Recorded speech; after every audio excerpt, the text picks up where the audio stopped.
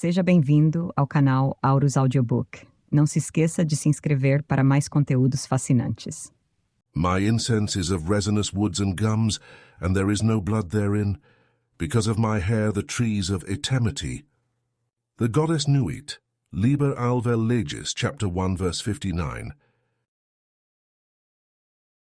Author's Foreword. The opinion seems to be held in certain quarters that I have in my previous books revealed a little too much of the mysteries, and that the veil of Isis has been lifted to an almost unseemly height. I therefore reiterate the fact that the mysteries, the true gnosis, are of a predominantly psychosexual nature. I have merely made available, perhaps for the first time in so plain a manner, knowledge which has hitherto been occult, i.e., hidden. In accordance with this fact, I make no apology for having made these mysteries clear to those who possess the necessary insight. That there are dark mysteries here is undeniable, but also there are the keys to their understanding. Perhaps this may be claimed for the present book even more than for the trilogy that preceded it, where certain operative formulae were withheld. The keys of practical occultism, whether of mysticism or of magic, may be apprehended intellectually by the study of books, but it is on the inner planes alone that their effective workings may be revealed. Unless the requisite contacts on the inner planes are established in the proper manner, no amount of reading will disclose secrets that are literally indecipherable and therefore truly occult. The safeguards are both automatic and foolproof. In view of the foregoing, it may well be asked why one should go to the trouble of expounding mysteries on one level when their full comprehension is possible only on another that is not generally available. The answer is that there exists a large body of individuals, a body which is growing more rapidly than at any other time in human history, that needs a pointer, a mere hint, to increase its sensitivity to inner plane influences. K is the task of an initiate who represents a particular magical order to develop the work of his predecessor. In the present instance, that order is the OTO, Ordo Templi Orientis, and the task requires the exposition of the magical current known as 93 or Thelema, which Aleister Crowley received from an extraterrestrial source and which he embodied in the Book of the Law and other writings.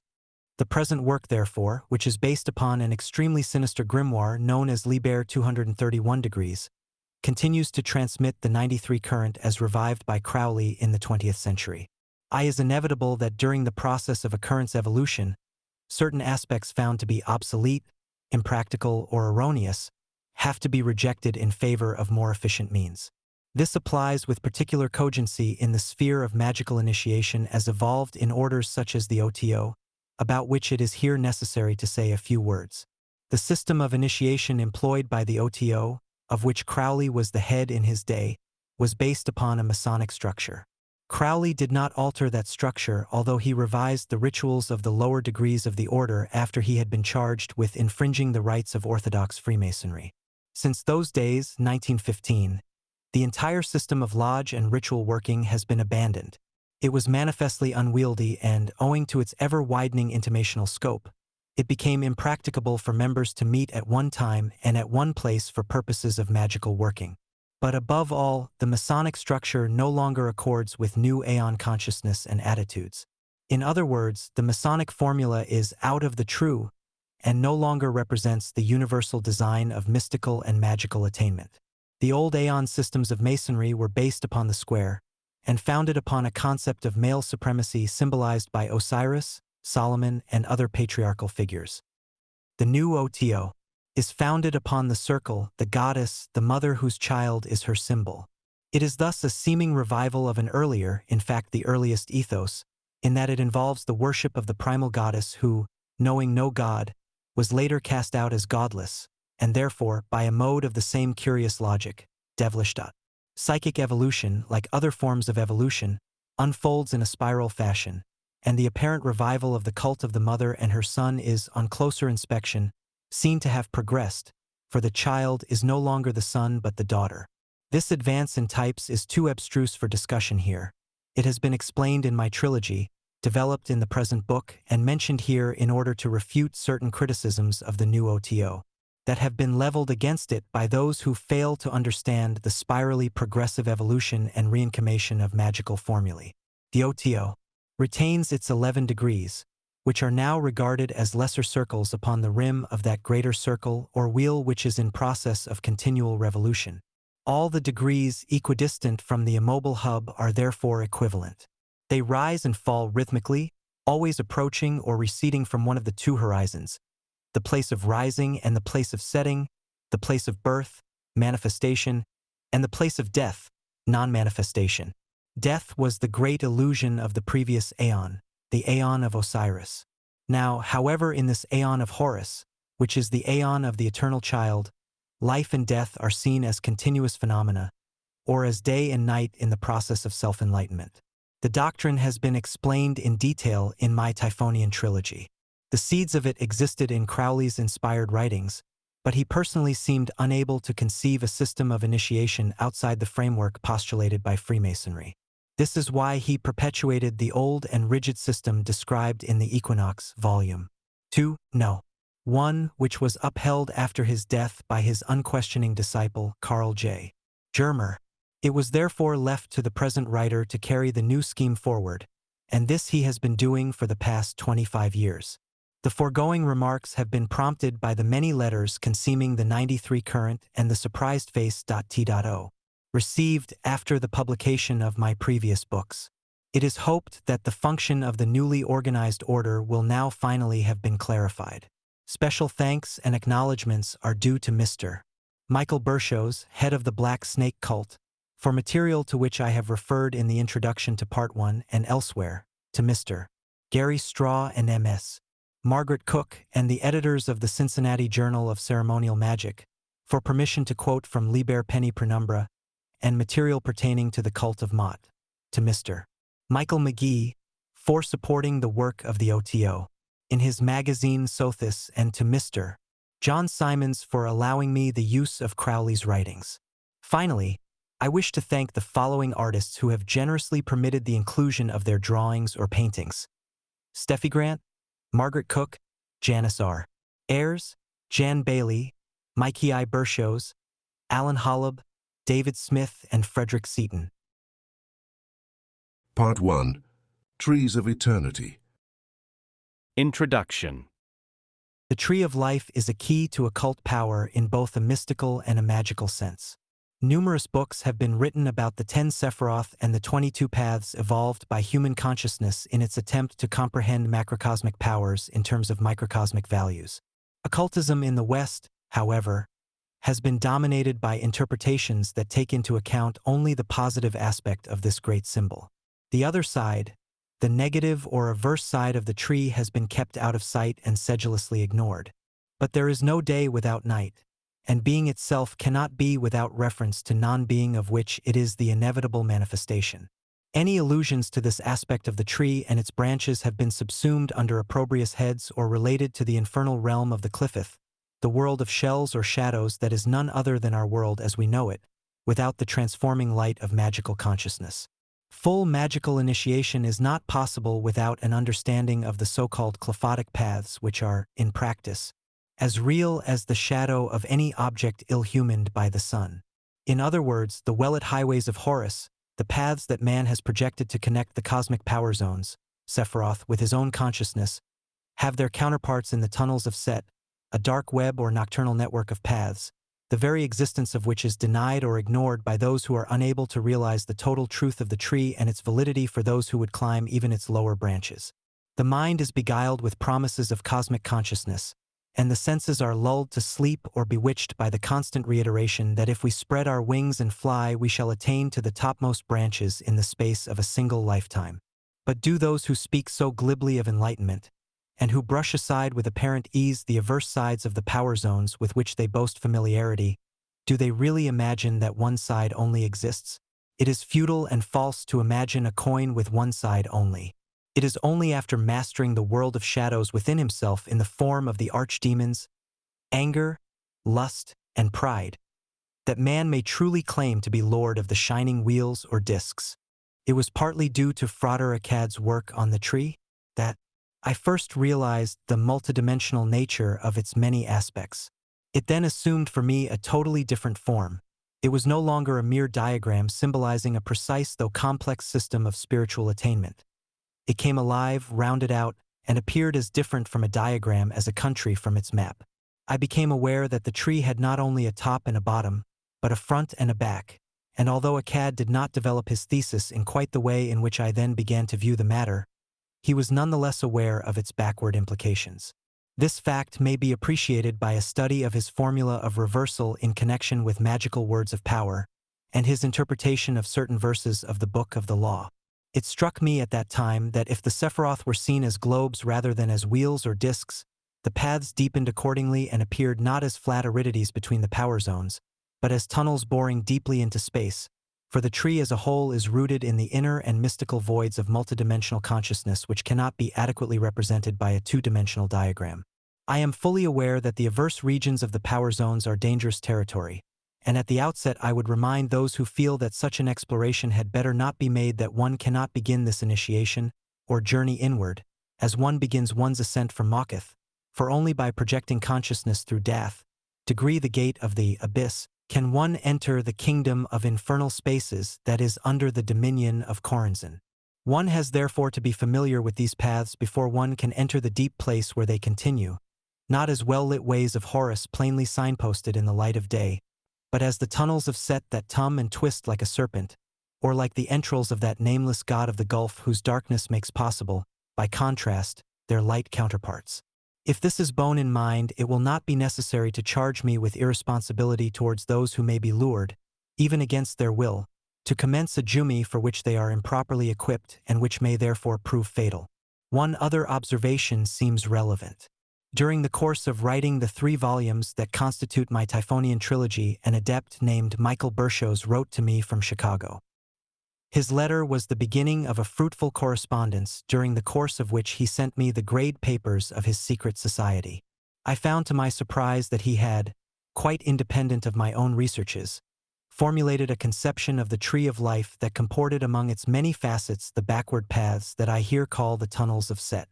Although there is no precise alignment of our respective theories, it is perhaps interesting to note how the two conceptions confirm and supplement one another.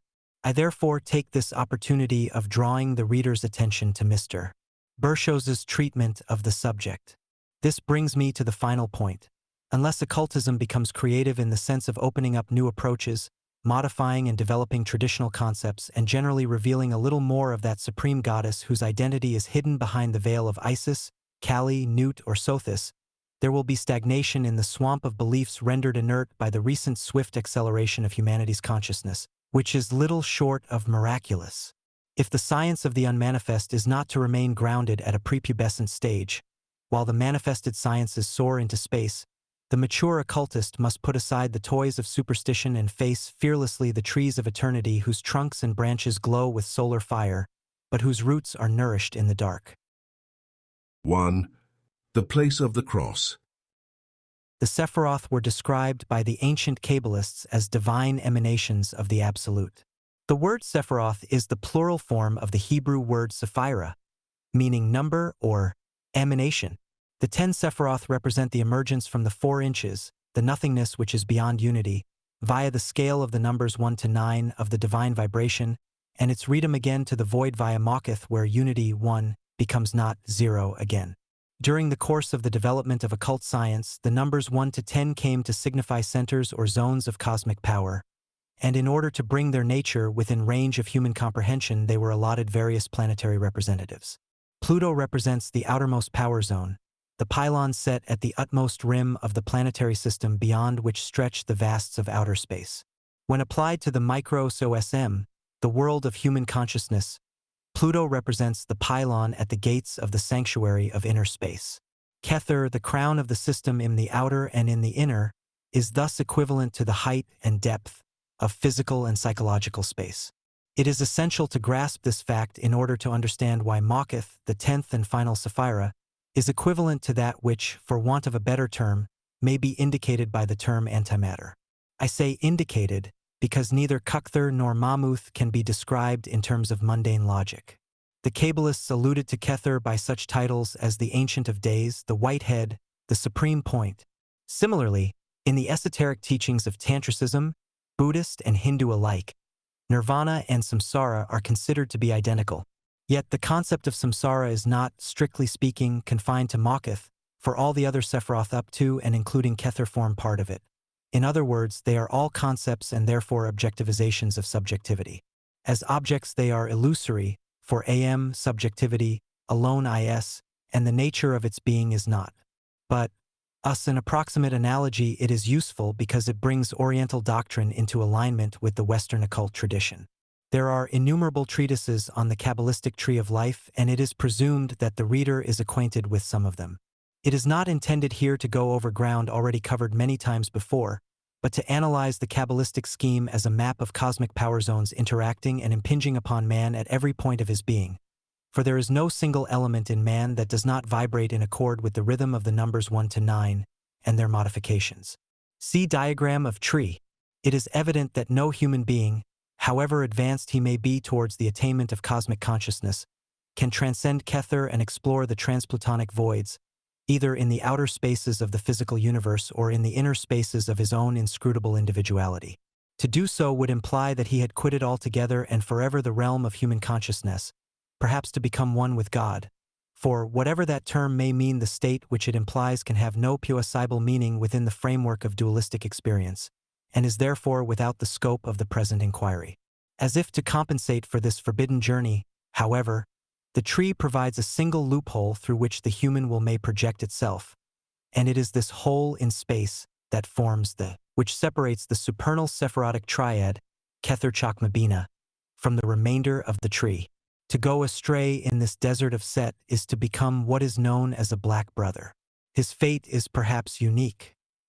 The name given by Kabbalists to this gate of the gulf is Dath, and in occult tradition it is the place at which the eight-headed dragon of the deep disappeared behind the tree when it scaled it in an unsuccessful attempt to strike at the very heart of Godhead, i.e. Kether. The word Dath instantly suggests the name of that other gateway which opens upon the void of personal extinction, i.e. death. These terms, Dath and death, do indeed have a mystical affinity, and it is no refutation of this fact that the words are in different languages, for the salient elements of both words DATH are Kabbalistically equivalent to the number 474. One of the meanings of Dath is knowledge. It is called the Sapphira that is not a Sapphira. In one aspect it is the child of Chakma and Bina. In another, it is the eighth head of the stooping dragon, raised up when the Tree of Life was shattered and Macroprosopis set a flaming sword against Microprosopis. By permutation Dath equates with OTHD, another Hebrew word, meaning a ram or an he-goat. It is also the number of the Greek word duo, meaning two. The double is the eidolon, dal or shadow, glyphed by the ancient Egyptians by the tat, which is equivalent to Dath. Dath is also the home of Choronzon, the guardian of the gate of the abyss. Gathering together these various meanings, we see that the knowledge of Dath or death is of the nature of the secret of duality represented by the shadow or magical double, whereby man overcomes death and enters in at the gate of Dath to explore the abode of Choronzon, the desert of Set. Dath, as the child of Chakma and Bina, is attributed to Uranus, which indicates the highly explosive nature of this knowledge. Neptune, as Chakma, is a form of Hadit, and Saturn, as Bina, is a form of Nut. This knowledge, therefore, is the knowledge of life, which is also the knowledge of death, and, as such, it suggests the sexual nature of its formula. In the Book of the Law, Hadit declares, "I am the flame that burns in every heart of man and in the core of every star. I am life and the giver of life, yet therefore is the knowledge of me the knowledge of death." If for death we read Dath, the verse assumes a profounder meaning, for it is then seen to be a secret key of Hadit's function. Hadit is Shaitan or Set, lord of the desert and of the great gate of the gulf, whose guardian is Choronzon. The word or name Choronzon is in all probability a corruption of Kotzur, whose symbol, the trident, equates him with Neptune Nodens, the god of the deep. Thus, Hadit, Neptune, and Nut, Saturn, the dual principles of life, combine to form the averse or Choronzonic principle of Dath and death. For this knowledge, Dath, is of the averse, reverse, or backside of the tree. Dath was described by the Kabbalists as the false Sapphira because it had no place in the scheme of numbers from 1 to 10, no place, that is, in the dimension represented by the front or obverse of the tree. In consequence, it was considered to be the 11th Sapphira. 11 is the number of magic of energy tending to change, which is the precise formula of the operation of death, and the reason for its association with death as the supreme type of change. In the tantric scheme of chakras, or microcosmic power zones, death is attributed to the zone of the word, the visuddha or throat center. This center represents speech, but the word in its occult sense of the true voice, makaru, may be uttered only by a magus, whose natural provenance is the second sephira, chakma, assigned to Hadit. The 2, 2, and the 11, 11 thus meet in death, the sphere of knowledge, for knowledge is possible only where duality, 2, duo, 2, prevails. These two, subject and object, unite, and their union causes change, which is the formula of magic. Union occurs in consciousness, where the act is reflected as in a mirror, and the act opens the gate through which the will, Hadit, is projected. Its image appears in the mirror world, at the back of the tree and in reverse, for in that dimension time flows backward, and man reverts to ape. The cynocephaly was chosen, therefore, as a magical symbol of the word by the ancient Egyptians who attributed it to the moon god, Thoth. The name of this god is equivalent to Duth, death, and it is significant that the moon is attributed to the kala that rays from Kether through the abyss to the solar or heart center of the cosmos.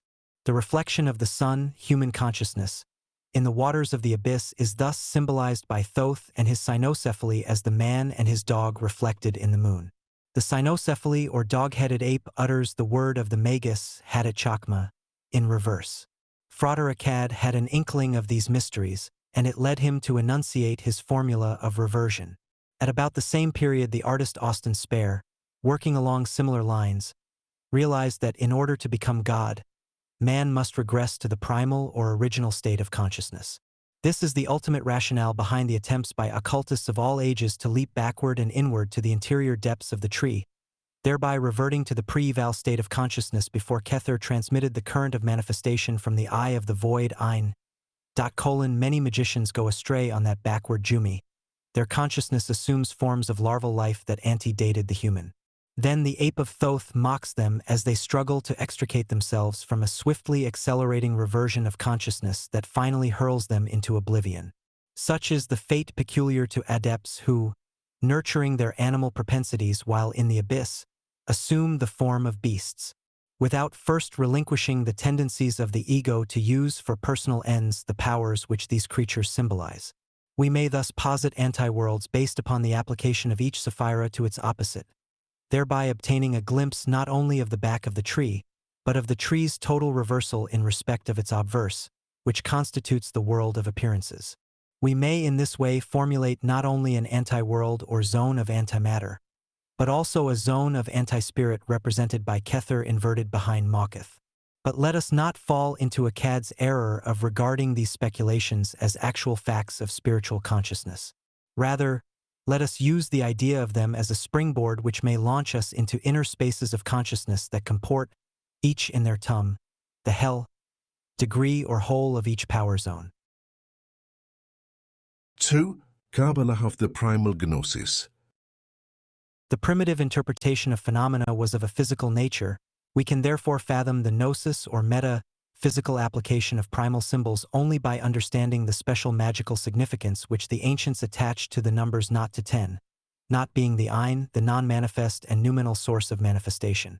In the Chaldean Kabbalah, the letters Aleph to Yod, 1 to 10, resume the origin and development of the primal emanation from the Ein, and it is only by grasping the meaning of these numbers in relation to physical phenomena that we may penetrate the arcana of the metaphysical symbolism that eventually became the language of the mysteries.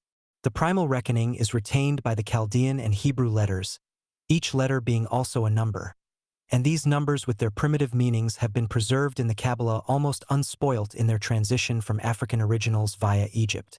The tradition is preserved also by the ancient British Bardos, who claim that they began with 10 original signs which Belly reduced to the value of letters, and then added 6 others, making 16 in all.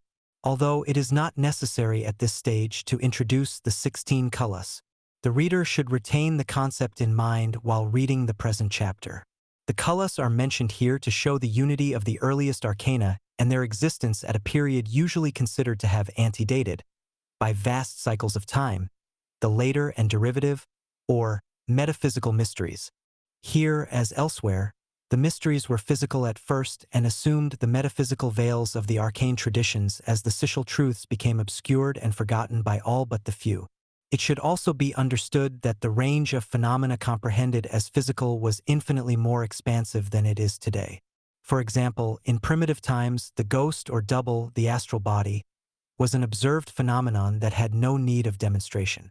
It was in later ages, when humanity lost contact with its natural rootage, that the ghost came to be considered as an unusual or abnormal phenomenon. In ancient times, the world of spirits was everywhere acknowledged because it was a matter of direct experience and open to all but the most insensitive. The world of spirits was as familiar to primitive man as is the dream world to modern man. The spirit world became the later spiritual world after undue emphasis on man's mental development had obliterated almost entirely the astral world in which he originally had moved with as much ease as in the mundane world. In fact, little difference was made between the two. This peculiarity, which appears strange to West Hem peoples, still characterizes the Asiatic who to this day makes no precise distinction between swapna, dream state, and jagrat, wakeful state. The alphabetical ideographs from Aleph to Yod, therefore, resume the entire process of the emanation and development of phenomenal existence, although we must not expect to find total agreement between the original ideas represented by the letters and later interpretations that various traditions have discrete about them. The Ein, or eye of the void, represents absolutely no thing. It is non-manifestation pure and simple. From it alone can manifestation proceed. The first formulation of no thing, its reflection or reverse image, was something, and this was represented by the number 1, Aleph. The symbol attached to this number, which is also a letter, the letter A, is that of a calf, the youngling. It was the child of the mother whom it had cleaved open in breaking from the womb or opening of the abyss, Ein. The calf is thus the symbol of the California as the first cleaver or maker of the cleft. It was the clef or key of the mysteries of initiation, the calf or child of all later mythologies. According to the tarot of the Egyptians, the child was the fool or innocent babe represented by the whirling cross. The thunderbolt which broke open the firmament. He was also the madman who capered on the brink of the abyss. But the first deity was a goddess, the mother, and her child was her symbol. The child, being of either sex, came to be the symbol of neither, a neuter being which gave its name to deity in ancient Egyptian as neuter or neter, the gods. The neutral potential of positive and negative creation, male and female. The ox, later equated with Aleph in the symbolism of the Jews, continues this type of sexlessness characteristic of the calf or child. In the second letter, B or Beth, we therefore discern the glyph of the Bayun god who is both Beth male and female, yet, being so, was neither the one nor the other, but the androgyne or hermaphrodite. Beth was ascribed to the magician or the juggler, the twofold one who, on attaining puberty, becomes replete with creative potential symbolized by the camel, the letter Gimel, which is the number 3. In one person are thus resumed the trinity of powers from Aleph, the fool or innocent babe, through Beth the androgynous bisexual deity, to the fully equipped sexual procreator, the child in his 13th year. On the Tree of Life, the 13th path is that of the camel, the denizen of the desert, the seat or power zone of the god Set. In later symbolism, the Kala of this path was referred to the virgin priestess of the silver star, i.e., the moon. Comma degree, and the number 13 expresses the lunar nature of this symbolism. In the earliest tradition, i.e., the Sothiac, this is the path of the virgin, the sleeping or entranced priestess on her way to becoming oracular with the voice of power. She is the fourth speaker of death, and her totem is the cynocephaly whose word is not of humanity but part of a weird and monstrous speech that becomes intelligible on earth, i.e., phenomenally, when it is transmitted through the door of the abyss. The door, or Daleth, is represented by the woman, the wife, the mother, Isis, the sister or manifest reflection of Nephthys, the original and invisible Ein. Degree, the supernal triad that links the cosmic power zones, Kether Chakmabina, is formed by the Kalas emanating from Aleph, the 11th Kala, Beth the 12th Kala, and Gimel the 13th Kala. The 13th Kala crosses Daleth, the 14th Kala, which represents the complete formulation of the sexual act in a cosmic sense. Aleph, the whirling thunderbolt, is the glyph of air or space. Beth is the double, wand one, the magician, male and female, and Gimel is the lunar reflection of the Ain across the desert of Set. And Daleth, number 4, resumes the formula of the union of these concepts. The junction forms the precise point o ingress of the Ophidian forces that swarm behind the veil in the waters of the abyss. This crossing is enacted by man via the mechanics of sexual magic, which aims at bringing humanity into conscious intercourse with entity behind the veil. The cross and the crossing are of prime importance in the formula of initiation, for they reflect the cosmic process of manifestation from non-manifestation. The Book of the Law opens with this act with the words, Had, the manifestation of Nut, which reads, according to the keys of the earliest symbolism, Set, the child of Typhon. Set is the child that opens the womb of the goddess. He is the eternal babe of the abyss, who, on coming of age, reveals himself as the first male deity, the son of the mother Nut, who was the earlier Typhon. The unveiling of the company of heaven, the second verse of the Book of the Law, refers to the veil of the abyss rent by Set to establish the Aleph, the one, something where previously nothing alone existed. The phrase company of heaven denotes the stars. This company also is Set or September, which is composed of the 7 stars of the goddess of whom he was the height or 8th, as explained at length in the trilogy. As Set opened his mother when he clave her womb with the thunderbolt of his clef or Aleph, so Sothis was the opener of the year in the primal symbolism of Kem, Egypt. Every man and every woman is a star. 3 verse of Al declares that humanity possesses the potential for this opening, not only in a mystical and spiritual sense but also in the magical and esoteric sense of opening the gate of the abyss by the secret formulae of sexual magic that are hidden in Al and in the ancient books of power. From this it follows that, as the next verse proclaims, every number is infinite.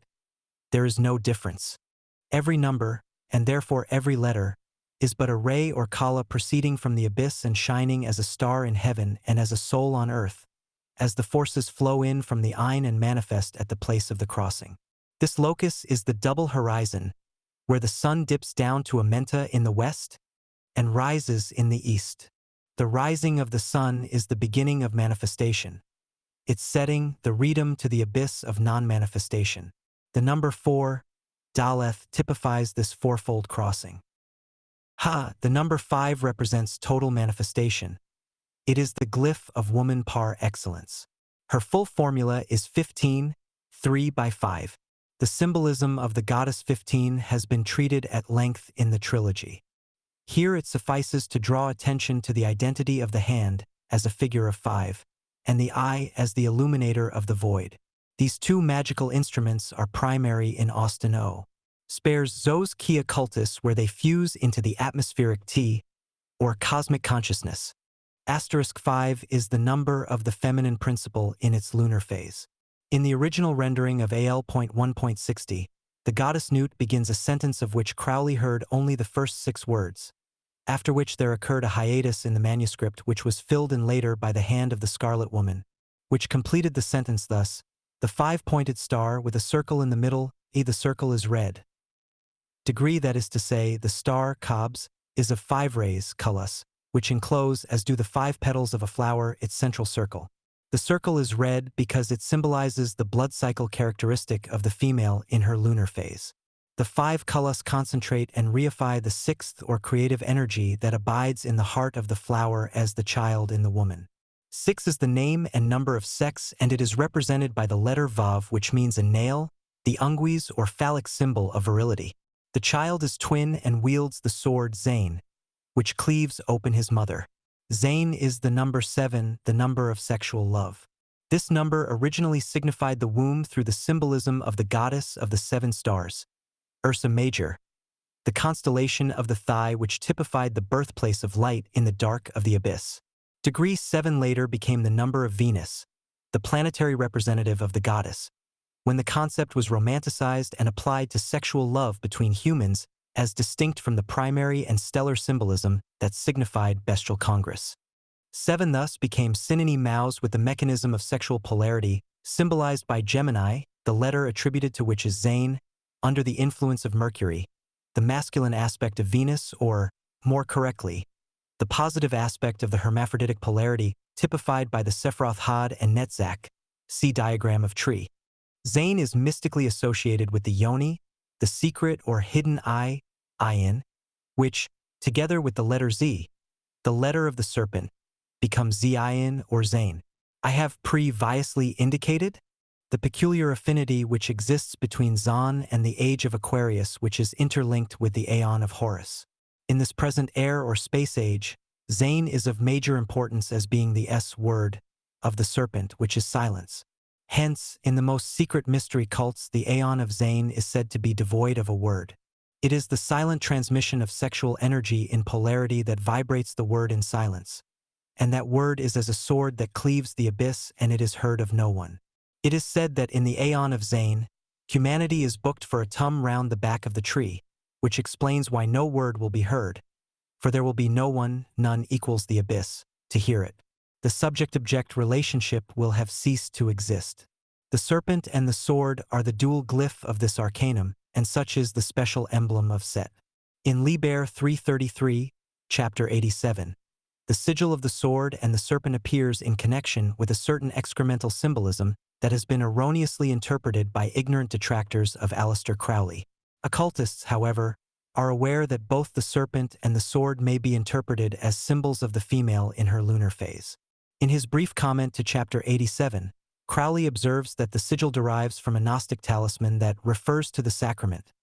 The nature of the sacrament is lunar, and it is therefore no surprise to find that 87 is the number of Labana, frankincense, which pertains to the sphere of the moon. It is also the number of Asfk, a form of Aosic, dollar, meaning chalice, calyx, part of a flower. The flower is the flower or flowing one, i.e., the female in her courses. The chalice of the flowing one is the vagina of the virgin. The chalice in the mysteries is concealed behind the veil, which in its primal and biological sense is the hymen. Cheth, the number 8, means a fence, vallum, or wall. It is the veil enclosing the graal, the curtain concealing the Holy of Holies. This is also the mystical veil of Paraketh, Parocheth, which was rent asunder the moment that deity became active and uttered the word in oracles of thunder. Cheth, spelt in full, is 418, the number of Abrahadabra, which signifies the uniting of the positive and negative currents, the accomplishment of the great work. The zoomorphic totem of its astrological analog, Cancer, reveals the mechanism of Viparita Karani, under the figure of the crab, whose sideways mode of locomotion is a fitting symbol of the oblique or crooked path. In the earliest Egyptian Plani, spheres, the beetle precedes the crab as the sign of the midnight sun, Kepra, the solar light protected from the deluge of the abyss, Nile, by its being hidden in a ball of excrement which the beetle pilots to safety with its mandibles. This symbolism resumes the active and dynamic aspect of the sigil of Set explained in connection with the letter Zain. For the Nile deluge symbolizes the womb flood that pours forth and threatens the life of the solar phallic seed. But the symbolism has also a profounder meaning. The red circle at the center of the 5 or 15 kalas, 3 by 5, is the flower or flowing one wherein the bindu resides. In this connection, Alvin Kuhn's observations are relevant. The male creative fluid is the concentrated essence of the blood, which in Tum is highly charged with the electric soul of spiritual energy. It was the seed of the god's creative essence. It was therefore held to be a condensation of solar energy. Taith, meaning a serpent, is the number 9. In the later Osirian cults, the serpent was equated with solar phallic energy in the form of the lion serpent which generated the spermatozoon. In the Draconian tradition, however, Taith is the serpent symbolic of the female who periodically sloughs her old body, as does the snake its skin. Hence, 9 is the number of rejuvenation and renewal. In Crowley's interpretation of the Aedis of Thoth, Taith combines the lion, the woman, and the serpent in one glyph that constitutes the 11th key of the tarot. Owing to a change in the sequence of the keys of the major arcana, Aedis 8 and 11 were transposed. This caused a corresponding transposition of the letters Lamed and Taith. The formula of woman, ascribed to Libra, then becomes ATU 8, and that of the lion serpent, ascribed to Leo, ATU 11. The combination of Lamed and Taith, or 30 and 9, conceals a great mystery, for the number 39 is thrice 13 and is also 93 in reverse. Furthermore, the number 8, the number of Cheth, is the number of the great work. The fact that ATU 11 now forms the balance of 8 signifies that the great work is of a basically psychosomatic nature involving the magical use of sexual energy. Yod, the number 10, 10, is the sum total or end of the matter, since it symbolizes the redom of unity, 1, to the original state of non-duality symbolized by the 4YTN, 0, the eye of Newt. This demonstrates the ultimate identity of the eye and the hand. The latter, being the instrument of the holder, container, or womb, is an ideogram of the number 5 and hence of the female. But the symbolism of the hand, Yod, in the later or post-Typhonian cults was attributed to the solar phallic seed, represented by the drop, point, dot, bindu, or spermatozoon. The distinction is one of doctrine alone, for the primal source of creation was, and will always remain, the female whose symbols, hand 1 and eye 0, denote the mother blood, the uterus in which and from which the word issues and assumes flesh. The foregoing explains the doctrine of numbers according to the Typhonian tradition which, when applied in connection with magical formulae by priests of the later cults, was wrenched from its pristine meaning to subserve male-dominated societies. The 11th letter, Kaf, K, begins a new series of numbers and is, in its most occult sense, not only the number of magic but also of death, the 11th power zone that is considered to exist in a dimension altogether different from the 10 manifest power zones or Sephiroth. It is in this oblique dimension that exist the 6 letters Kaf to Pei, which form, with the primal 10, the 16 secret kalas of the Ophidian current. Kaf means the palm of the hand, and Pei means a mouth. The magical formulae associated with the inner hand, Kaf, or womb, and the secret eye or mouth of Pei will emerge in subsequent chapters. It may be noted here, however, that Pei is attributed to the martial current which, as has been shown, is connected with the blood of Black Isis and of Kali. 3. The light that is not. According to occult lore, cosmic consciousness manifests in humanity as sentience which concentrates itself into an individualized center of awareness and splits into subject and object. Subject identifies itself with the conscious principle as ego, and object is its mechanism of awareness. This identification of consciousness with ego is illusory, and thereby the principle of consciousness is veiled. The ego imagines itself to be an entity discrete from the objects which it senses, and instead of pure feeling, hearing, seeing, tasting, knowing, there is the false assumption that feel, hear, see, taste, I know. It is thus that the phenomenal world, the world of appearances, is represented to us as Maketh. The entire process, from Kether to Maketh, is one of successive veiling accompanied by increasing loss of awareness of the principle of consciousness, the whole purpose of incarnation being the redemption and reintegration of the lost principle. Buddhists and Advaitins regard these veils as wholly illusory, while others regard them as modifications of the original principle. In whichever light they are regarded, the problem remains unchanged. How to resolve the perpetual game of hide and seek, which Kether plays through the primary veils of subject and object, Chakma and Bina, the nexus of which is located in death. The cause of the mystery, glamour, or ignorance as the Buddhists call it, is the initial and mistaken identification of the self with its objects. This is caused mainly by the fact that, as the Kabbalists claim, Kether is in Maketh and Maketh is in Kether, but after a different manner. The presence of Kether in Maketh creates an illusion of reality in all objects. This glamour engenders sentience which bewilders and drowns the self in delusion.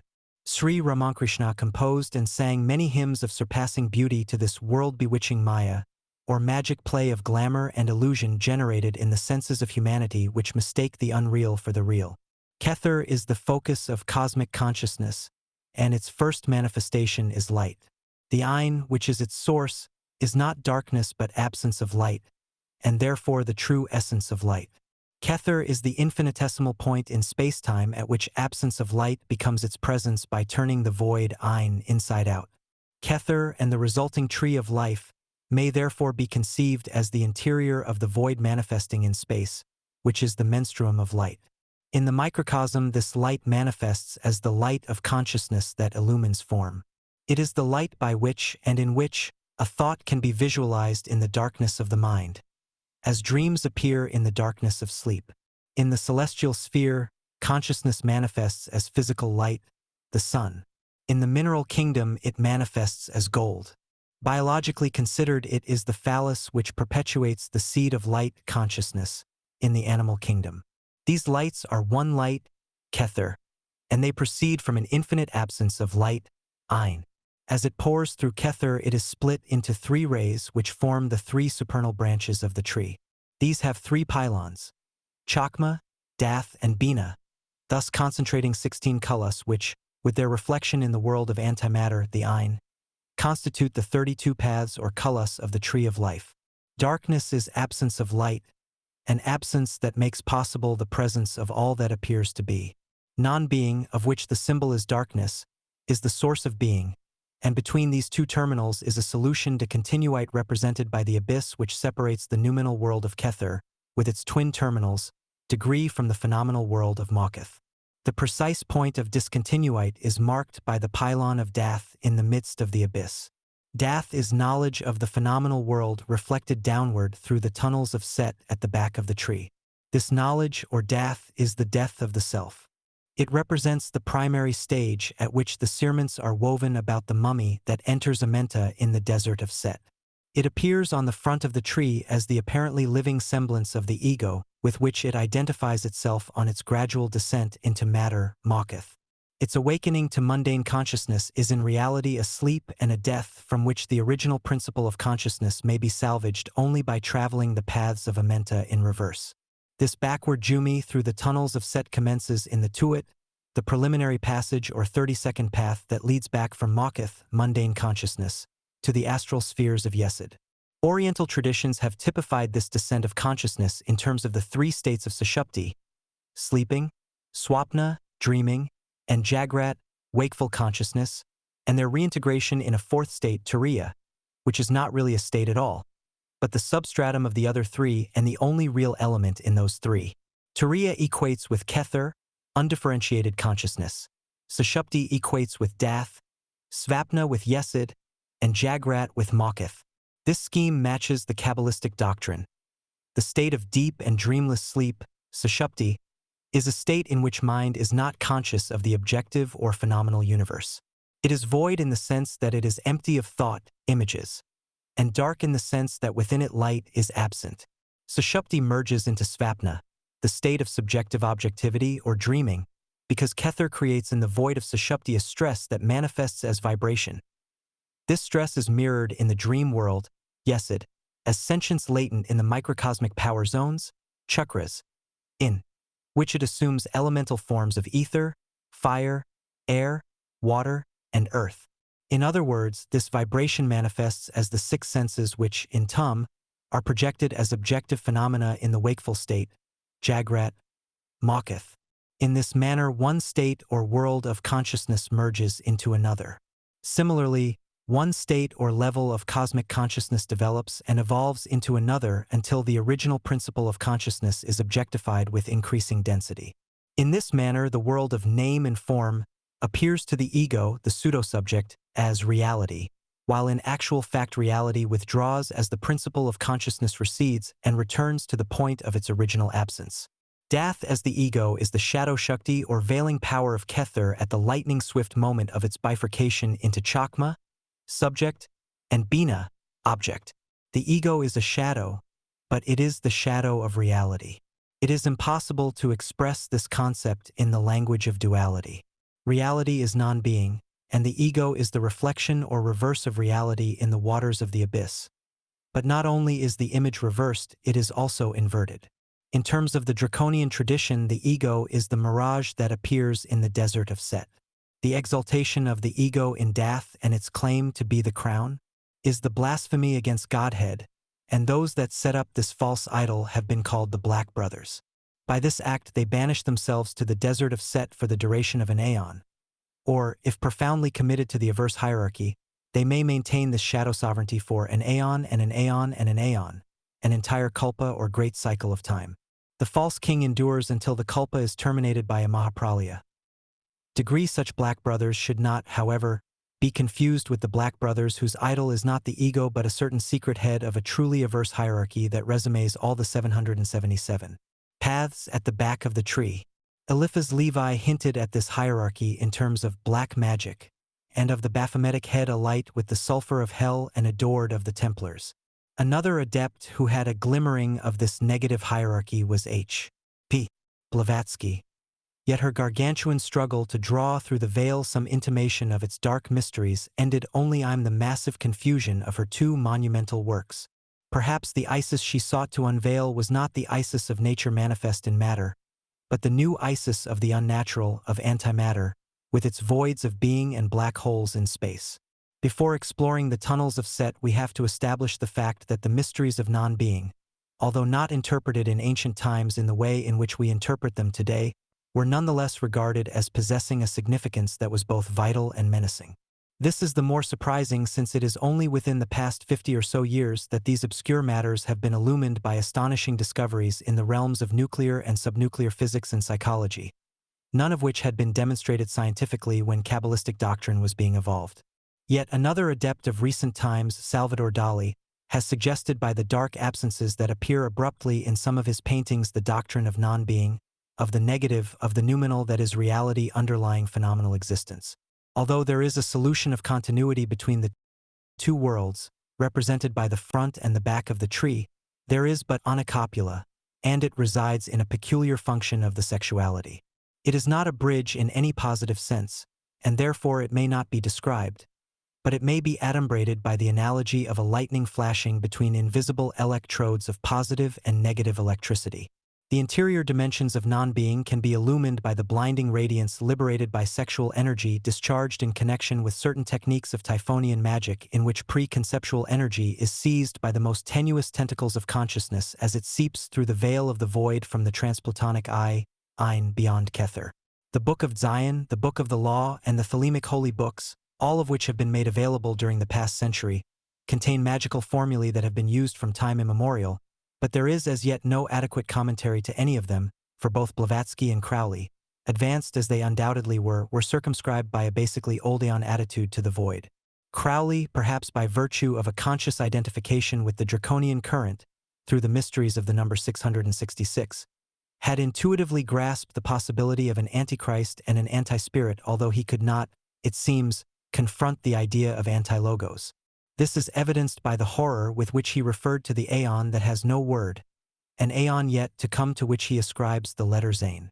One adept only, to my knowledge, was alive to the fact that Crowley had not uttered a word, because, being identified with the beast, he was incapable of formulating its but reversion to inarticulacy and bestial incapacity to utter a word does not explain Crowley's failure, which was rooted in his inability to fathom the timeless dimension where the veritable anti-word, Antichrist, truly obtained. An examination of Dion Fortune's version of the cosmic doctrine reveals a similar reluctance, or perhaps a genuine inability to essay the issue, which is that the magic of light, LVX, concerns neither white nor black magic but an occult current that, as Austin Spare correctly assumed, vibrates in the spaces between, in the interstices, so to speak, of spiritual spacelessness that exists in a necessarily timeless void behind or somewhere outside the tree. If Dath, the number of which is 11, F be counted in with the remaining 4 Sephiroth of the middle pillar, the number 37 is obtained. This is a prime number signifying the full manifestation of the magical current, symbolized by Set or Shaitan. That which was known to the Kabbalists as the Tree of Death was in fact the other side of the Tree of Life, and the glyphith were demonic forces, the anti-powers concealed in the tunnels of Set that formed the interior network and reverse reflection of the paths.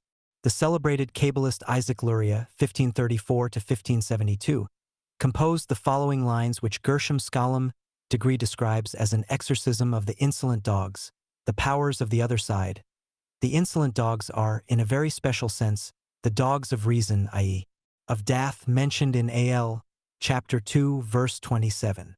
The ascription of the dog to the infernal realms derives from Egypt, where the jackal or desert fox is the typical denizen of the abyss, both these animals being totems of Set. The symbolism illuminates chapter 2, verse 19. Is a god to live in a dog? No, but the highest are of us. Dog, which is the word God in reverse, indicates the pylon of death through which the dog of reason enters the abyss and perishes. A god is not to live in a dog, but the highest are of us. The highest is the height represented by the 8th head of the serpent that dwells in the abyss. The highest are of us, implying that there are 3 others. The supernal or highest triad of the tree, consisting of Kether, Chakma, and Bina. Together with the 8th or height, these 3 form 11. The goddess Nut, who is not, proclaims in chapter 1, verse 60. My number is 11, as all their numbers who are of us. These words supply the key to the mystery of the 8 and the 3, or the 1 and the 3. For the serpent is 1 although it has 8 heads.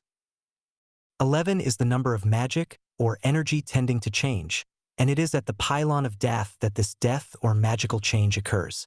Death is the only point in the tree that gives access to the world of Nut. Not. The word us, in both verses, is kabbalistically equal to 66, which is the mystic number of the Qliphoth and of the great work. Here then is a key to the real meaning of the Qliphoth, which has eluded Kabbalists and occultists alike. For few have fathomed the function of the Qliphoth in relation to the great work. But when it is realized that the world of shells comprises the reverse side of the tree, it is possible to understand why it has been regarded as wholly evil. The Qliphoth are not only the shells of the dead, but, more importantly, they are the anti-forces behind the tree and the negative substratum that underlies all positive life. As in the case of the Egyptian Book of the Dead, the title of which signifies its precise opposite, so also the Jewish tree of death is the noumenal source of phenomenal existence. It is the latter that is false, for the phenomenal world is the world of appearances, as its name implies. The noumenal source alone is because it is not. Once this truth is grasped, it becomes evident that the ancient myths of evil, with their demonic and terrifying paraphernalia of death, hell, and the devil, are distorted shadows of the great void, the Ein, which persistently haunt the human mind. These mysteries are explained in Kabbalistic terms by the number 66, which is the sum of the series of numbers from 1 to 11. 66 is the number of the word LVL, which means to twist or go round the other side of the tree. As already noted, humanity is booked for a tum round the back of the tree during the Aeon of Zain. This is the Aeon that will have no word, because it is the Aeon of the anti-logos, which will be lived in the realm of the dog, which is a symbolic way of denoting the backside of the tree.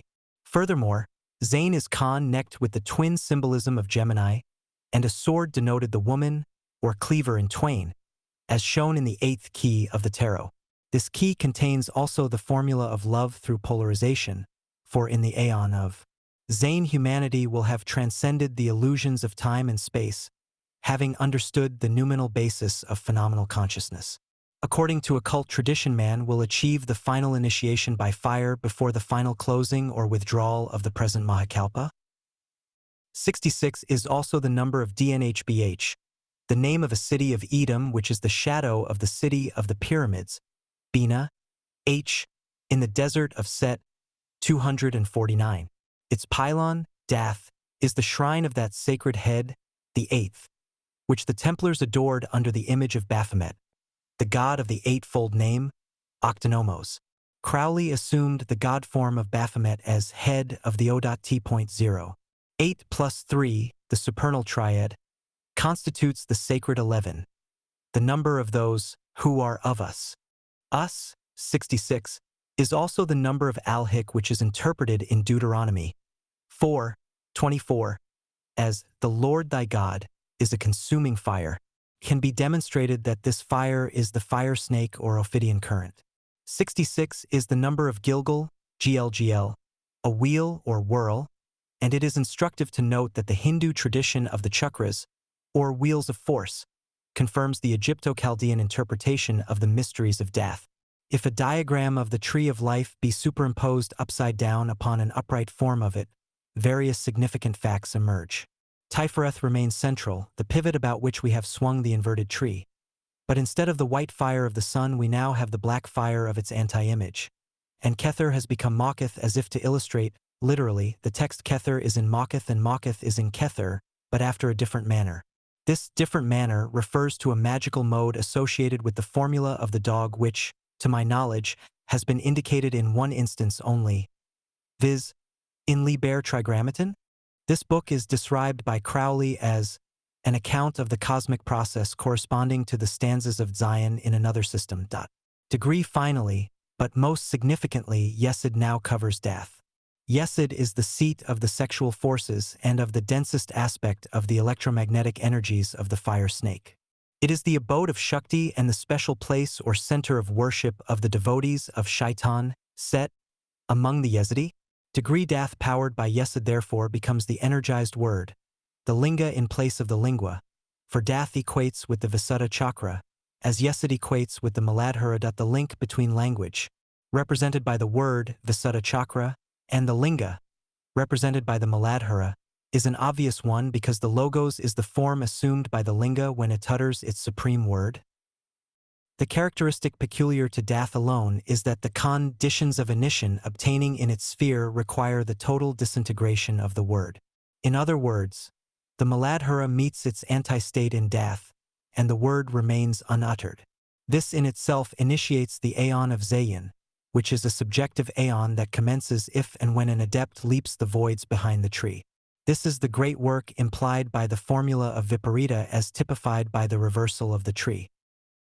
Fart, the door of death. Scattered in several of Crowley's writings, though chiefly in those which he considered not to have been written by himself, but by extraterrestrial intelligences that used him as a channel, are hints concerning the true nature of the glyphith or reverse worlds. Liber 474, for instance, is described as the gate of the secret of the universe, and, as the number of the book suggests, it is ascribed to Dath. According to Liber 474, the universe has to be destroyed. But there is an important qualification, for it says, by the universe we mean not that petty universe which the mind of man can conceive, but that which is revealed to his soul in the samadhi of Atmadarshan. And again, through the gate of the secret universe man may enter into a real communion with those that are beyond, and he shall be competent to receive communication and instruction from ourselves directly. Thus shall we prepare him for the confrontation of Choronzon and the ordeal of the abyss, when we have received him into the city of the pyramids. The 5 words that I have italicized would appear to be singularly significant, for, having destroyed the universe, what else remains? With what or with whom may the initiate then commune? One is reminded of the verse in Al which reads, I am the Lord of the double wand of power, the wand of the force of Kafnia, but my left hand is empty, for I have crushed an universe, and naught remains. This is the 72nd verse of the last chapter of Al, and the 217th verse of the book as a whole. The two numbers, 72 and 217, indicate the nature of the force mentioned. 72 is the number of Ob, the serpent, Ob, the negative or feminine aspect of Od, Aud, which is the magic light itself. It is also the number of the Chaldean word bivin, meaning flux or drop of blood.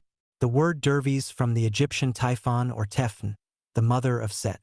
In the Egyptian mysteries, these twin powers, the Ob and the Od, were represented by Shu and Tefnut, the former signifying fire, the latter, moisture or blood. The number 217 is that of Zhg Seth, which is not only the name of the god Set, but of the 7-pointed star of Babylon, the Scarlet Woman, the image of which is Sirius.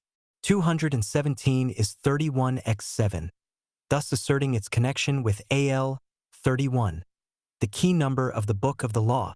217 is also the number of DBVRH, meaning a bee, which is the specific symbol of Sekhet, whose name means a bee. She is the goddess of intoxication and sexual passion, hence her connection with honey and with sak or sakti, to inflame or inspire, and with fermented drink. The bee, which is the copula between the male and female elements in flowers, was a type of the soul which is represented in Egyptian ideographs as the Ba or Abiait, which guides the souls of the dead en route for the Seketaru, the fields of heavenly mead or honey. Ba, the astral or double, is also a word meaning honey, and Shu and Tefnut are said to dispense honey. The goddess Sekhet as Sakti is a lunar force, and, together with her attributes of love and sweetness, a fit symbol of the honeymoon, which indicates the sexual nature of the force in question. The combination of the numbers 72 and 217 yields 289. The number of PTR, an aperture, whole, or void.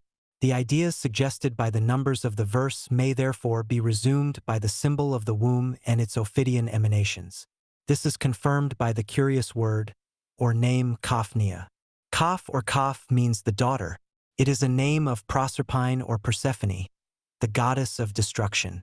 She is called Kaph because, as Pain Knight expresses it, she represents the universal daughter or general secondary principle.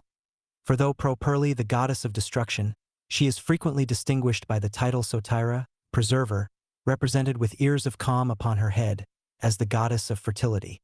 She was, in reality, the personified cation of the heat or fire supposed to pervade the earth, which was held to be at once the cause and effect of fertility and destruction, as being at once the cause and effect of fermentation, from which both proceed. Degree. The second part of the word or name Nia is the Ein void in reverse, which identifies the eye or womb of the daughter with the Ob or Ophidian current. A double wand, because Ob is the complement of Od. The eft hand is empty, for I, the ego, have crushed in universe e not, the Ein, remains. Ein is 61.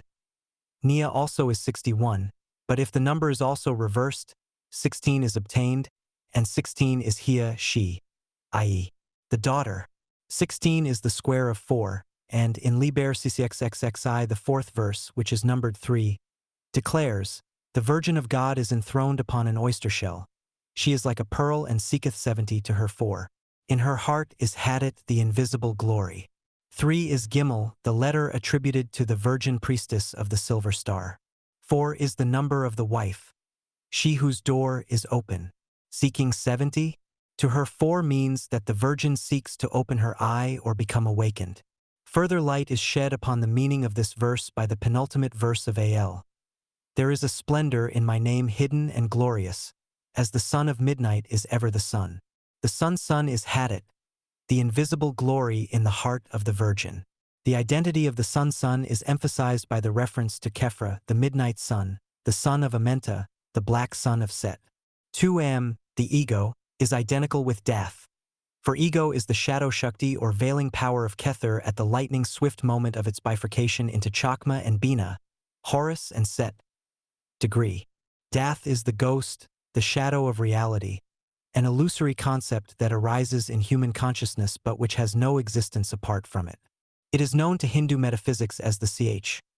T.J. de Granthi, the subtle and illusory sense of identity that causes consciousness, chit, to imagine itself possessed of an individual mind and body, which, in reality, are inexistent, lifeless, inert jada. Grantee is the knot that binds them together in seeming identity. In Egyptian symbolism, the mummy represents the eidolon, a mere doll or puppet bereft of self-consciousness, except when animated by the coup or magical power of the adept. For this reason, the human body, which was taken by the Egyptians as the type of the mummy, was considered lifeless or illusory. It is this dead or inert body that is resuscitated in Amenta by the vivifying coup of the adept. Identity with this phantom of ego consciousness, as the mummy, is projected as a mirage in the desert of Set. It has to be destroyed, i.e., forgotten, in consciousness before true death is undergone at the pylons of death. In this way only is the universe destroyed, and consciousness liberated from the thraldom of imagined existence. Then only may he, the adept, enter into a real communion with those that are beyond. The situation becomes comprehensible when the true nature of the subconscious mind, Amenta, has been fathomed. The 3 states of consciousness, Jagrat, Svapna, and Sushupti, are paralleled in Egyptian symbolism by the 3 states of life on earth, life in Amenta, and the state of release from the thraldom of matter which is achieved by becoming one of the coups in the celestial sphere of never setting stars. Once this parallel is grasped, it is easy to understand the part played by Dath. Dath represents the ego that wrongly identifies consciousness, which it reflects but which it does not generate, with the body-mind complex, thereby ascribing to it the consciousness that pertains not to earth, degree, or to Amenta, but to formless and unconditioned, i.e., cosmic consciousness. The mummy was the type of the body functioning in Amenta, that is to say, the earthly body asleep or dead and functioning at astral levels of consciousness. The death of the body, therefore, implied the birth of the spirit in Amenta. But this is not the true death that releases the spirit forever.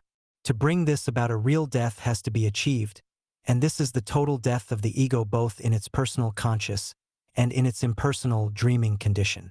The mechanics of this process are resumed in the so-called Book of the Dead, which is the magical manual of the body's metamorphosis into a glorified spirit. 5. Beyond the pylon of the pit. The key to the mystery of redeeming or revivifying the mummy in Amenta lies in the magical use of the fire snake as taught in the arcane schools, particularly those of Asia. The key is concealed in the myth of Isis and Osiris, and the search of Isis for the lost phallus of Osiris. This matter is treated by Apuleius in his symbolic account of the mysteries of Isis.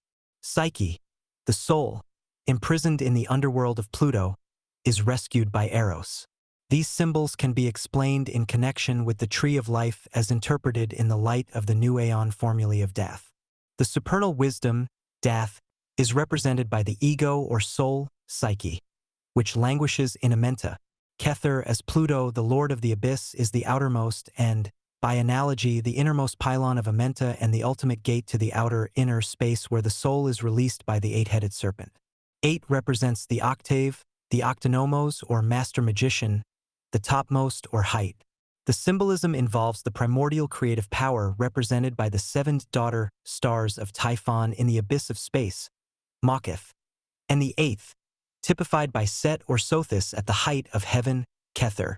The depth of Macheth and the height of Kether is balanced by the serpent of Dath, in which the formula of the fire snake Eros is implicit. Thus, Kether is in Macheth and Macheth is in Kether, but after another fashion. In another version of this myth, Pluto or Set is Kether and Eros or the serpent is Dath, because Dath is the garden of Odn, Eden, the field of electromagnetic force which is the lair of the fire snake, and the Psyche is Macheth. The symbolism involves the primal creative power represented by the 7 stars of Typhon in the abyss of space, and the 8th child, Set, at the height of heaven typified by the star Sirius or Sothis in which the formula of the fire snake is implicit. This symbolism, although apparently complex, is simple as may be seen by equating it with the well-known Buddhist formula. First there is, i.e. Macheth, form, i.e. presence of object. Then there is not, i.e. Kether, void, i.e. presence of subject. Then there is, i.e. ein, neither form nor void, but absence of the presence of both object and subject, i.e. the absolute absence or void. The first 2 stages of the formula comprehend the whole tree and its 10 cosmic power zones. But there is one beyond 10, i.e. 11, Dath, which is the gateway to the Ein, which makes possible the transition from the universe represented by the obverse of the tree to the anti-universe represented by the reverse of the tree. The pseudo-Sapphira, Dath, is the magic mirror wherein true being is reflected into matter in the form of existence. This concept was anciently represented by the identity of Satan the opposer, and therefore the opposite or reverse, with Macheth, the mundane universe as it appears in the waking state of consciousness. Yet even the transition from the unreal universe, represented by the tree, to the real universe that is not represented by the back of the tree, is illusory, for there is no true bridge between the 2 universes. There is a solution of continuity, and in order to realize this, the height of the abyss, the 8th star Sothis, has to be attained in reverse, so that that which appears as the height from the front of the tree is really the depth when viewed from the other side. Satan's Set is thus the key to and the name of the pylon of the pit, the guardian of which is that ancient devil Corazon, whose number 333 is also that of Shugal, the howler, the desert fox, the zoomorphic image of Sirius, the black or dark one, the supreme negative. In the terminology of the Typhonian cult, nude or not is the absolute negative symbolized by the 7 stars of Ursa Major, the sparkholder or fire snake whose 8th child is Sothis, Set, or Hor-Parkrat. Thus, in accordance with ancient symbolism where the child and the mother are identical, Nut and Set represent the infinite field of possibility, for in Set is concealed his twin Horus, the manifestation of non-manifestation which the ego, Dath, alone makes possible. Austin Osman Spare has shown that the death posture is the key to the gate of the abyss, and his doctrine of the neither-neither is intimately interwoven with the ego-anti-ego complex of Dath. In that doctrine the hand symbolizes the zoos, or body considered as a whole, and the hand, as has been shown, is a magical ideograph of the ape. It was in fact the name of the Kaf ape in ancient Egypt. The ape or cynocephaly was the vehicle of Thoth or death. The other keyglyph of Speer's sorcery, the Kia or atmospheric T, is the depersonalized or anti-ego symbolized by the eye. A certain magical use of these two instruments, the hand and the eye, in waking consciousness produces the state of neither which was Speer's designation for the conceptless or preconceptual state. Kia, therefore, is the antithesis of Arehorquit and, as such, is identical with Set. The satanic implication is contained in the paranomasic identity of the I of Set and the T of Kia. The number of Kia, 31, is also that of Al, the key of the Book of the Law, and in this sense Kia may be said to be the eye of Nut, the Ein, which is the other or secret eye, degree typified by the anus of Set. The medieval Kabbalist Pico della Mirandola formulated this equation in the following terms. The letters of the name of the evil demon who is the prince of this world, i.e., Set, Satan, are the same as those of the name of God, tetragram, and he who knows how to effect their transposition can extract one from the other.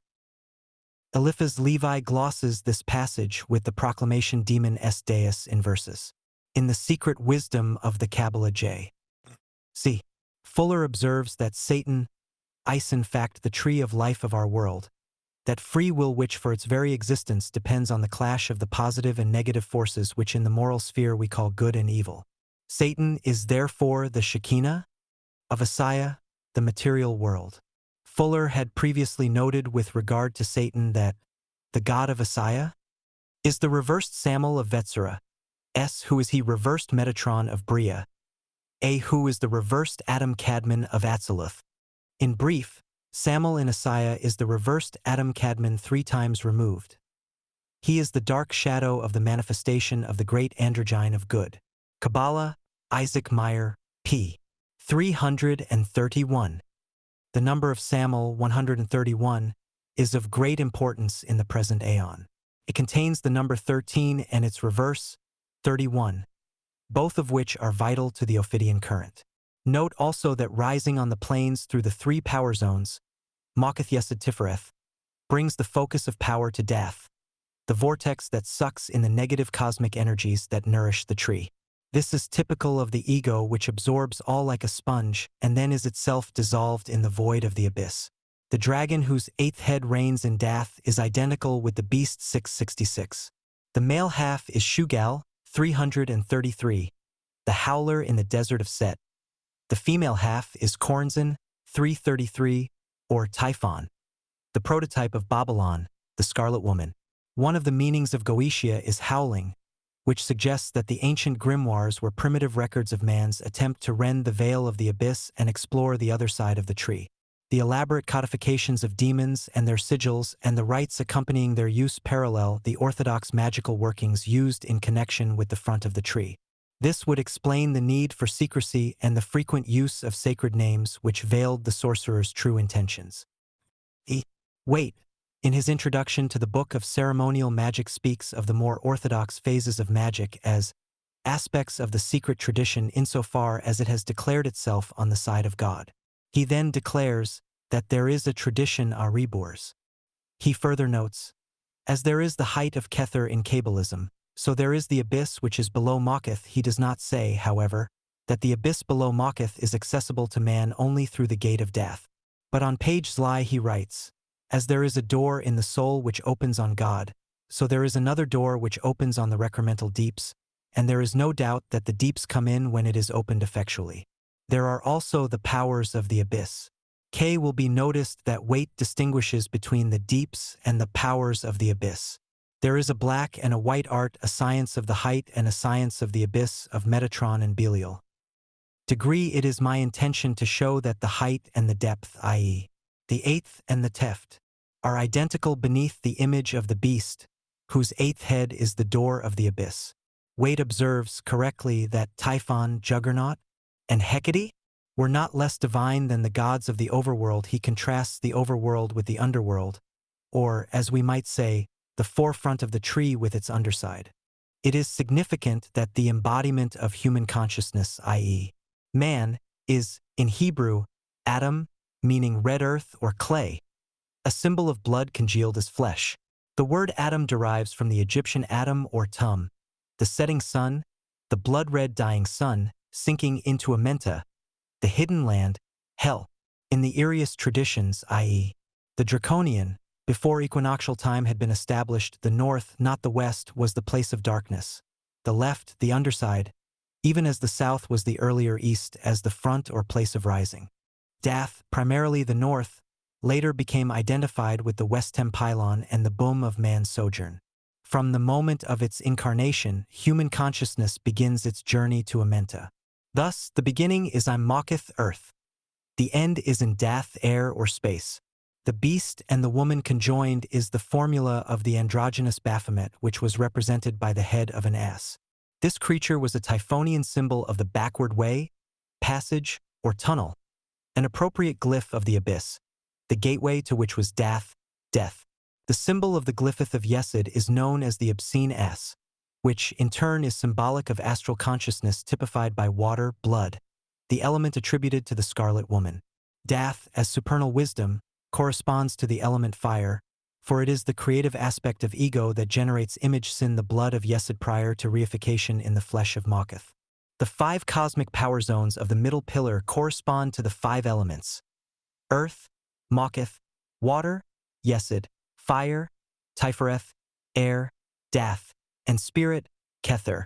The dissolution of the ego in Amenta has to be accomplished before the resurrection, or exaltation to heaven of the spirit, represented by Kether. The 5 elements correspond to the 5 states of consciousness mentioned by the Hindus: Jagrat, waking consciousness; Maketh, earth; Svapna, astral or dreaming consciousness; Yesod, water; Sushupti, void consciousness; Tifereth, air; Turiya, transcendent consciousness; Dath, death; fire; and Turyatita, neither state of Kia. Kether, spirit. Maketh, earth, is the menstruum of reification. Yesod, water, the menstruum of reflection or the doubling of the image. Via the blood of the moon, Tifereth, air, the menstruum of aspiration by the light of solar consciousness. Dath, fire, the menstruum of vibration, the place of the twin logoi or word that is both true and false, uttered and unuttered, and Kether, spirit, the menstruum of non-being that transmits the pure negativity of the Ein. The total numeration of the Sephiroth of the middle pillar, including Dath, is 37, which represents unity itself in its balanced Trinitarian manifestation. 37 is also the word LHB, meaning the flame, head, or point, which resumes the doctrine of the head in Dath as the point of access to the universe of pure negation. Also, 37 is the number of LVA, which means non, neek, non-dumb, abski, nemo, nihil, not, neither, not yet, without, none, nothing. As previously noted, the number 333, the half of the beast in front, Shugalset, added to 333, the half behind Choronzon, appears as the beast 666. When 333 is subtracted from the number 365, 32 remains. This is the number of total manifestation, things as they are in their totality and finality, as represented by the whole tree, the 10 Sephiroth and 22 paths. Most important of all, however, 32 is the number of Ichid, the ego, self, or soul. The word Ikid derives from the Egyptian Ake, the spirit, the manes, the dead, which highlights the precise nature of the ego as an eupody, an illusory entity masquerading as being. And this eupody is the sole gateway to the realm of pure non-being, from whence all phenomena proceed. The beast 666 then represents the dweller at the gate of the abyss, and its 2 aspects, Shugal, 333, and Kornzon, 333, together, resume the 32 Kulas, which are the keys to the mystery of wholeness, holiness, totality, represented by the tree of life and the tree of death. In the Natural Genesis, volume p. 137, Massey declares, "It may be affirmed, generally, that all veritable beginnings in typology, mythology, numbers, and language can be trisetto, the opening of a oneness which divides and becomes dual in its manifestation. This applies also to the metaphysics of creation. In Egyptian, the place of opening is the tef or teft. The Hebrew tophet derives from the Egyptian teft as the pit, help, the abyss. The letter T was an earlier form of the letter D, and when the latter replaces the initial letter of the word teft, we get depth. As dath, this is the primal opening on to the abyss behind the tree. Massey further declares that the earliest ascertainable human thought was related to opening, in the sense that the mother opened, and one thereby became two. The metaphysical parallel is also true, for human thought was a conceptualizing of energies issuing from the opening of dath as a crack in space, so to speak, through which the forces of non-being seeped and became, in the process, conceptual thought. Thus the ego flowered, and its root was in the abyss.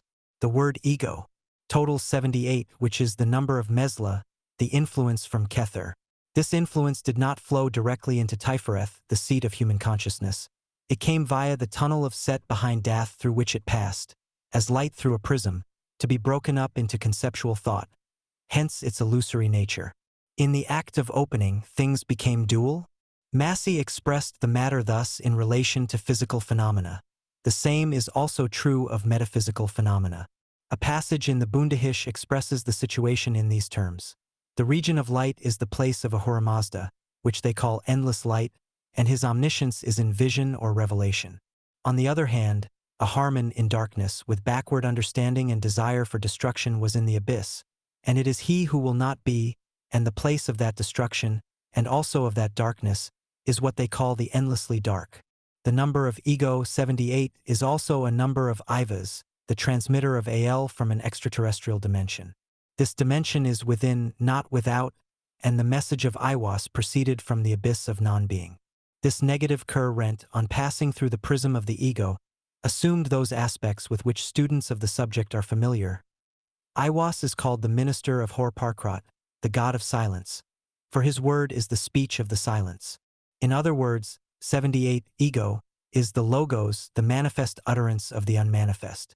This vibration, word, in the process of becoming manifest is inevitably falsified, because in order that it may be formulated, nothing newt must appear to become something had it.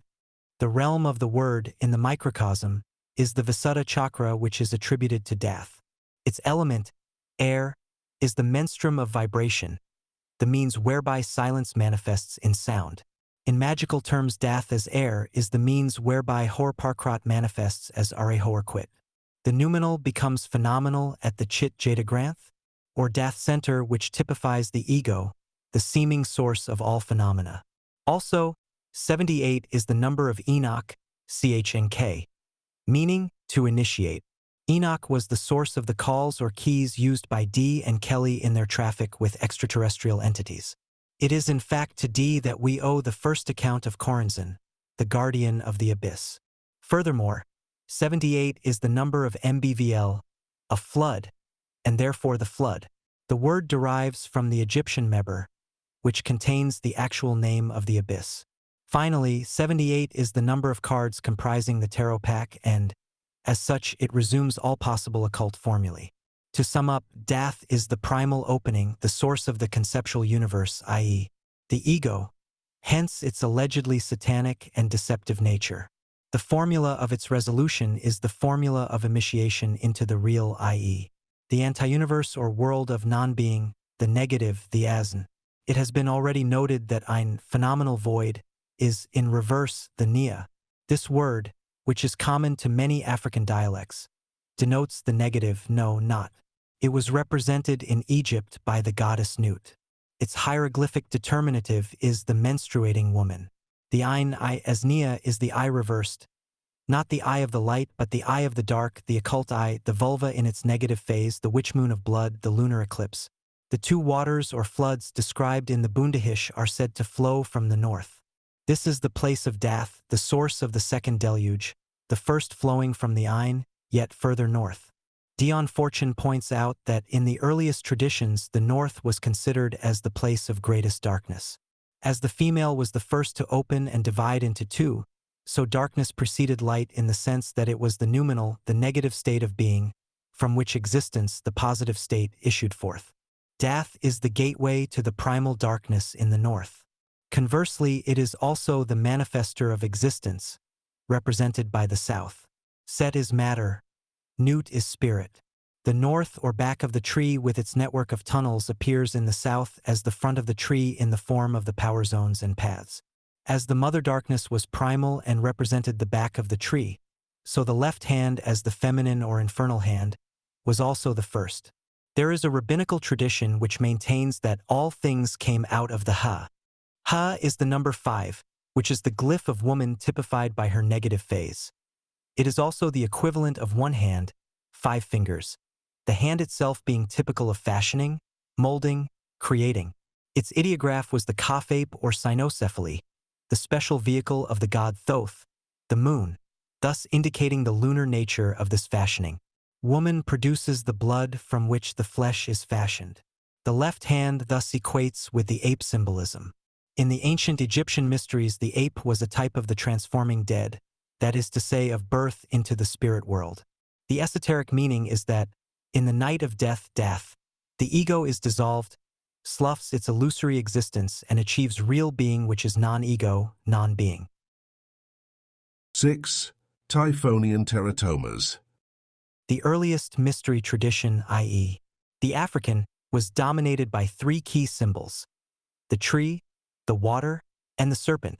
These are 3 supreme types of deity with several primordial races, and they are resumed in the metaphysics of the Kabbalah as the tree of life, the water of the abyss, and the serpent that achieved its apotheosis or height in the depth to which the gateway is death. In several of Crowley's writings there appears the phrase, the wrong of the beginning. The beginning was with the abyss which deluged its waters into 2 streams, that of life and that of death, or, more correctly, that of existence, illusion, and that of being, reality. The positive stream is considered to be real, and the negative stream unreal, whereas the opposite is true, as will be shown in due course. In the sphere of physical phenomena, the positive stream of the life wave became embodied in flesh, and the sons of God were seduced. The matter is expressed in biblical terms by the phrase, "The sons of God came in unto the daughters of men, and they bare children to them." From their copulations emerged Typhonian teratomas, such as those described by Berosus in his account of creation. Of these teratomas, the dragon and the ape were the archetypes. Dragons died out, but the ape yet survives as the symbol of the degradation of the gods in their traffic with embodied life force. The matter features prominently in ancient writings such as the Book of Enoch, the Sumerian Gilgamesh epic, the Zend-Avesta, the Bundahish, the Vedas, and in the more ancient Book of Zion. According to the secret doctrine, these beasts are the outcome of pre-human magical experiments by extraterrestrials who copulated with primitive women. The fact that such congress also occurred between the higher simia and the lower human was mentioned by P.B. Randolph as proof of the possibility of such interbreeding, in support of which he cites the tailed men of Namakwa land, the dwarf peoples of Gorilla land, and the offspring of Hottentot women captured and impregnated by the giant apes of Nigrisha. But the wrong of the beginning appertained to couplings vastly earlier than those mentioned by Randolph. One of the reasons of the abhorrence in which the left-hand path has been held through eons of time to the present day is due to the kind of cosmic miscegenation implied by the intrusion of influences from the back, left, or infernal side of the tree, with its consequent perichoresis of non-being into the realm of manifest existence. A misunderstanding of the function of Dath and of the nature of Coranzan, the gate of the abyss, has been the cause of this misinterpretation. The left-hand path is prior to that of the right in the sense, and in this sense only, that the left is the first, the ein, which is symbolic of true being, i.e., non-being, as distinct from apparent or phenomenal existence, which, as the word implies, exists outside. That which is noumenal, i.e., within, is prior to that which is without, i.e., phenomenal. There is no objective reality, but there is the manifestation of non-manifestation, the shadow of being that is cast by non-being. This current, when applied to the physiology of incarnation, produces the typhonic teratomas which became the types of the Cliffith as symbolic of the influences emanating from the other world. In the terminology of Kabbalistic metaphysics, the other side of the tree, Coranzan manifests as the scarlet woman, a form of Babylon as the first opening or gateway, the beginning represented by blood, the scarlet fluid of incarnation. Babel or Babel means the gate of God, and, as such, is equated with the northern gate of Eden, heaven, interpreted Kabbalistically as death. Al or El is 31, the key number of the new aeon, as fully explained in the trilogy. Berosus and other ancient authorities have preserved records of the monstrous creatures that swarmed into creation and which were reflected into mythology as the giants. The generic name for them is Oza, 78, a number of Iwas and of the influence from Kether, Mesla. The Oz is the entity that casts its monstrous and ape-like shadow over the magician in Crowley's design of the tarot pack. The ego, 78, as the ape of the self, fulfills a similar function to that of the cynocephaly in relation to the moon god, Thoth. The ape Kaf was the hand of Thoth, the executor of the god's decrees, as the ego is the executive of the self, true being, in the world of illusion, i.e., the lunar universe. The hand and the eye are combined in the symbolism of Dath as the ape of Thoth, the phallus of Set, and the eye of Typhon, Babylon, the Ain of the abyss. The veil of the abyss that separates the supernal triad, Kether-Chakmabina, from the solar center, Typhoreth, is balanced by the veil of Paraketh, which divides that center from the lunar and sublunary worlds. The world of Emina Tyans of the Ain comprises the supernal power zones. The solar or creative world is characterized by the middle segment of the tree, and the world of formation is represented by the Yesodian center below the veil of Paraketh. The double veil conceals a mystery of the Kabbalah no less important than that of the double horizon and the mystery of the Lord of the Wand of Double Power in the Egyptian tradition. In Jewish mysticism, Paraketh or Paraka was the veil that divided the temple. Its number 305 is that of Yetzirah, the world of formation, and as the veil of the abyss divides the world of emanations from the world of creation, so the veil of Paraketh divides the world of creation from the world of formation. The veil of the abyss conceals death. The veil of Paraketh obscures Yesod, and these two power zones generate the glamour and illusion that constitute the world of appearances. The veil divides. In the macrocosm, the horizon divides the year, and the sign of division has been deposited M, the astrological sign of which shows the sun rising or setting on the double horizon and dividing the circle of the year into summer and winter, as sunrise and sunset divide the round of the day into light and dark. In the microcosm, the veil divides the maid from the woman. It is in the physiological sense that the serpent is identified with the veil of the division of one whole. The whole, or teft of the snake, is composed of two halves, the negative or latent potentiality of the maiden, and the positive or patent power of the woman. Thus the serpent, the tree, degree, and the abyss are resumed in the 11th Sephira, Dath. Its northerly position on the tree balances the 9th Sephira, which is the Sotham manifestation of the Ain, via the double wand 111, Dath. This Kabbalistic equation expresses the interrelationship between Nut, Typhon, and Hadit, Set, in terms of the dual polarity of manifestation. The formula of IHVH. Degree is implicit in this symbolism, for, according to rabbinical Lord Jehovah denotes a divided entity, half serpent, half woman. Ihu is Shava or Eve. One Jewish tradition has it that Eve commenced menstruating on a Tuesday, at which time she transformed into a serpent. In the Indian tradition, Tuesday is sacred to Kali, the goddess of time and of blood. One of her glyphs is the dragon of the deep. In the Westem arcane tradition, Tuesday is ascribed to Mars, who is preeminently the deity of bloodshed, not primarily of battle but of sexuality. Mars represented the cleaver, and the blood which flowed from the mother cleft was the earliest type of Mars as the mystical energy of the goddess. This enables us to interpret the symbol of the sword and of the verse in Al which reads, "Let the woman be girt with a sword before me. Let blood flow to my name." Degree, Arehor quit, the child is speaking. His manifestation is dependent upon the cleavage into two. Characteristic of the formula of creation. There is also a deeper implication. In Hebrew, the word for sword, Zatin, is attributed to the twins, Set Horus. Zain is the number 7, the number of Sevek, the earlier form of Set as the son of the mother, Typhon, one of whose symbols was the crocodile, the water snake or dragon of the deep, like the progeny of Tiamat. Sevek assumed his mother's totem, the crocodile.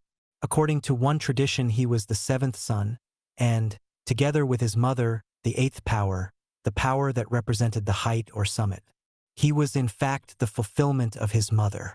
In this role, the mother and her male child, Set, were given a permanent place in the planisphere, where they occupy the central position at the summit or pole. The mother and child constituted the dragon with 8 heads that forms the subject of the Golden Dawn ritual. 7 of the heads can be identified with the 7 planets, and the 7 inferior Sephiroth of the Tree of Life, the 7 that have their summit or height in death. The veil that conceals the dragon of the abyss divides the triad of the supernals, the vehicle of the Ein, from the inferior 7 power zones, which are vehicles of the Zain, the dual power of the twins, Set Horus, negative and positive, Horparkrat and Arehorquit. Furthermore, the sword is a symbol of the dove whose glyph is the Yoni, and, as Massey observes, they both unite in one image under one name because of their origin in the great magic power or secret eye. One of the symbols of this power combines in one image both the sword and the tail of the dove. The dove was an image of Typhon long ages before it was associated with the Virgin or Veiled One of later traditions. It is the Typhonian dove that is depicted diving into the chalice on the Great Seal of the Ordo Templi Orientis. The chalice bears the sign of the cross, which also is pre-Christian as the sign of the X, the 10 or total. One form of the total is the 10-fold cross of the Tree of Life. But itis, the 11-fold cross which Crowley, as a Gnostic, identified with the octonomos or 8-fold name, Baphomet, the ancient head adored of the Templars. Dath is the 11th power zone, and the 11-fold cross denotes the crossing of the abyss, though not, as Crowley supposed, in the sense in which that event is described in One Star in Sight, but rather in the sense of a crossing over from one side of the tree to the other side, viz. The Tree of Death. This is confirmed by the name itself, for the root of Baphomet is meat, 1 and 7, i.e., the 8th, Set, with all the wealth of symbolism implied by the formula of Horparkrat, the hidden god. Further corroboration of this reading may be found in the allusion to the dogs of reason associated with Dath, the sphere of the Ruach which later traditions metaphysicalized and appropriated to the faculty of reason. Later, that is, in the sense that the Dove of Mary is the metaphysicalized version of a symbol which can be traced to the great magic power resumed under the glyph of the Ein and the Zain, the 7 and the 1. Degree the Ru, later Lu, was the Amaner as the Ein, or secret eye. Due to fusion of 2 levels of language, the Ru and Lu became identical. They deposited the word Hrilyu, a Gnostic term which Crowley restored and incorporated in his Gnostic Massachusetts degree. He defined Arilu as the metaphysical ecstasy, i.e., the ecstasy beyond the physical and therefore beyond the manifest. The Hebrew word ruach is derived from ru, meaning a yoni or wheel, whose revolving, spiraling or whirling motion identified it with spirit. In the Book of the Dead, the ruach appears as ruhak, which according to the primitive gnosis denotes the mouth or vulva of Hak. Massey notes that ruhak was a deluding snake, the reptile which makes use of this magic power, Hak, to draw the victim towards his mouth. The point of importance is that the word mouth, when not interpreted according to the primitive or physiological gnosis, denotes Dath as the outlet or uterus that utters the word or logos. The mystical counterpart of this activity is the Visuddha chakra, which is associated with the power zone at the base of the cerebellum, the seat of the reproductive energies. To this zone, the Kabbalists attributed the letter Gof. The word Hak is an earlier form of Hag, hex, which, Hakau in Egyptian signifies magic or to charm. It also means beer, which contains the result of fermentation, viz., alcoholic spirits. Massey cites also the Chinese word Hak, a name for distilling spirits, which, as he observes, is also a mode of magic because the intoxication, resulting from Hak, opens the gate of the spirit world and facilitates astral vision. And so, in the Book of the Dead there appears the exhortation, "Go back Ruhak," fascinating or striking cold with the eyes. CHCL. The symbolism of the eye has already been explained, but the epithet cold, apart from its obvious connection with the blood of the reptile and the paralysis induced by its glance, also suggests the icy realms of nothingness, which characterize the other universe, universe B, and the cold waste of Kadath, which H.P. Lovecraft associated with influences from outside, that is the other side of the tree. The Gof symbolism is also relevant. Kof is a development, one might almost say a refinement of the idea of Qaf, the 11th letter of the ancient alphabets, the letter which identifies the Qaf monkey, cynocephaly, that apes or reflects the word through the mechanism of sexual reproduction. The ape was a symbol of earlier magical experiments involving the use of the Ophidian current in connection with the energies symbolized by Qaf, which means the back of the head. The head is Resh, the Hebrew letter, our later L.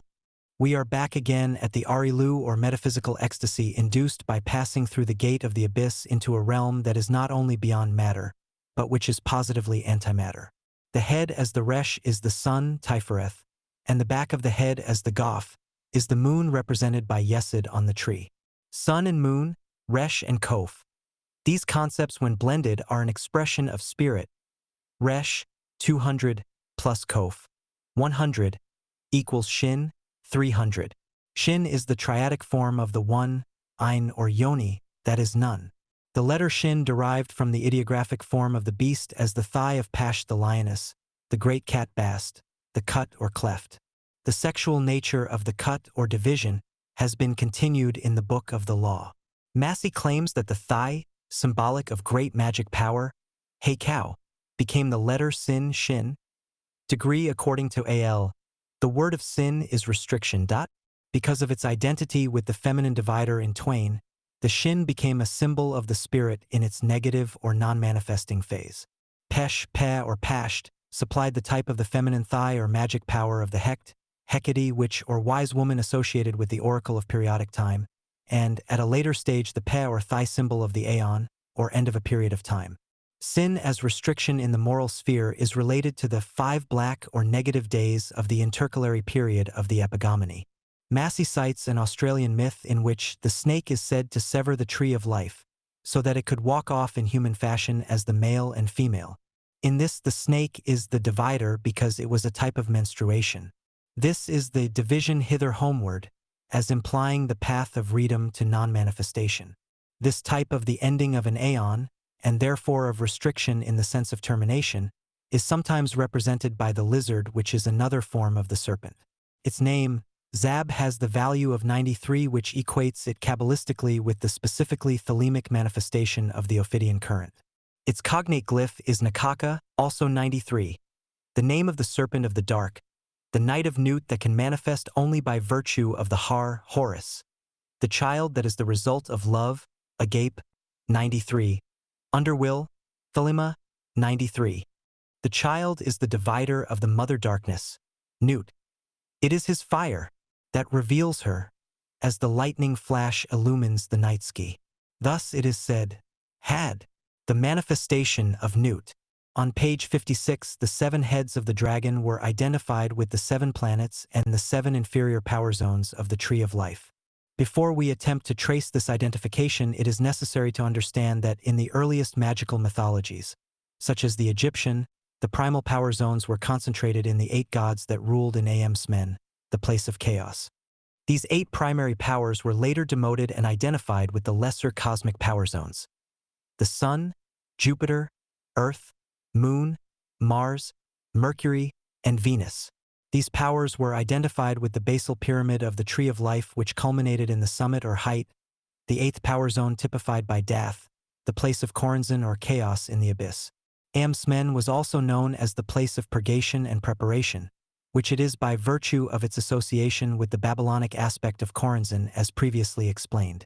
The Smen, semen or seed, was originally the fructifying blood regarded as feminine before the creative spirit was ascribed to masculinity.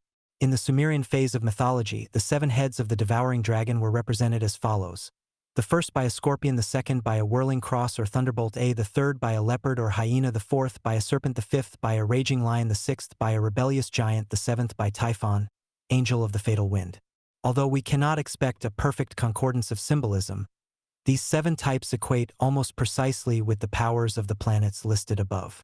For in its earliest mythological phase, the sun was identified, not with heaven but with hell and with the fiery sting of the scorpion, which is why, in the primal myths, the sun is not celebrated and blessed for its life-giving rays, but cursed and abhorred for its blasting heat.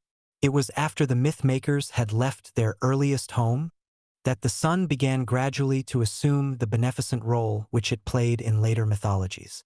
The fire of hell was based upon direct experience of the Har as the sun of heaven, the Har or hell caused by the elemental phenomenon of withering heat.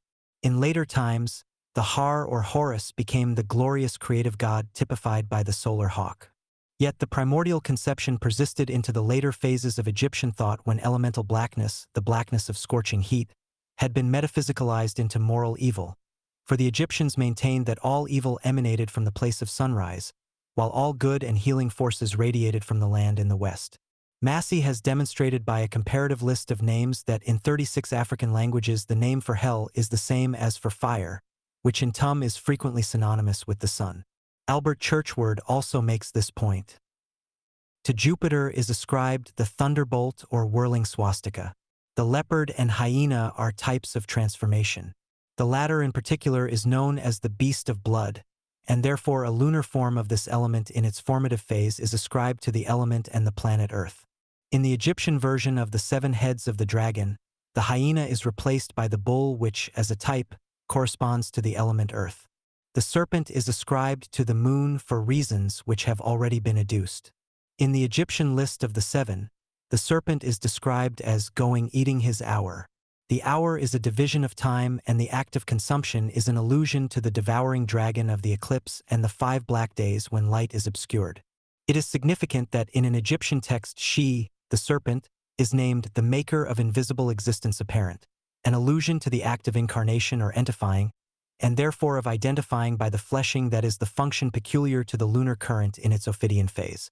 The raging lion can be identified with the planet Mars, and this is corroborated in the Egyptian list by the epithet red eyes. The rebellious giant or ape, the vehicle of Thoth, identifies the next member of the 7 with the planet Mercury. The symbolism of the ape and the giant has been already explained. The final head is named the messenger of the fatal wind, and it is identified with the breath of fire, with Circe, Scorpio, Sirocco, and Typhon, the typhoon. In the Egyptian list this head is described as hissing to come forth and tum back, seeing by night and bringing by day, a perfect description of the Bennu or phoenix type of the Retumor. The 7 heads that culminate in the 8, the height, are the cosmic power zones, plus Dath, the place of purgation or preparation for the ultimate experience typified by the sublimal triad, thus making 11 centers in all. In the symbolic representation of the fall, the heads of the dragon bear the names of the 8 Edomite kings and their horns the names of the 11 dukes. And because in Dath was the utmost rise of the great serpent of evil, therefore there is as it were another Sapphira, making 8 heads according to the number of the 8 kings. And for the infernal and averse Sephiroth 11 instead of 10, according to the number of the 11 dukes of Edom. In the human body, the 8 power zones form the magnetic cross shown in diagram 1 of cults of the shadow, and in a system as widely divergent as the Taoist, we find Han Shan 1546 to 1623, expatiating on these basic 8 centers, which he refers to as the 8 consciousnesses. If one breaks through the nest of the 8 consciousnesses, and with one great leap passes right through them, then there is nothing more for him to attain. Why? Because if the 8 consciousnesses are not broken through, whatever one sees and does are merely works of the samsarikas. Consciousness and senses. K is when we have made this leap or jump across the abyss, and only then that we know that we are not. At that moment we realize that we are void, that void is subjectivity, and that subjectivity is us. Not us as individual selves, but us as all sentient beings, not as any sort of sentient being, but as sentient being as such. That is the negative way. That is why we must know that we are not, in order that we may understand in what manner we can be. The vivifying of these 8 centers by the action of the fire snake or kundalini is the aim of all esoteric systems of magical and mystical attainment. Not until the fire snake has been brought to the height, the 8th power zone, may the leap be successfully undertaken. The peculiar nature of this leap has been hinted at in the writings of the ancients, yet the clue has been almost entirely overlooked by most modern exponents of the mysteries. Exceptions are H. P.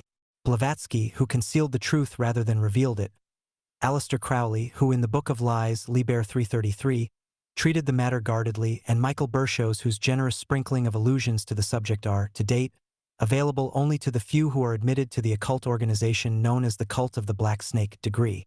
These adepts allude to the expressly sexual nature of the key to this ultimate mystery, but whether they have presented it as mysticism or as magic or, as in Blavatsky's case, as the work of the devil himself, they leave the reader in little doubt as to its potency as a means of attainment. And in order to understand how this key operates, it is necessary to understand the myth of the banishment of man from the Garden of Eden and the magical significance of the so-called fall. 7. Idols of Merodach. According to an ancient rabbinical tradition of man's fall into matter, he only was cast forth from the Garden of Eden while the woman remained behind. Man's sole means of freedom to paradise lay therefore through the woman. This allegory is the origin of the symbolism of woman as the first, the inner, the lower, the back, the nightside, while the man came to represent the second, the outer, the higher, the front, the daytime, the right. This equation lies at the root of man's later supremacy in the sociological sphere. The two primal elements, as Adam and Eve, supply the key also to the magical complex that was reared on the polarity of the sexes. Adam 45 and Eve 16, when combined, produce Ein 61, which is the source of manifestation as the eye of the void. The number of Eve is that of the Kulus. Kabbalistically interpreted, therefore, the allegory signifies man's freedom to paradise via the 16 Kulus. Ein in reverse, i.e., Nia is the daughter, Kaf or Kof, whose glyph, the Kaf ape, is the vehicle of Thoth, the moon. Ein 61, as Nia yields 16, the number of Kulus ascribed to the Mahakala, i.e., the moon. The lunar path is from west to east, the reverse of that of the solar path. Kof is attributed to the moon in the macrocosm and to the back of the head in the microcosm. As previously explained, Resh, the letter of the sun, is the head, the back of which is symbolized by the moon. This symbolism is reflected in man, Adam, and woman Eve, the former representing day, the sun, the latter, the moon, Adam, the head, Eve, the back of the head where the seat of the sexual forces is primarily situated. The symbolism of the fall contains the original separation or cleavage into two halves of the primordial unity, Ein, which, on becoming two, or reproducing itself, becomes the Nia or daughter, containing the 16 Kulus. J.F.C. Fuller notes that, allegorically, the creation of Eve precedes that of Adam, for allegorically the positive forces of life, the masculine, emanate from the negative forces, the feminine, by separating the yod from tetragrammaton, YHVH, and thus creating Eve, a stupendous active and consequently demoniacal force is released. For Eve is the mother of all living things, including the mother of God, the female or negative force of Jah YH, the Har of which is ever seeking to reunite with Yod. Degree IHVH 26, is the sum of the numbers of the Sephiroth of the main trunk of the tree excluding Dath. According to Crowley, the magical formula of the present aeon is a word of 11 letters. Abrahadabra. DBR, which is the root of the formula, is 206, which is the oracle or word of power that emanates from the Ru, the feminine gateway of the word of light. DBR is the exact equivalent of the Egyptian Kepsh, the hinder thigh typical of the great magic power. Degree Abrahadabra is consequently the dynamic or magical expression of Ahav, typified by the central trunk of the tree, the 11-fold word that vibrates in Dath behind the veil or cloud of the abyss. It is the magic spell that recombines the Yod, the lost phallus of Osiris, and the Eve of Eden, represented by the daughter or final Ha of IHVH. She is the blue-lidded daughter of sunset, celebrated in AL, I, 64 and elsewhere. She is blue-lidded because blue is the color of the waters of space represented by the abyss, and of sunset because the solar fire sinks into the abyss and is extinguished in the place of annihilation on the pyre which, in tantric symbolism, is the cremation ground or flower-strewn yoni of Kali, Eve. Eve is the manifestation and therefore the reflection of the Ein, one, or yoni, as the Nia or daughter of sunset.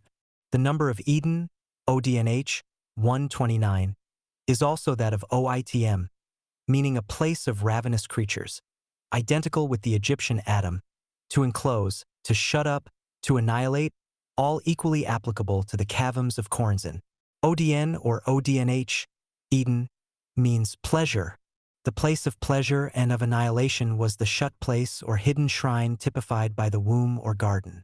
And as the solar seed immured in the womb incarnates in flesh, so the place of annihilation, or shrine of Choronzon, was similarly a place of transformation for the future life. The ape was the type of transformation and resurrection of the spirit, and the name of the ape was Ion, which means a howling animal of the desert. It is also the primeval logos, word, or speaker, whose ion or aeon is represented by Tot or Dath, the place of the crossing or transforming spirit, i.e., the place where the spirit crossed over the abyss to lodge in the hidden shrine, there to be devoured by the demons of Choronzon. The place of pleasure, Eden, and the caverns of Choronzon, the tunnels of the abyss, are the dual polarities of Dath, Eden being the tep or top of the garden, the caverns of Set being the tepth or depth, heaven and hell. Hence paradise is described in some of the earliest legends as the Hades of the abyss. The first Athena or Eden was buried beneath the waters of the abyss, and it was there that the first Eleusinis, temple, was erected in the name of the ever-coming sun, the child of the mother flood of blood, Horpar-Krat. He was the sun that grew and transformed into the sun of the horizon of the resurrection. That is, he came out of hell, Amenta, and rose into heaven. He began as a mortal in the womb of the mother, the abyss, and was transformed into an immortal by the fire of the Father, i.e., the Son. The current running through Ketherdath Tifereth resumes this doctrine of the child of darkness manifesting as the child of light. The darkness, Nox, of Ein Horpar-Krat, becoming the light, Lux, of Tifereth, Arehorquit. The rites of Eleusis contain the mystery which is represented as a pageant of the 7 planetary power zones, including sun and moon, that circle round the 8th or height hidden behind the veil of the abyss. In the Quran, Eden is called the Garden of Iram and, according to the Arabs, the city of Iram yet stands in the deserts of Aden, although not visible to mortals. The people of Iram are known as Ad. This word is the root of Hadit, and Iram, Eden, or Aden in the desert of the abyss, is the abode of Set, the twin of Horus, and the negative aspect of Lux, light. It is from the negative, non-manifest or potential power zone behind the veil of the abyss that the positive, phenomenal universe arises. It is interesting to note that H.P. Lovecraft writes in his celebrated fictionalization of cosmic myth cycles, the Necronomicon, as follows concerning the great old ones: Ye gates are for them everywhere, but ye ist was, in Iram, ye city of pillars, ye city under ye desert. The pillar is an emblem of Set, one of the meanings of that god's name being a standing stone or pillar, and the desert is the abode of Set, i.e., Dath. Iram, then, was the first gate established by the old ones, and this gate was at the place of Dath or Eden. There was an Aram or Iram in Mesopotamia. In the Huzvaresh it is named Rum, and it is highly significant that the first chapter of Al, which purports to be the utterance of Ad of Hadit, was transmitted by an intelligence named Oivaz or Iwaz. This name is identical with Zivo, the deity worshipped in ancient Sumer. In the third chapter of Al, Iwaz, in the guise of Horus, informs the beast 666. Your holy place shall be untouched throughout the centuries. Though with fire and sword it be bumped down and shattered, yet an invisible house there standeth, and shall stand until the fall of the great equinox, when Hermachis shall arise and the double-wand one assume my throne and place. Another prophet shall arise, and bring fresh fever from the skies. Another woman shall awake the lust and worship of the snake. Another soul of god and beast shall mingle in the globed priest. Another sacrifice shall stain the tomb. Another king shall reign, and blessing no longer be poured to the hawk-headed mystical lord. And as if to qualify the dual aspect of the beast, 333 plus 333. The next verse proclaims, the half of the word of Heruareha, called Horpakrat and Arehorkut. The twin aspects of the beast resume the two halves of the circle of Eden. In the Egyptian hieroglyphics, the circle is one with Kepsh, goddess of the north. Degree her emblem is the crooked sword. Degree scythe or scimitar which revolves in the heavens, making the circle of time by cutting off periods. The sword kept the way of the tree of life. Degree thus establishing time in chaos. paradise was created by cutting off the chaos of timelessness and establishing the order of cosmos. And the pillar is established in the void. This is the Tet pillar of the god Tot, Thoth, known to the Jews as Duth, Dath, the child, or focus of wisdom and understanding, typified by Saturn, the planetary representative of Typhon and Set. Their union in Dath creates the duality symbolized by Thoth and his ape, which is in Tum emblematic of the dual lunation and the twin currents of energy, magical and mystical, concentrated in Arehorquit and Horparkrot. In Kabbalistic terms, the twin currents are 93 and 39. 93 is thrice 31 and 39 is thrice 13, and they merge in the supreme number of the goddess 393. She who is the secret glory behind the mask of the beast, the veil of the abyss. 39 is the number of IHVHACHD, meaning the eternal is one, which is described in Sephiroth.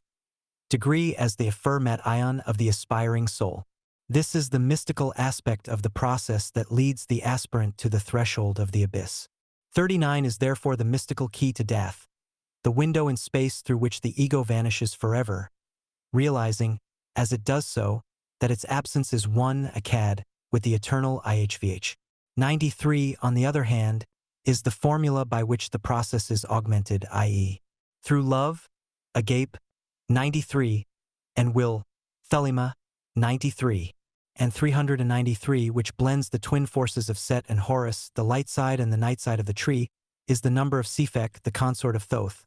She is the whore, Babylon, the scarlet woman of the cult of the beast. In Egyptian, her name means the number 7. She was the primordial goddess of the 7 stars, who was once the living word at Ombos. She was degraded by votaries of later cults that had lost contact with the true gnosis. Her magical instrument, the uterus, was the original type of Typhon. Her name, 7, is also that of her son Sevek, who, as the 8th, is the height of the earliest creation. The Great Seal of the Ordo Templi Orientis, OTO, resumes this entire symbolism as follows. The vesica, uterus, is the Venusian door, Daleth, a door, equals 4. The Ayin equals 70. In the triangle of spirit, Shin, spirit equals 300, is the Typhonian dove, the Holy Ghost whose letter is Aleph, 1. The chalice, chariot or Graal, Cheth equals 8. And the yod within it, 10. Total 393. 393 is the number of a highly secret Ophidian formula concealed in the name of an ancient extraterrestrial entity known as Aosic. There is in the glyph of Aosic a hidden door, the number of which, 4, added to 389, the number of Aosic, yields 393. It is the door of Venus at the heart of the sigil. The goddess is concealed because she is above the abyss and presides over the path joining Chakma and Bina, the path attributed to Daleth, the door of the goddess. The integers of 393, 3 plus 9 plus 3, equals 15. 1 plus 5 equals 06, the number of the sun or solar phallic energy. By multiplication, 3x9 by 3, its integers yield 81. 8 plus 1 is equal to 9, the number of the moon and of Yesod, the foundation. Analyzing further, we find that 15 plus 81 is equal to 96, and 9 moon plus 6 sun equals 15. Notice the persistently appearing number 15. By tarot, ATU 15 is ascribed to the devil, Baphomet, the god Set, and it is interesting to note that 393 is thrice 131, which is the number of Pan and of Samel. And also of Mako? Degree, the son of Typhon. 131 added to the number of Ties, the vulva, is 666. Finally, 131 is the number of Alya Allah, the not, the void, the Ein. As a numerical astroglyph, the number 393 is Saturn, Moon Saturn, the lunar current, 9, warded on either side by the god Set, 3, the formula of reification in the three-dimensional world. The number 393 reduces to unity by a successive division of its integers. 3 into 9 yields 3, 3 into 3 yields 1, which is akkad, 13, unity. Adding the full formula of the pentagram to the number 3983, the key number of the great work is obtained, viz. 418. The Scarlet Woman, 393, is less 666. The beast whereon she rideth, by 273, which is the number of AVR GNVZ, the hidden light, and ABN Mesuhvnim, the stone which the builders rejected. 273 is also the number of ARBO, meaning 4, the sign of the cross or crossing, and of the 4 directions of space. 393 subtracted from the sacred number 718 degrees yields 325, which is the mystic number of Bartzabel, the spirit of Mars, and of Graphiel, the intelligence of Mars. This number is the sum total of the series 1 to 25, thus resuming the formula of the pentagram, which is also that of the goddess whose basic number is 5. 393 multiplied by 3 degrees equals 45, and 4 plus 5 is equal to 9. Notice the persistence of 9, the number of the moon and of the Sapphira Yesod, the abode of the fire snake and of the sexual function in man. Man, ADM, is 45. He is composed of a breath or spirit and DM, blood. 45 is the mystic number of Yesod, the power zone of the Yezidi who, in their most secret traditions, transmitted the magical current of Iwas which flowed from the star of the foundation. 45 is also the number of Mad, an Enochian word meaning God. And finally, 45 is the series 1 to 9, and as such, it resumes the entire lunar current. It is the number of Agial, the intelligence of Saturn, which is the planetary representative of Set, and of Mad, the fool. The Hebrew word Adam derives from the Egyptian Adam, the mother goddess of time and periodicity. Hence Adam signifies man, i.e., humanity, as the continuity of existence incarnate. The above considerations concentrate the main ideas connect with the number 393, the great seal of the OTO, and the sigil of Aosic, which contains the ultimate formulae of Ophidian magic. They establish the identity not only of these 3 major formulae but, more importantly, of the interpretation of the key numbers of AL and the Draconian tradition generally, viz. 13, 31, 39, 93, 393, 666. Furthermore, 393 plus 666 is equal to 1059, which is 1 less than MSHKN, Meshken, the tabernacle, and 2 less than 1061, sunset. The Meshken is the womb or birthplace rep, represented by the thigh of Typhon, whose symbol is the scimitar, the scythe, the crooked sword. The sword, as previously shown, is identical with the cleaver, the cleft, yoni, symbolized by the dove. The entire Draconian doctrine is contained in the symbol of the sword terminating in a bird's tail. The solution of continuity was effected by the cleaver into 2 typified by the fiendish gay whose number, 13, denotes menstruation as the marking off or dividing of time, continuity, into periods. Original unity was thereby broken up, as when light in heaven was obscured by an eclipse or dark period. The malefic element associated with the number 13 in the later solar cults had its origin in the physiological phenomenon of menstruation. According to a rabbinical legend, Adam's first wife, Lilith, assumed the form of a serpent in order to seduce Adam.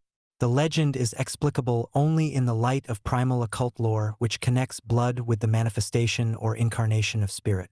In the apocryphal writing Esdras appears the statement, "And menstruous women shall bring forth monsters," which Massey relates to improper timekeeping, both in a biological sense and later in a celestial or astronomical sense. But Massey was unaware of certain aspects of occult phenomena because, at the time of his researches, asterisk fragments of the true gnosis survived only in the tantric texts of the Far East, very few of which had then been translated into any European language. It is in the light of these texts alone that the occult symbolism connected with Gay, and the Ophidian current in general, may be properly interpreted.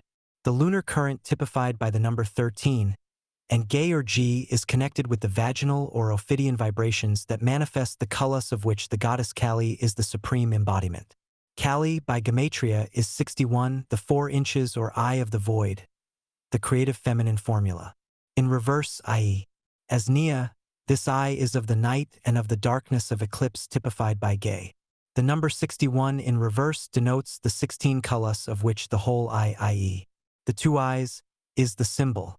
The two eyes are Iania and Niane, and their number is 122. The number of Gilgalim, revolutions or cycles of time, of Hsium, the end, and of Iqbi, wine presses, all of which express the idea of Kali and of period in one concept. 122 is one more than Satan. The satanic current is the source of many ancient concepts that have been misinterpreted by modern minds as demonic in a moral sense. But the original sense was otherwise, if not the actual reverse.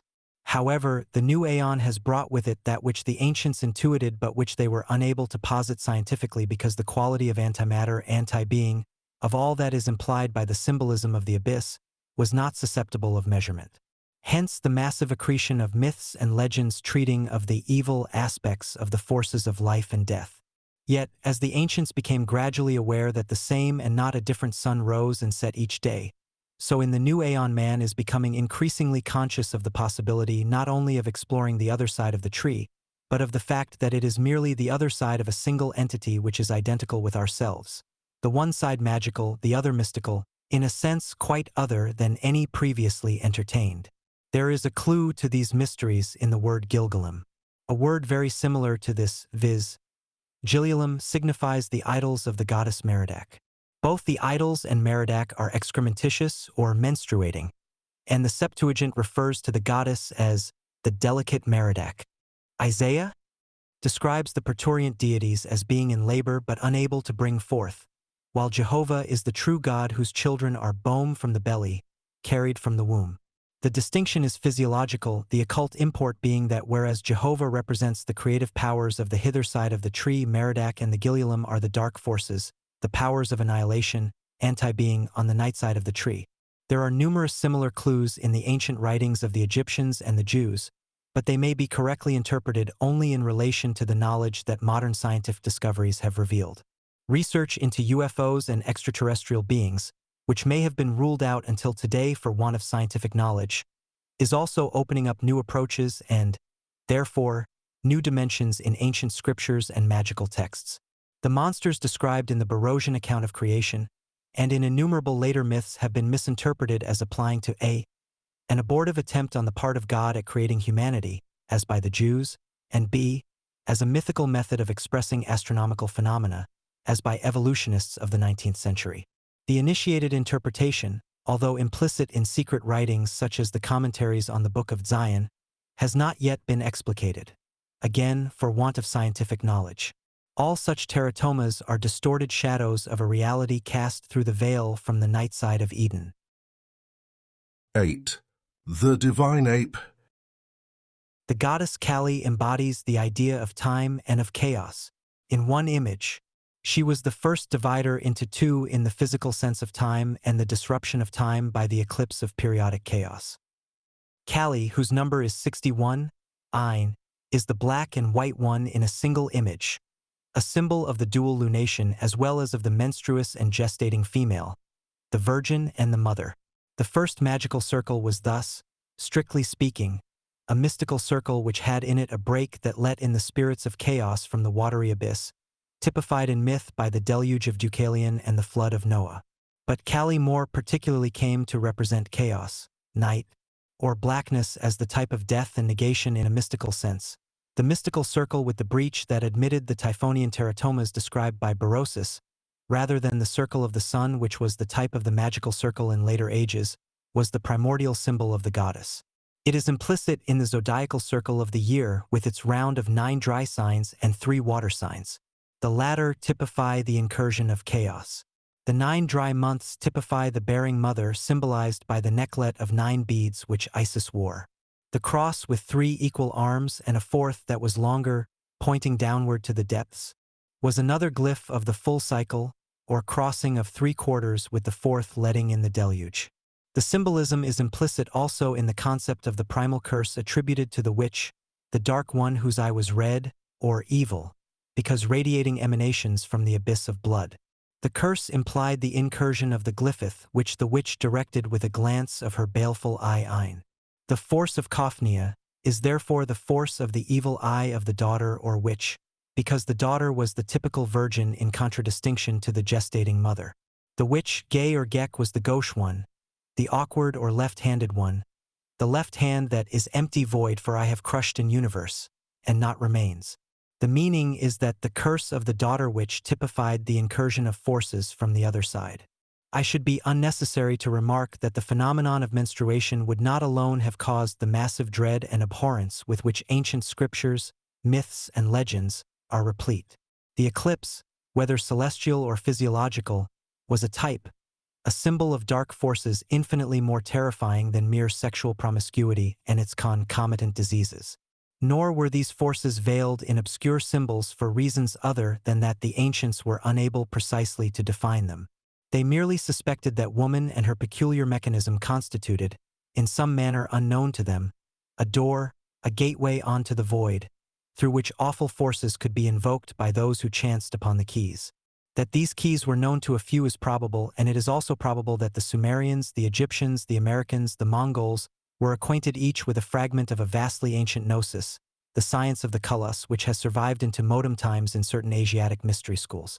Many Tamil texts, for instance, although extant, have not been translated into Western tongues, although certain secret manuscripts have circulated among adepts in the Western Hemisphere for incalculable periods of time. In comparatively recent times, traffic with forces from the abyss was established by Dr. D. and Sir Edward Kelly, whose Enochian calls have been used to evoke even Corazon, the guardian on the threshold, degree H.P. Blavatsky was also aware of the existence of secret keys to this night region. She makes a point of explaining that Set or Sat is beingness, which includes being and non-being. It does not mean existence, as commonly supposed. In the secret doctrine, she makes a further important point that the idea that things can cease to exist and still be is a fundamental one in Eastern psychology. The zoomorphic symbol of the mirror universe, as of the astral universe, is the ape. This animal is identified by Massey as the Keka, an Egyptian word meaning not only ape, but a crazy man, a fool. Keka is another form of Gage or Gay, the Tinsane woman, the witch, the archetype of the Hek or Hecate, the Hex or Hag type of transformation as the Hecht that changes from the tadpole into the frog. In the Harris Papyrus, there is an allusion to a transformation in which the lion god assumes the form of an ape. Thou didst take the form of a monkey, Kafi, and afterwards of a crazy man, Keka. The crazy man or mad monkey is also the fool of the tarot called the ape of 7 cubits, who dwells in the shrine of 7 cubits, from which he progresses to a shrine of 8 cubits. He is the symbol of the culmination of the 7 inferior elementaries in the 8th, thus explaining the madness experienced by the adept as the 7 souls or stages of his initiation, which culminates in the ordeal of the abyss. According to rabbinical lore, Adam was created with a tail in the likeness of an orangutan. Gerald Massey, who quotes the tradition, explains it by observing that as the Jews were not evolutionists, the tradition witnesses the survival of Egyptian typology. But the fact is, Egyptian typology itself was based upon an occult knowledge of the incursion of forces from the other side. Those forces spawned apes this side, thus accounting for legends such as Yima's fall, which, like Adam's, referred to a fall through the abyss, death, not into it. The fool, ape, or crazy man, the Gek or Geki, is the Gay of Persian lore, the scarlet woman of biblical lore, and she that is described in the Bundahish as the active agent of help. She says, I will shed thus so much vesh, degree or venom on the righteous man and laboring ox, that through my deeds life will not be wanted. The evil spirit, delighted with the witch's speech, embraces and kisses her, so that the pollution which they call menstruation became apparent in Gay. The menstrual flow, symbolizing the disruption of continuity, was used by the Parsis to typify the mechanism by which the evil one exterminated the fire that Zarathustra had brought from heaven, the water that damped the fire of the spirit, the water of the abyss, the negative power that swept in by means of the ape or fool. In order to obviate a possible and serious misunderstanding, it is necessary to emphasize here the fact that the ape as such, or any creature presently extant upon the earth, was not the result of contact with extraterrestrial influences. The monkey or ape was the symbol of a type of creation spawned by forces beyond the veil of the void. This creation was sucked into manifestation not only from extraterrestrial but also from extradimensional sources via the tunnel under the path of the fool.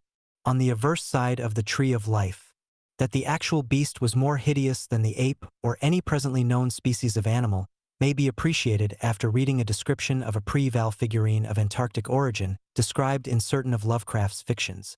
Such an object, not fashioned by human hands, has not yet been found upon Earth, but certain sensitives known to the present author have seen that which is undeniably the archetype of this monstrous and primal beast.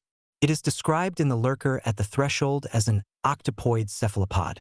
Bat-winged and clawed in its lower extremity, it possesses a central glowing eye, reddish and baleful, set at the top of the head, while the lower part of the face, where one would expect a mouth, is a mass of writhing tentacles, 8 in number.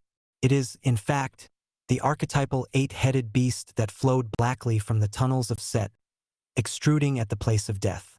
It emerged via Dath and poured into the chalices of the inferior Hebdomad. This was the flowing water symbolized by the serpent, the vesh or venom of which Hadit speaks, Al. 2:26. If I lift up my head, 1 and my newt ein are 1. If I droop down mine head and shoot forth venom, then is rapture of the earth, and I and the earth are 1. And in the following verse, the 93rd verse of the book as a whole, appear these words: There is great danger in me, for who doth not understand these runes shall make a great miss. He shall fall down into the pit called Because, and there he shall pace with the dogs of reason. Asterisk, after which a curse is pronounced upon Because and his kin. These verses are the 26th and 27th of the 2nd chapter of Al, and 92 and 93 of the book as a whole. The number of Nakak is 92. 93 is the supreme key of Alabama and of the major magical formulae of the present aeon. As has been men tionid, one meaning of aeon or ton is an howling animal of the desert. It is also a name of the ape in Egyptian. Numbers 26 and 27 refer to the paths of Ayin, the eye, and Pe, the mouth, respectively. These organs typify the secret eye of the void, asterisk, and the mouth or word rep, represented by the ape of Thoth, who utters no human word, but a wild and monstrous speech. Thus are we constantly thrown back upon the symbolism of the reification of the negative, I void, via the positive, mouth of the abyss.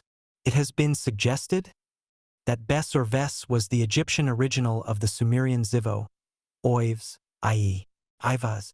The Bech party were the 8 elementary gods of Egypt which represented the forces of chaos from whence the dark goddess Bast derived her name, and the words bastard, bitch, and beast were deposited in later language as denoting the mother source independent of masculine essence.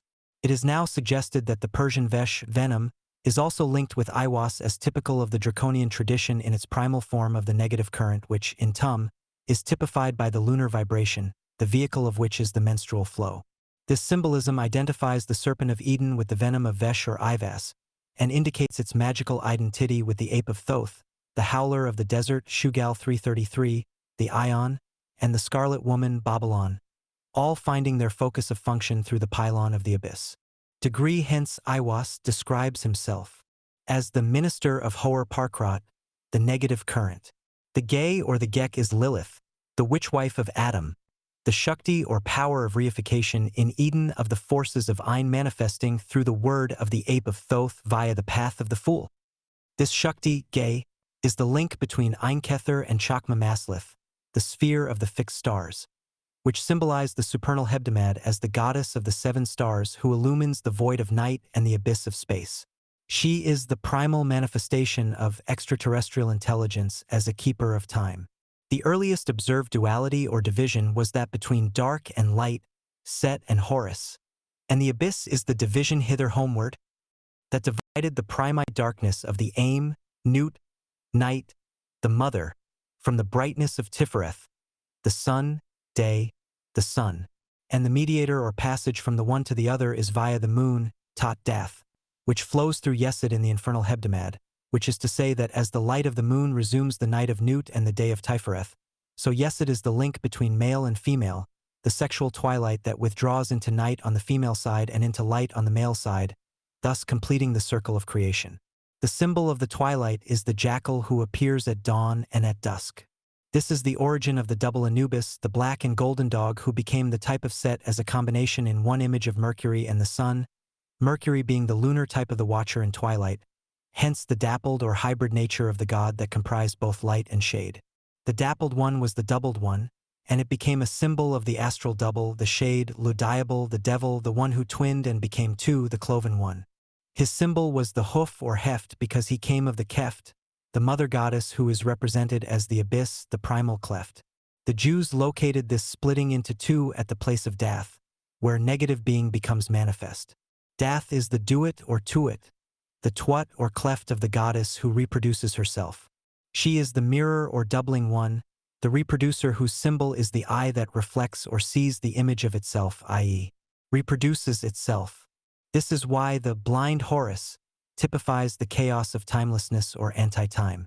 The break in the circle therefore represented chaos, the marauding powers of the glyphith that encroached upon the circles or cycles of time. K is only when the symbolic meaning of blindness has been understood as the antithesis of time, and therefore of cosmos, that darkness can be understood as the antithesis of light. In rabbinical lore, the first demon named as the assistant of darkness, the evil one, is Gay, the insane woman, the mad virgin, the eclipser of the light, and the personification of menstruation as a disruptor, discontinuer, and therefore a bringer of chaos into cosmos. She was the archetypal representative of the solution de continuite typified by Dath, the 11th Sapphira and the interval, as it were between the creative impulse emanated by the supernal triad and the infernal hebdomad represented by the 7 inferior Sephiroth.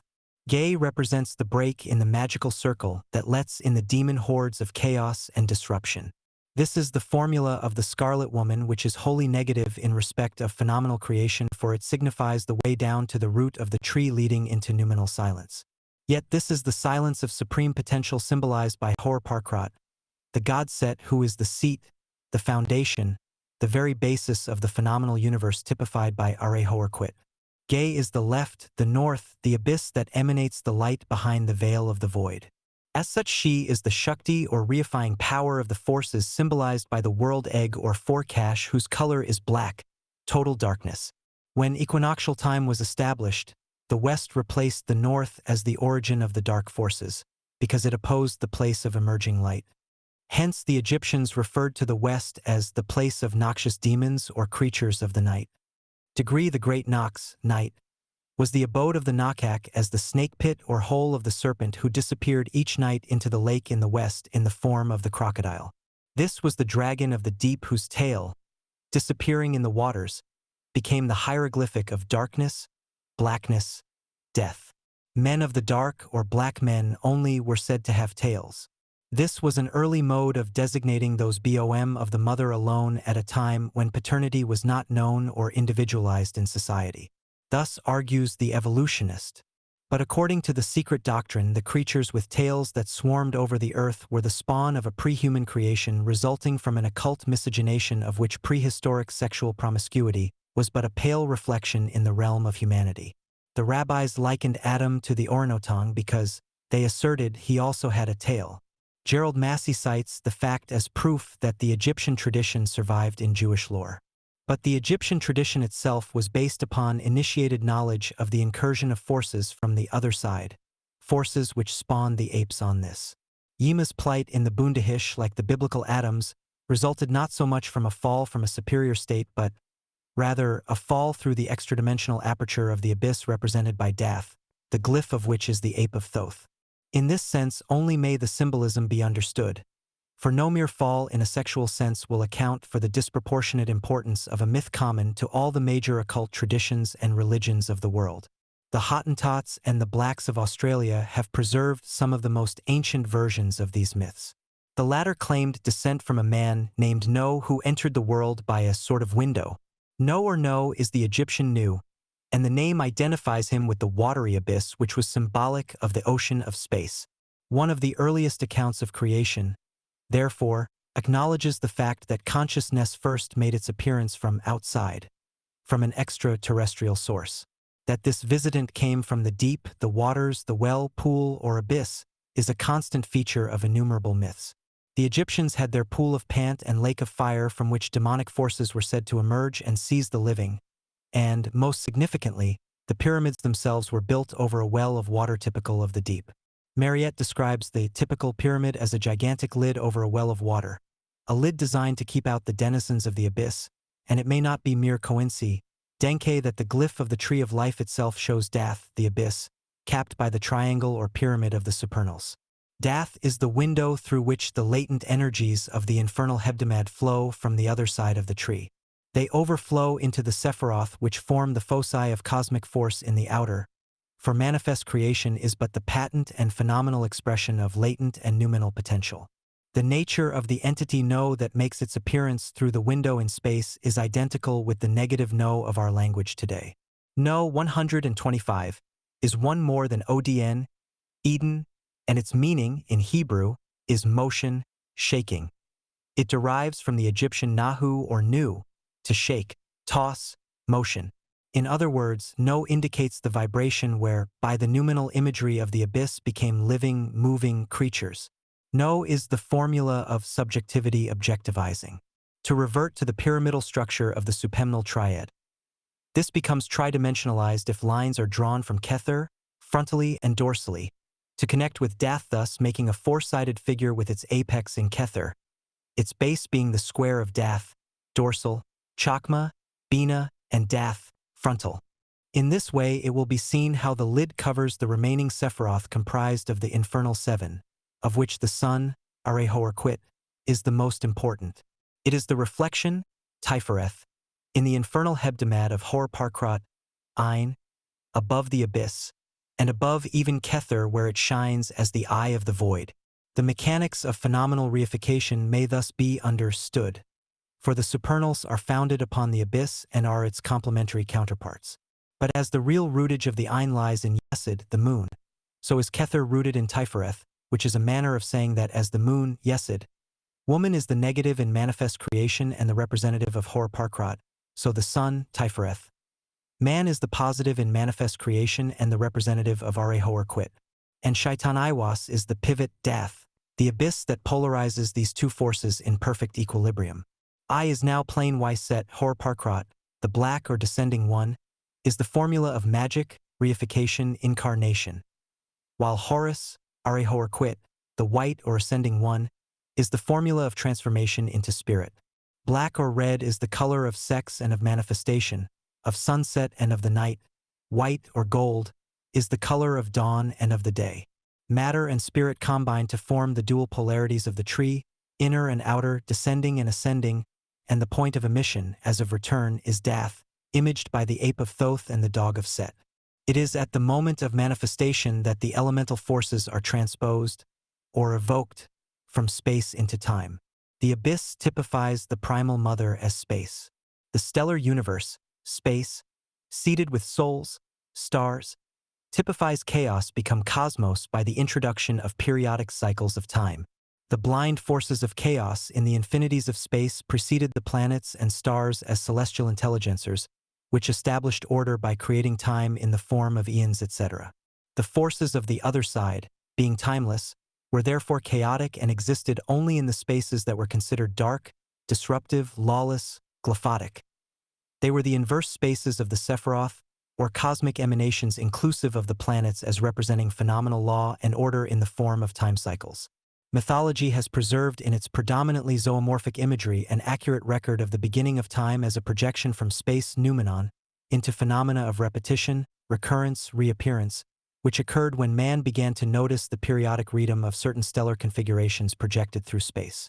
These were deposited in mythology as the haunters of the deep, which seethed with the extraterrestrial demons that have swarmed in myth and legend in the guise of the Typhonian teratomas, giants, gnomes, elves, fairies, etc., of the elemental kingdoms, but, above all, in the curious hybrids and primeval mutations later stylized in the form of sphinxes, griffins, unicos, and all manner of fabulous beasts. These pre-val and primeval types survive also in the hells of the subconscious and are amenable to invocation and, though more rarely, evocation. Austin Osman Spare? Degree, for instance, evolved a system of magical sigils for controlling these monstrous atavisms and for reifying the qualities and powers which they symbolize and which they once possessed upon Earth long ages before humanity emerged.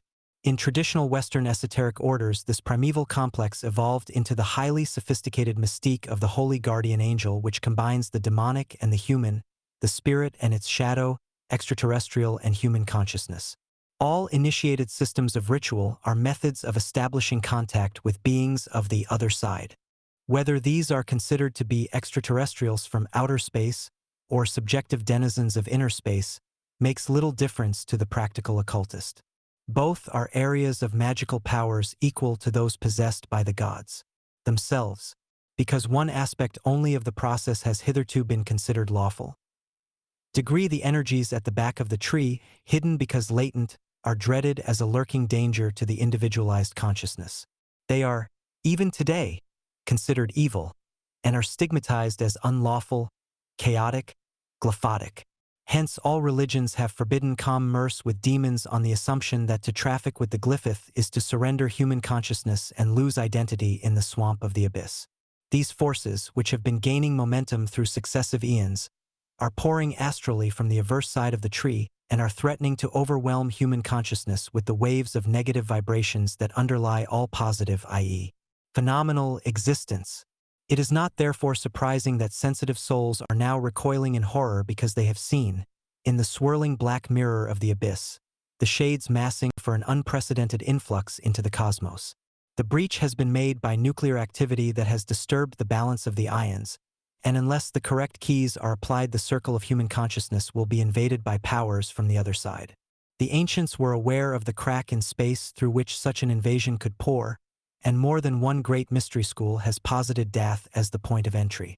The myth of the old ones returning to reclaim the thrones of the earth is a very ancient theme and one that has been revived in recent decades not only in the fictional writings of such natural sensitives as Arthur Machen, Algernon Blackwood, H.P.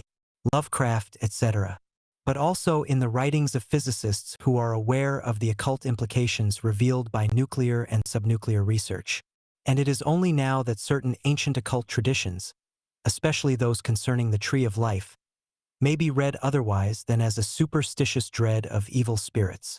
The Schwarzschild black hole in space, which has been likened to a sponge or dugnut, or a solid mass perforated by wormholes like Emmentaler cheese, gives some idea of the anatomy of the multidimensional tree. The wormholes are the hells or hidden holes, unnoticed because dwarfed by the spheres of the Sephiroth. The leap across the abyss which the initiate has to make in order to transcend phenomenal existence and penetrate the veil of the void is vividly explicated by John Taylor in his book entitled Black Holes, although, of course, his remarks have to be translated into terms of Typhonian metaphysics as I have done in the notes to what follows. It is precisely such a jump through the superspace of the interior of the donut that is allowed by wormholes. They allow these direct connections which would otherwise take so long. We can imagine each of these wormholes as dots giving access to the donut's interior at the 2 points we are interested in. One we can call the Earth, the other a distant star. We enter superspace through the wormhole at the Earth and leave it at the other wormhole at the distant star? The whole journey could be instantaneous. This extract is reminiscent of the star sponge vision which Crowley had during a magical retirement in New England, at Montauk, on the bank of Lake Pasquaney. Initiates of the Black Snake cult will be reminded of the voltigas, vaulters or leapers, described by Michael Bershows in connection with certain secret paths on the back of the tree. Krantz, cited by Massey, mentions a class of spirits dreaded by the Greenlanders. They are the ghosts of those who died when the world turned upside down in a vast deluge. They were said to have been transformed into flames, and they sheltered themselves in caverns and clefts in the rock. This legend, which is typical of many such, suggests a sudden and catastrophic overtombing of the tree. It not only turns upside down, it keeled over so that the other side shed its consuming flames into the cavities of the averse Sephiroth. A legend preserved by the California Indians describes how 7 mariners, the Hogates, speared a gigantic sea lion which, in its death throes, dragged them and their boat towards an immense whirlpool which lay to the northwest, at the place where souls are sucked down into the underworld. On the point of disappearing down the funnel of the vortex, the rope attaching them to the sea lion snapped and the Hogates floated up to the skies where they were transformed into 7 stars. The Celian was a form of the Typhonian dragon of the abyss, and the region of the whirlpool lay in the northwest, which is the region traditionally assigned to the underworld, north being the realm of Typhonian darkness later transferred to the west as the place of the sun's death or disappearance into Amenta.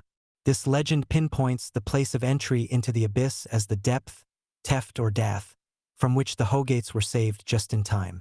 Their exaltation to the heavens shows the transmogrification of the elemental, dark, blind forces of the abyss, and their conversion into intelligent luminaries that were thereafter used as keepers and measurers of time. The legend explains the symbolism of the abyss, dath, and of heaven, ein, the south and north poles of space and time, the day, and the night side of Eden. K is interesting here to note the equation of the name IHVH with the supimal quaternary, Kether Chakma, Binadath. The yod, I, equates with Kether, for yod is the supernal flame of consciousness typified by the pole star. Ha, H, equates with Chakma. She is the Shakti that transmits the light of yod to Vav V, via the power zone of Bina. Hence Havav, Hiva, or Eve. The child of Chakma and Bina is Dath, the Ha final or daughter, who resumes the formula of Kafnia.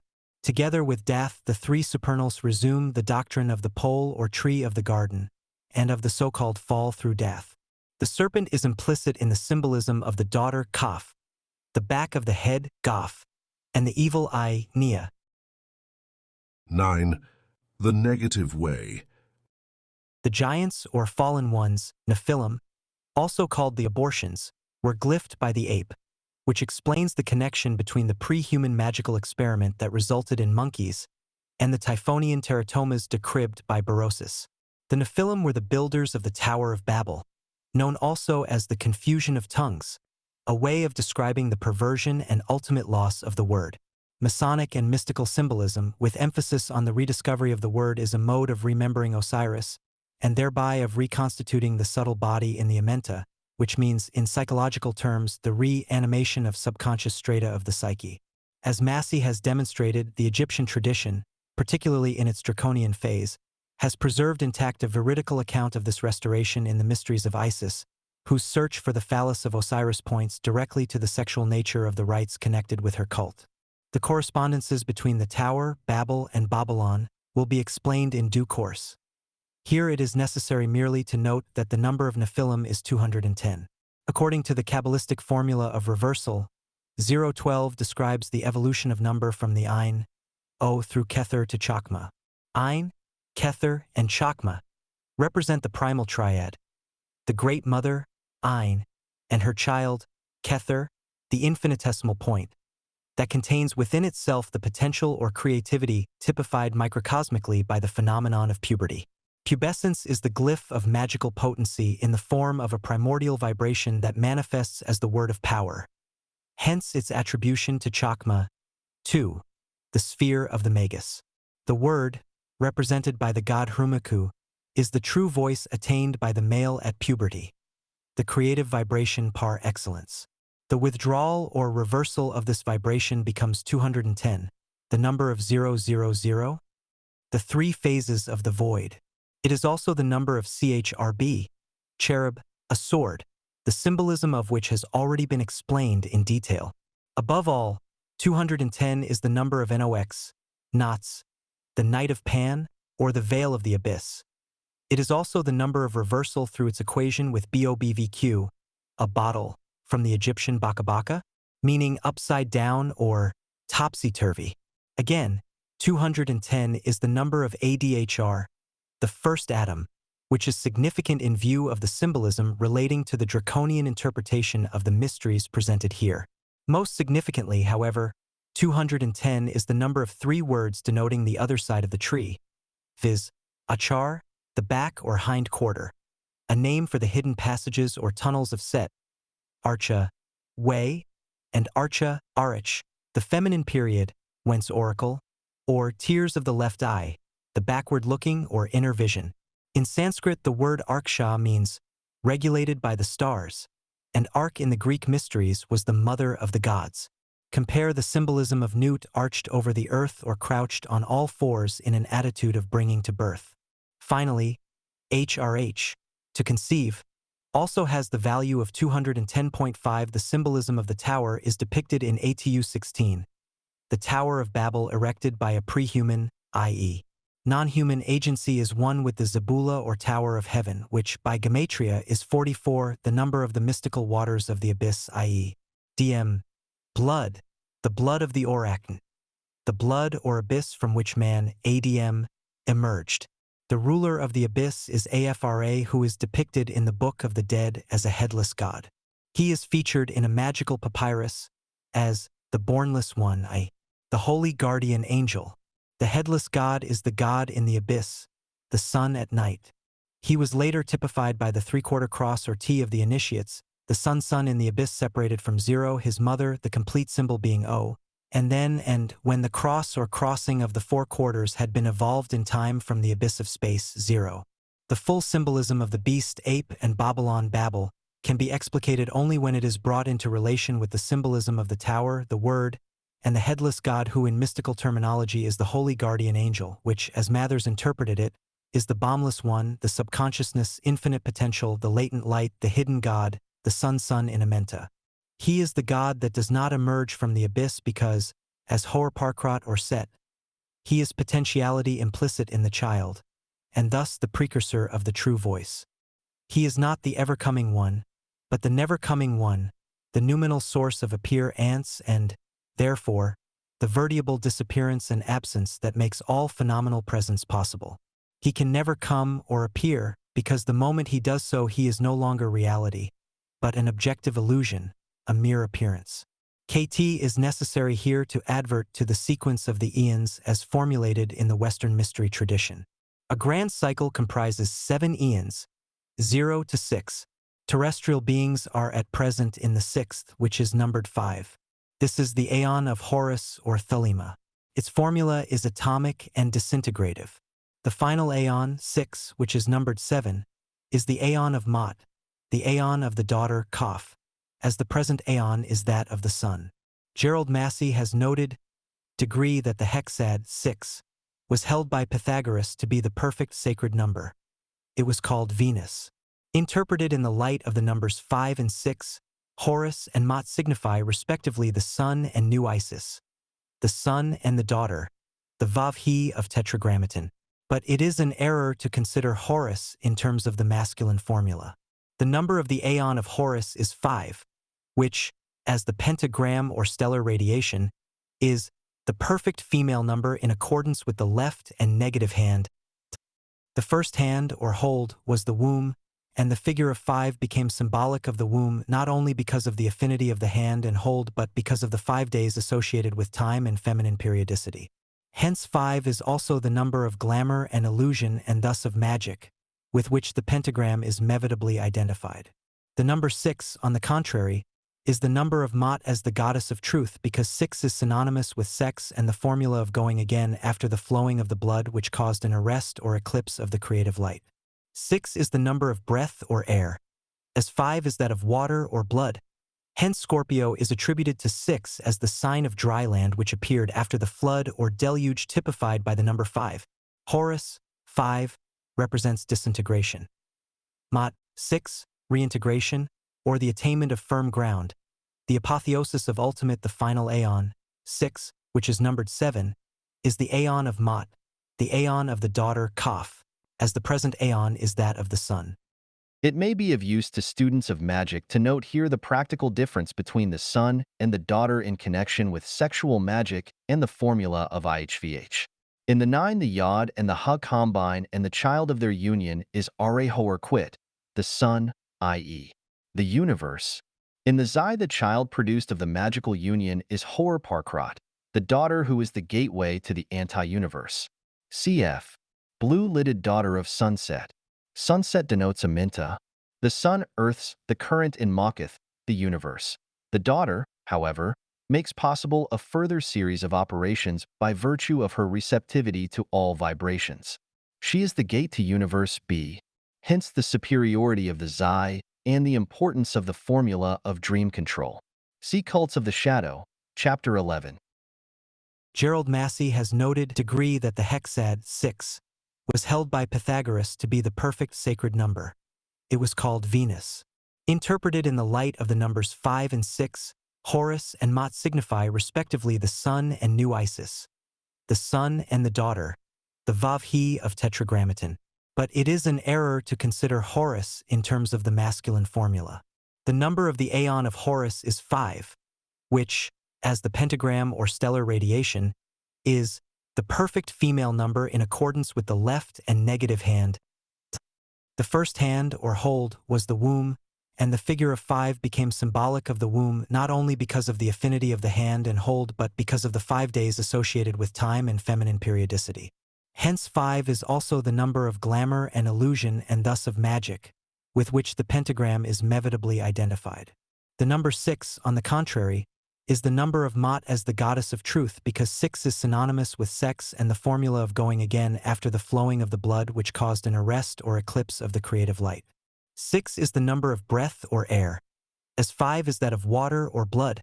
Hence Scorpio is attributed to 6 as the sign of dry land which appeared after the flood or deluge typified by the number 5. Horus, 5, represents disintegration. Maat, 6, reintegration, or the attainment of firm ground, the apotheosis of ultimate reification after the dissolution affected by the aeon of Horus. But it should be remembered that these numbers constantly interact. The aeon of Maat, numbered 6, is actually the 7th in series from the first aeon which emanated from the abyss. The daughter is finally reintegrated with and as the mother, the primal goddess of the 7 stars, souls, who attains her zenith or height in the 8th. This is not a material entity but a dissolution pralaya, following upon the entire series of outbreathings or eons in one complete cycle of time, Mahakala. Frater Akkad was under the impression that the aeon of Maat has already dawned, but Al hints that her advent will occur at some future time. Time, however, has reference only to phenomenal existence, and it is possible that certain adepts have already realized the advent of Maat in those dimensions beyond time and space that are represented by the Sephiroth of the other side of the tree. The earliest type of the tree was feminine, and it was represented by the Asherah, ash tree. This was a universal type, and Crowley hymns the sap of the world ash wonder tree in the Gnostic Mass which he composed in Russia in 1915. The Asherah was a figure of 3. 3 and tree are symbolically synonymous, as the tree of 3 from which the earliest family appeared in the form of the mother and her child will became the pubescent male and the bull of his mother. The type was perpetuated in ancient Egypt. This family tree was the oldest and it preceded the trinity of father, mother, child, for it emaned from a phase that antedated the role of paternity in society. The tree, being a glyph of the total, also symbolized a complete cycle of time represented by the number 30, which, by shape, suggests the Hindu creative mantra 39, Om. The numbers chiefly associated with the feminine tree or Asherah are 10, 7, and 13, all of which are connected with the feminine mysteries. 10 is the number of men, an Egyptian word meaning a memorial, the period of illness, a liquid measure, and the number 10 or many. Many was the Syrian lunar goddess. Asher also signifies 10, and the tree is the feminine figure of 10 or total as the 3 as already explained. 13 is the number of female periods in a lunar year of 13 months of 28 days. 10 such periods constituted the time of gestation and the tree resumed the 10 dry and the 3 wet phases of the total cycle of creation. Later, the 10 were symbolized as 10 fruits and 10 Sephiroth, the 3 supernals being separated from the inferior 7 by the waste of the abyss which is crossed by the 13th path. $1 is the mother, 2 the child, 3 the pubescent male. Typhon and Set Horus thus represent the tree of the 2 phases of destruction and creation, negation and affirmation, menstruation and gestation. 10, 7, and 13 make the complete cycle of 30. The 10 that is 30 by 3, the primordial triad evolving the tree of 10 fruit, Sephiroth. The mystery of the 10 is then the mystery at the heart of the primordial draconian cult of the goddess. And although the symbolism refers to the origin of the known universe, there are reasons to suppose that the cult was aware of another universe, altogether unknown, the one beyond 10, the 11th. This later became typed as the number not only of death, but of negative phases of being represented by the glyphith. The mystery of 11 was concealed by the Draconians under the numbers 5 and 6, 5 being the left or feminine aspect of Shakti, and 6 its positive side. Together, these two are 56. In AL 1:24, Newt declares her word as 6 and 50. This is the word of Nu, whose number is 56. Its full symbol pertains to the pentagram and the hexagram and the magical word abrahadabra, which is the formula of the great work, the union of the 5 and the 6. The great work has hitherto been considered as a work of synthesis, but it is more properly speaking the result of that supreme dissolution and eternal ecstasy in the kisses of Nu, of which Hadit speaks in chapter 2, verse 44. But in order to understand the nature of the dissolution and the ecstasy, it is necessary to understand the nature of 11 as the one beyond 10, in the sense that it is the one or yoni beyond the veil of the abyss, i.e., the yoni on the other side of the tree. The number 5 was sacred to the goddess on account of the physiological formula of her earthly representatives. It was also the number of one hand, the left, which was primary. This was the hand or hold of the mother, as explained. The left or underhand became, in the solar post-draconian cults, the inferior and infernal hand, and was therefore ascribed by the Solarites to the left-hand path, that sinister path that exalted the female principle and recognized it as primordial. The number 6, i.e., the right hand, represented the solar and masculine power, and the sixth digit, after taking into account the 5 of the left hand, was the thumb of the right. This typified the phallus and sex, 6, not only because the phallus is the copula, but primarily because it typified the beginning of a new series after the dissolution caused by the draconian eclipse. Massey declares that the two great and hidden secrets of the ancient wisdom were those of times and numbers, especially in relation to feminine periodicity, which explains the motive for keeping the nature of the gnosis concealed.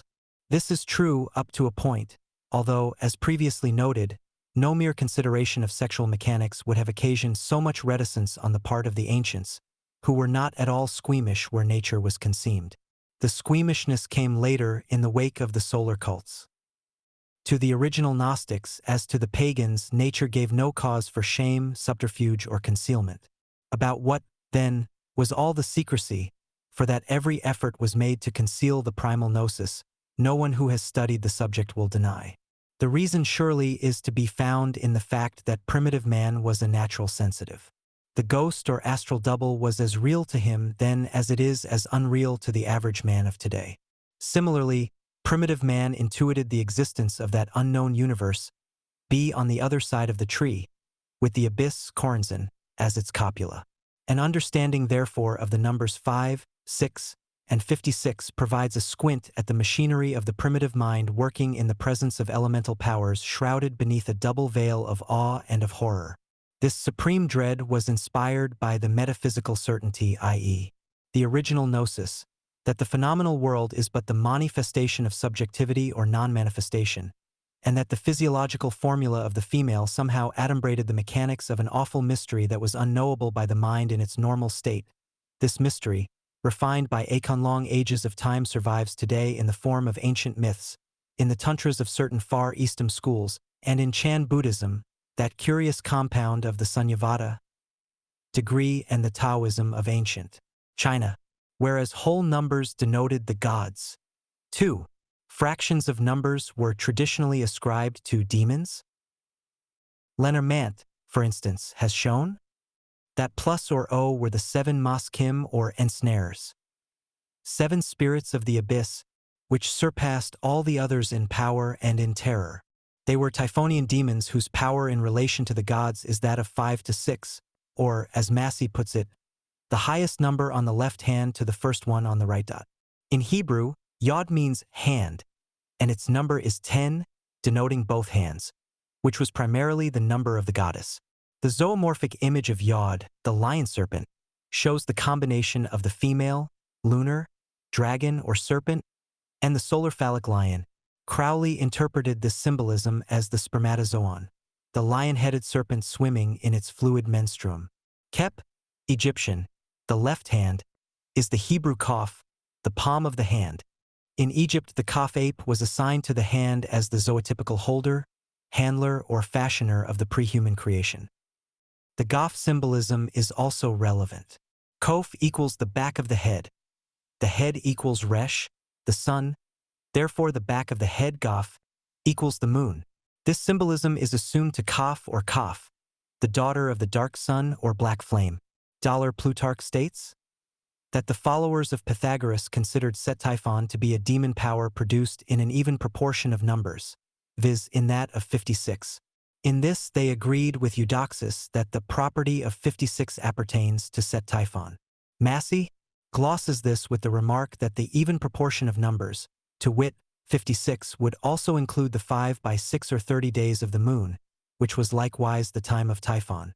Furthermore, the figure 5 is by shape the crooked sword or sickle of Satan, Cronus. It was originally the symbol of the goddess of the 7 stars, as the cutter-off or divider of time in heaven, as the mother was the divider into 2, into 3, into many on earth. The figure 5, then, represents the annihilation of time, as the 5-day period abolishes or eclipses the creative spirit. The latter, in turn, is represented by the number 6, which is the figure not with a tail added, indicating the negation of the 5-day period, its tail end.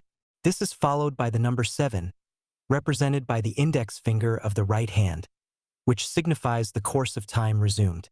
In the Egyptian hieroglyphics, the sign of 7 is the sign of a god, symbolized by the axe, Neter 9, the axe being the weapon of Set, the opener of the mother.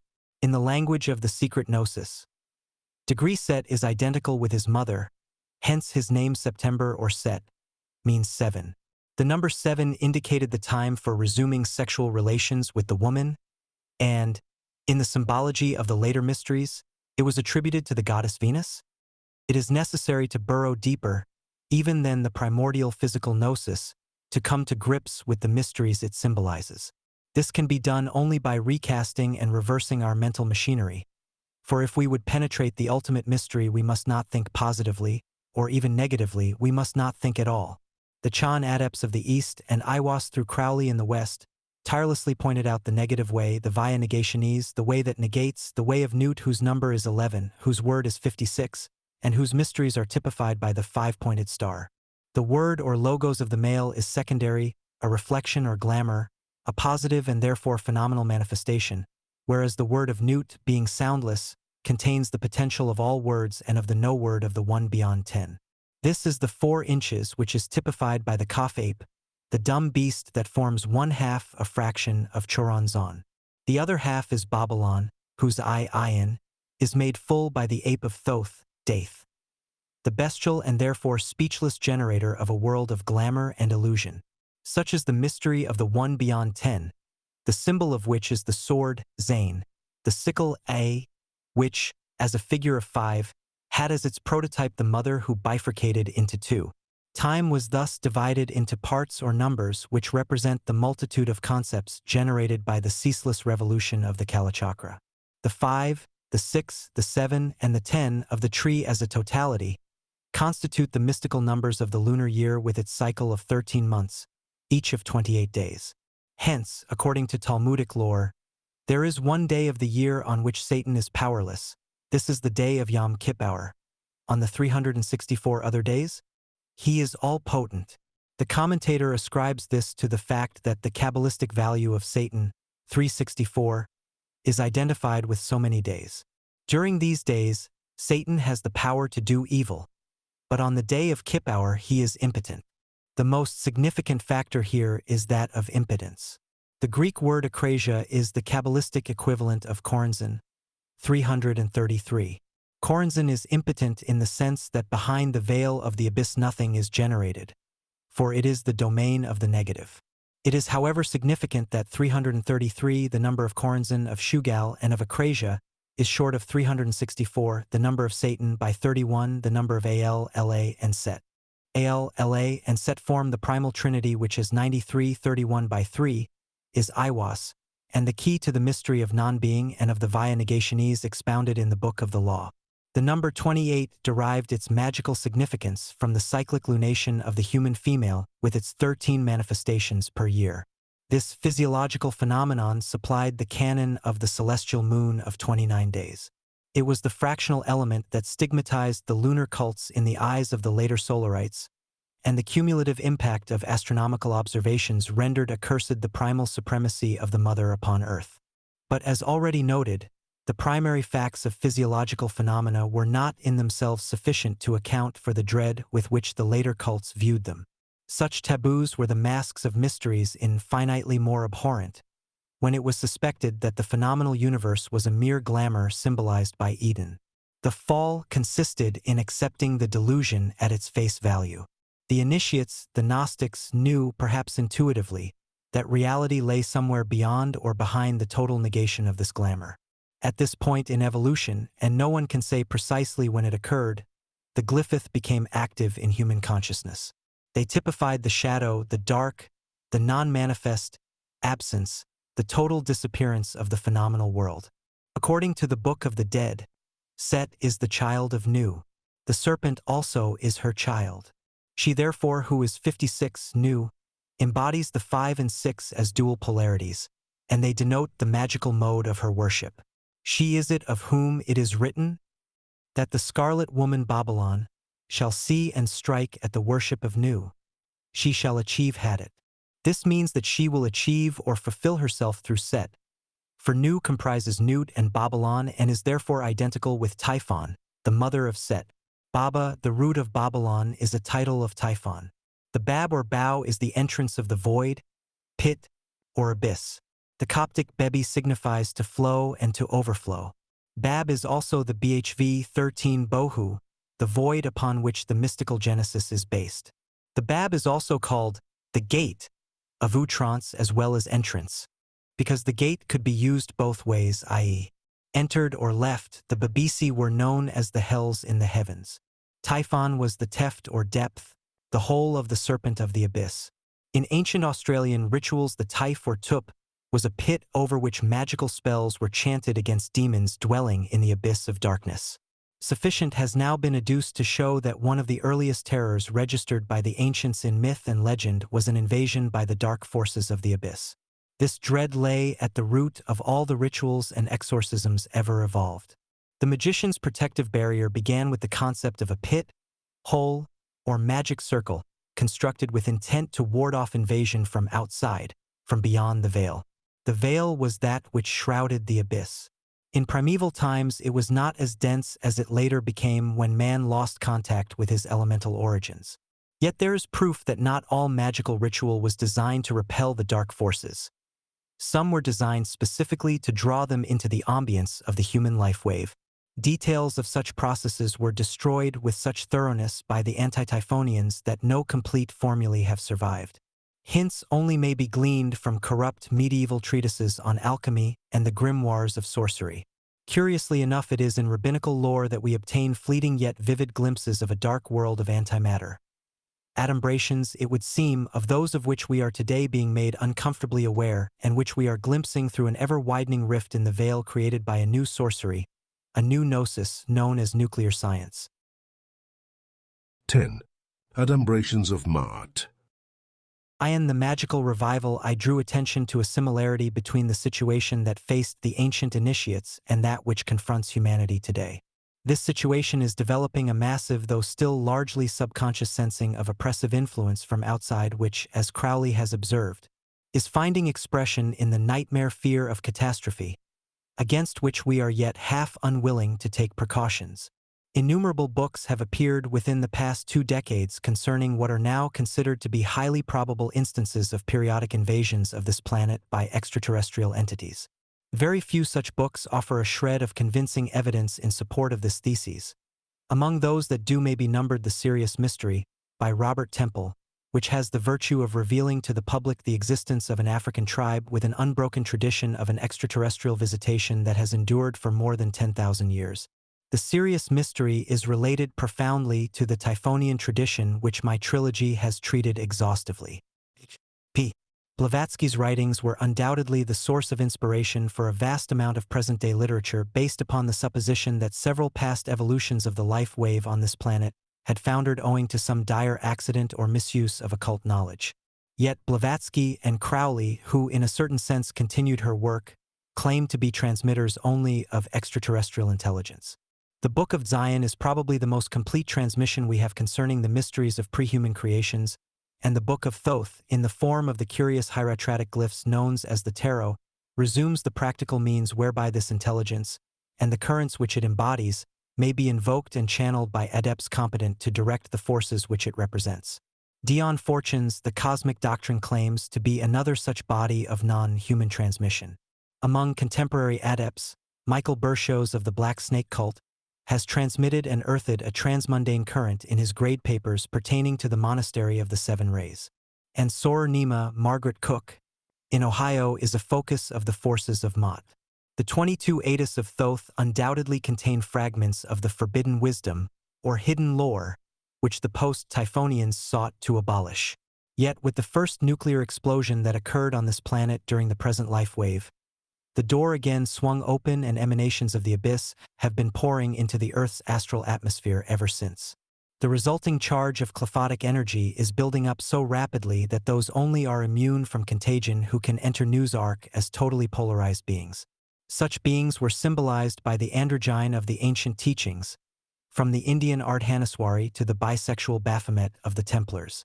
It is suggested by the authors of The Dawn of Magic that a certain region of the Gobi Desert bears the scars of a nuclear explosion. In the Chaldean account of the contest between Bel and the dragon, the solar deity arms himself with the sword Zain of the four quarters which tummed four ways.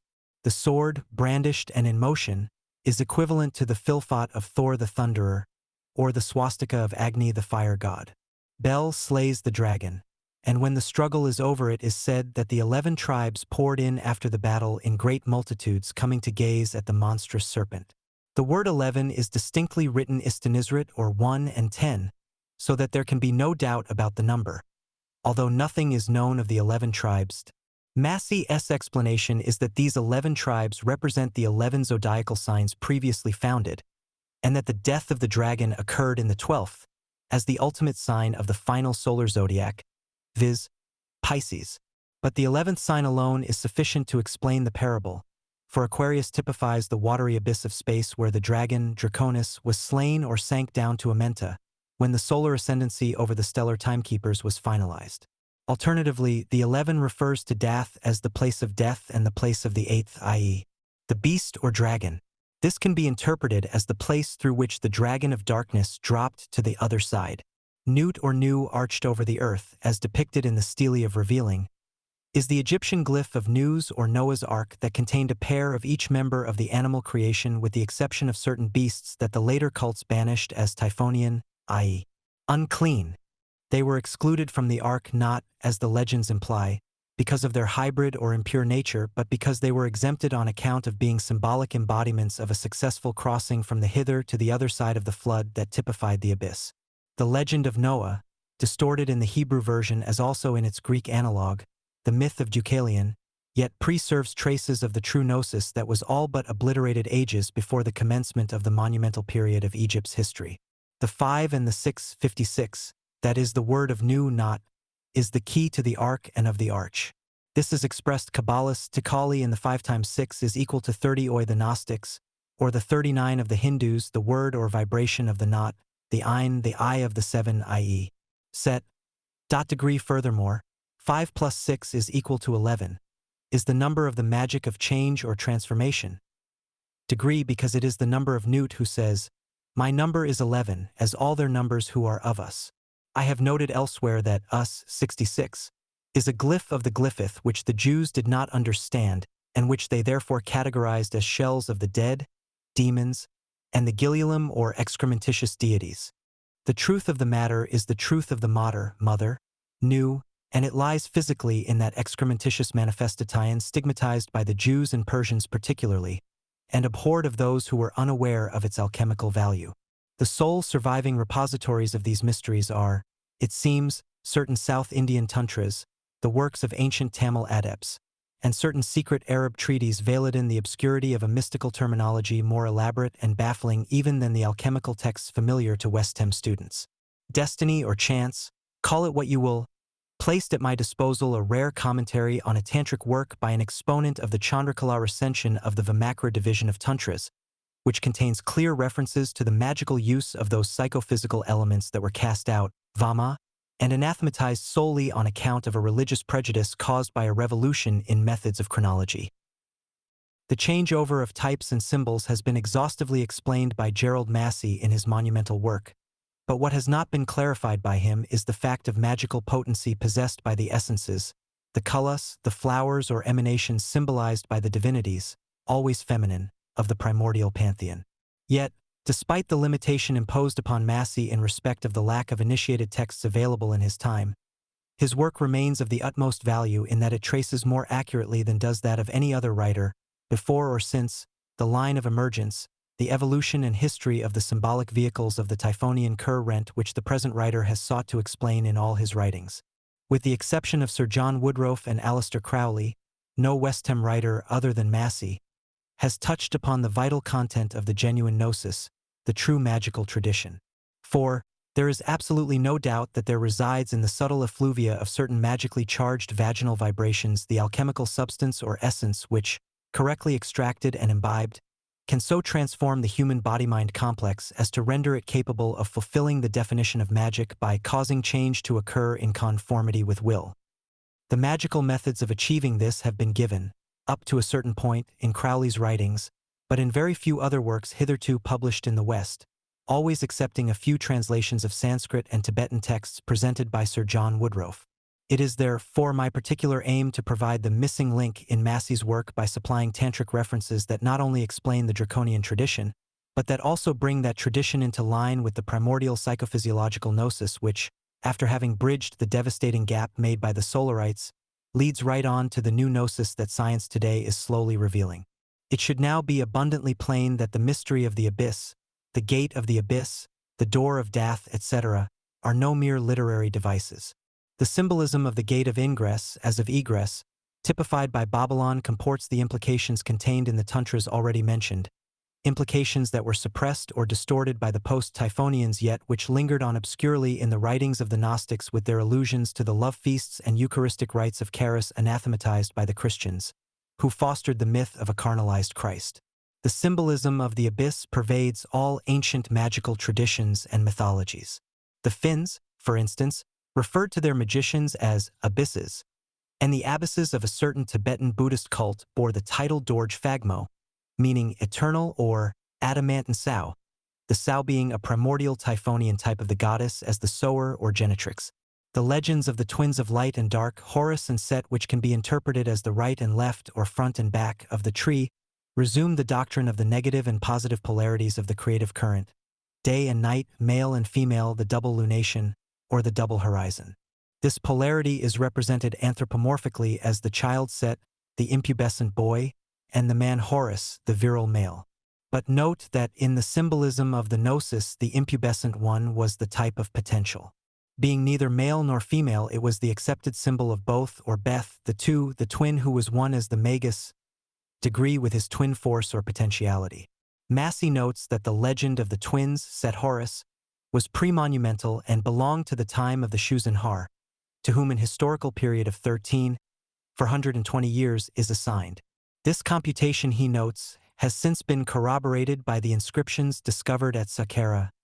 But prior even to the cult of the twins, ancient as it is, the cult of the Trinity or Three in One, existed with the mother Typhon as the primordial source of creation who contained within herself the child Set, whose potential was actualized as Horus.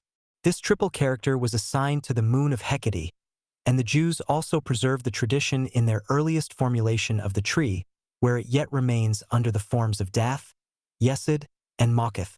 Dath was the cosmic moon and the source of the illusion of phenomenality, i.e., the ego. Yesod was the astral or celestial moon, the moon of magic and witchcraft.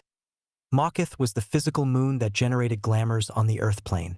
Moketh was thus the densest aspect of the Trinity and the reification of the moon in the human female. Dath is to the supernal triad what Yesod is to the infernal triad, and it is significant that the qliphothic image which the Jews assigned to Yesod was that of Gamaltel, the obscene ass. According to Sharp, the head of the ass is an Egyptian hieroglyphic determinative having the numeral equivalent of 30, which shows its relationship to the lunar current and the month of 30 days divided into 3 parts, each of 10 days. But it is in the Persian texts that we meet with the ass that may be considered obscene. It has 3 legs or members, the third being the phallus, with which it purifies the ocean of salt. When it stales in the ocean, all the seawater will become purified.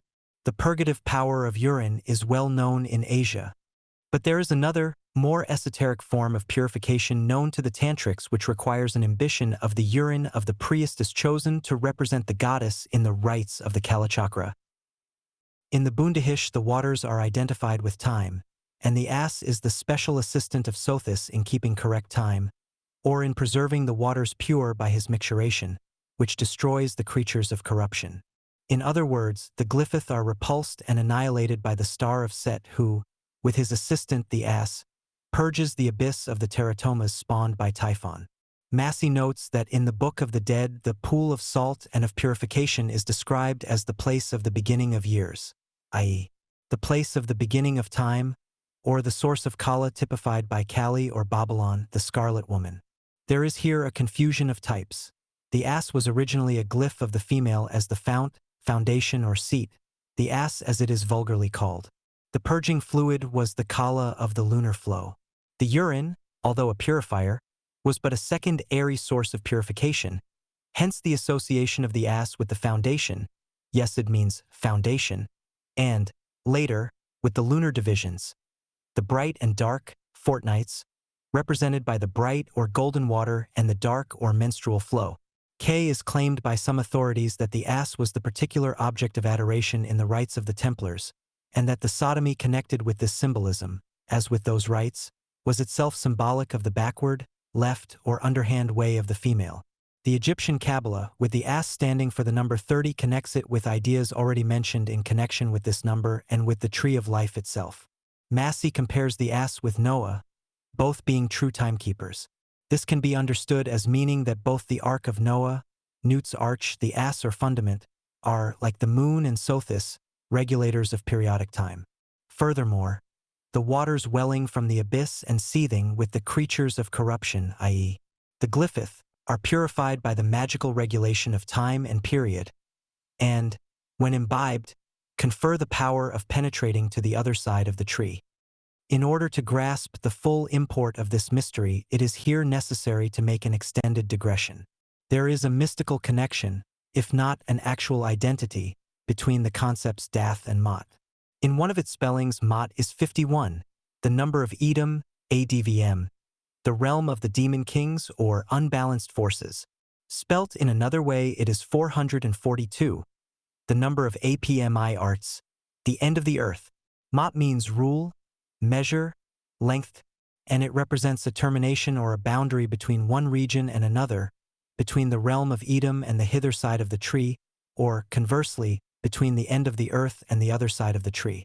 In a communication received by a contemporary priestess of Mot, that goddess is described as the pause dot. Similarly, in Halevi's book on the Kabbalah, Dath is described as the interval. Dath and Mot therefore symbolize the state of in-betweenness which Austin Spare associated with the infinitesimal break in the continuity of consciousness that permitted the influx of alien power. But it is in her avatar of Maut, the vulture goddess, that Mot becomes explicable as the solution de continuite in contradistinction to Nu or Newt. Both Maut and Nu have the value of 56 equals 11. Newt, as the continuous one of heaven, is dissolved into the discontinuousness of hell. Degree presided over by Maut, who is identical with Mot as the atomic truth particle, Atma. Degree, the two concepts, Maut and Nu, together total 112, twice 56, which is one more than 111. The number of Smai, a title of Set and of the Greek word HNNHA, meaning 9. 9 is the number of Yesod, the power zone that reflects Dath into the astral world. 5 plus 6 plus 5 plus 6 yields 22. The number of rays connecting the 32 kalas of the Tree of Life. The one that is more than 111 is also the 1 in 8 explained earlier in connection with the symbolism of the 8-headed serpent. The 1 in 8 that is 9 by the fools. Degree who are 111. Degree. As Crowley observes, if one assumes that the tarot is of Egyptian origin, one may suppose that Mat, this card being the key card of the whole pack, really stands for Maut, the vulture goddess, who is an earlier and more sublime modification of the idea of Nuth than Isis. It is here maintained, however, that Maut is not only an earlier modification of the idea of Nuth, etc., but the primal negative that assumes apparent continuity or duration in the phenomenal universe. That it is indeed the noumenal void that is the substratum of reality. In other words, it is the emptiness that characterizes the fool or silly one, the mat or mad one, the holy one that is 1 in 8, as previously explained. And this 1 in 8 is Dath or Math, the mouth of the abyss, the hole in space that opens on to the other side of the tree. Thus, ideas such as the fool, the vacuous, the mouth, the holy, are all embodied in the image of Maut. Crowley also draws attention to the fact that the vulture was anciently considered to have reproduced its kind by the intervention of the wind. The word fool derives from phallus, a windbag, so that even etymology gives the attribution to air. When Crowley and Newberg evoked Coranzon in the desert, they employed the dagger. This is the magical weapon attributed to air which, as a metaphysical concept, symbolizes space and emptiness, the complement of time and continuity represented by Newt. Maut and New Isis therefore achieve equipoise in the 11th power zone and on the 11th path Aleph, the way of the fool. Air is symbolic of the ghost or geist, the gust of wind or breath of spirit which, in biblical lore, impregnates the Virgin Mary and is thereafter known as the Holy Ghost. Maut also reproduces after this fashion, for matter Mat, is the manifestation of the unmanifest, typified by space, the void. The extraterrestrials fecundate humanity via space, and the transmitter of their subtle vibrations is the ether, symbolized by the dove, the beast of air. In the comment to Liber Penny Penumbra, it is noted that anything weighing more than Maat, truth itself, cannot progress or cross the abyss. The feather that typifies Maat is a symbol of air and of flight. Not the flight of the eagle, but of the vulture whose wings remain motionless in space, since there can be no movement in the void. The gods are the goers and balance is maintained by onward motion. A total rupture of progression leads immediately to the abyss dash. Because when motion is transcended, the magician no longer exists, is no thinged. The word of the aeon of Maat is ipsos, IPSE plus OS. It is translated by its adepts as the same mouth. The mouth is Maut. Ipsos is further stated to be the word of the 28 RD path or Kala, the number of which is 56, 5 plus 6 is equal to 11. Thesis, the number of both Nu and Maut, and 11 is the number of the Cliffith as well as of magic. The 23rd Kala is attributed to water, the element most opposed to air, for breath is abolished by water, which is attributed to the hanged man of the tarot. This ATU has an occult significance explicable in its deepest import only with reference to the Vama Marg. The hanged man is depicted upside down, a posture typical of the reversal associated with Viparita Karani. The water peculiar to this path is the blood that flows from the mouth of that goddess whose symbol is the vulture, a bird that was reputed to feed upon this formative fluid. The vampire bat is another zootype of the bloodsucker who was hanged. It hangs upside down in its yogic sleep of satiation, gorged upon the vital fluid of its victims. The Hebrew word for water is mim equals 90. The number of Tzadi, the letter of which it is nitten. Tzadi is not the star. The meaning of Tzadi is a fishhook, and the fish is the secret sperm that swims in the blood of the priestess whose symbol is the silver star. The number of the priestess is 3, which, together with Tzad, yields 93, or 3 by 31. The path of the priestess is ascribed to the number 13, the reversal of 31, the key of Al, which, in the hands of the priestess 3, becomes 93. Degree. 13 denotes the magical current cognate with menstrual blood. The blood that both emanates from and is imbibed by the hanged man. This symbolism equates with that of the black pearl in the crystal lotus described in Liber Penny Penumbra. The pearl is the special stone of the priestess. It is black because she is the priestess of Kali, of time, or at her time or period. The crystal is attributed to the 13th path. The lotus to the 23rd path? There is, however, a profoundly mystical manner in which this blood is not. That is to say, in which it is the antithesis of time and, therefore, of manifestation. MIM, spelt with the finalum, counted as 600, becomes 650, which is the number of the Chaldean word Lshoirm, meaning demoni, bus hirsutis, to the hairy deities.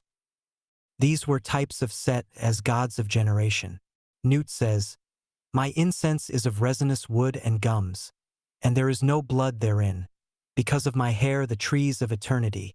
She then goes on to declare, "My number is 11, as all their numbers who are of us." Here Newt gives the recipe of her incense in contradistinction to her perfumes, fragrances, or flowers, i.e., the lotus. Incense is ascribed to air, space, the void, and flowers, particularly the lotus, to water, blood. Thus, Mot, air, and Maut, blood, are formulated in Newt as Not, the star. Mot is the feminine counterpart of Thoth, who is identical with Dath. Mot and Dath have therefore an esoteric equivalence which is nowhere made so plain as in the ascription to Thoth, as his consort, of the cynocephaly or dog-headed ape. Mot is therefore the true word which, when reflected or aped by the cynocephaly, becomes falsehood. It is this dual aspect of Newt, as the non-manifest, noumenon, and the manifest, phenomena, that is combined in the 11th power zone, Dath. Dath is therefore the crux of the tree, the true place of crossing over to the other side, and its significance in relation to Mot as the window opening upon the new aeon, the aeon of New Isis or Mot, will now be explained. 11. The vulture's mouth.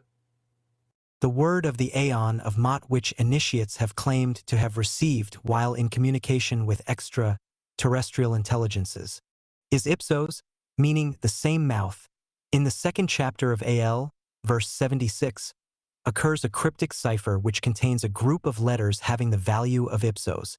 In fact, two different spellings of ipsos produce numbers equivalent to a group of letters in Al.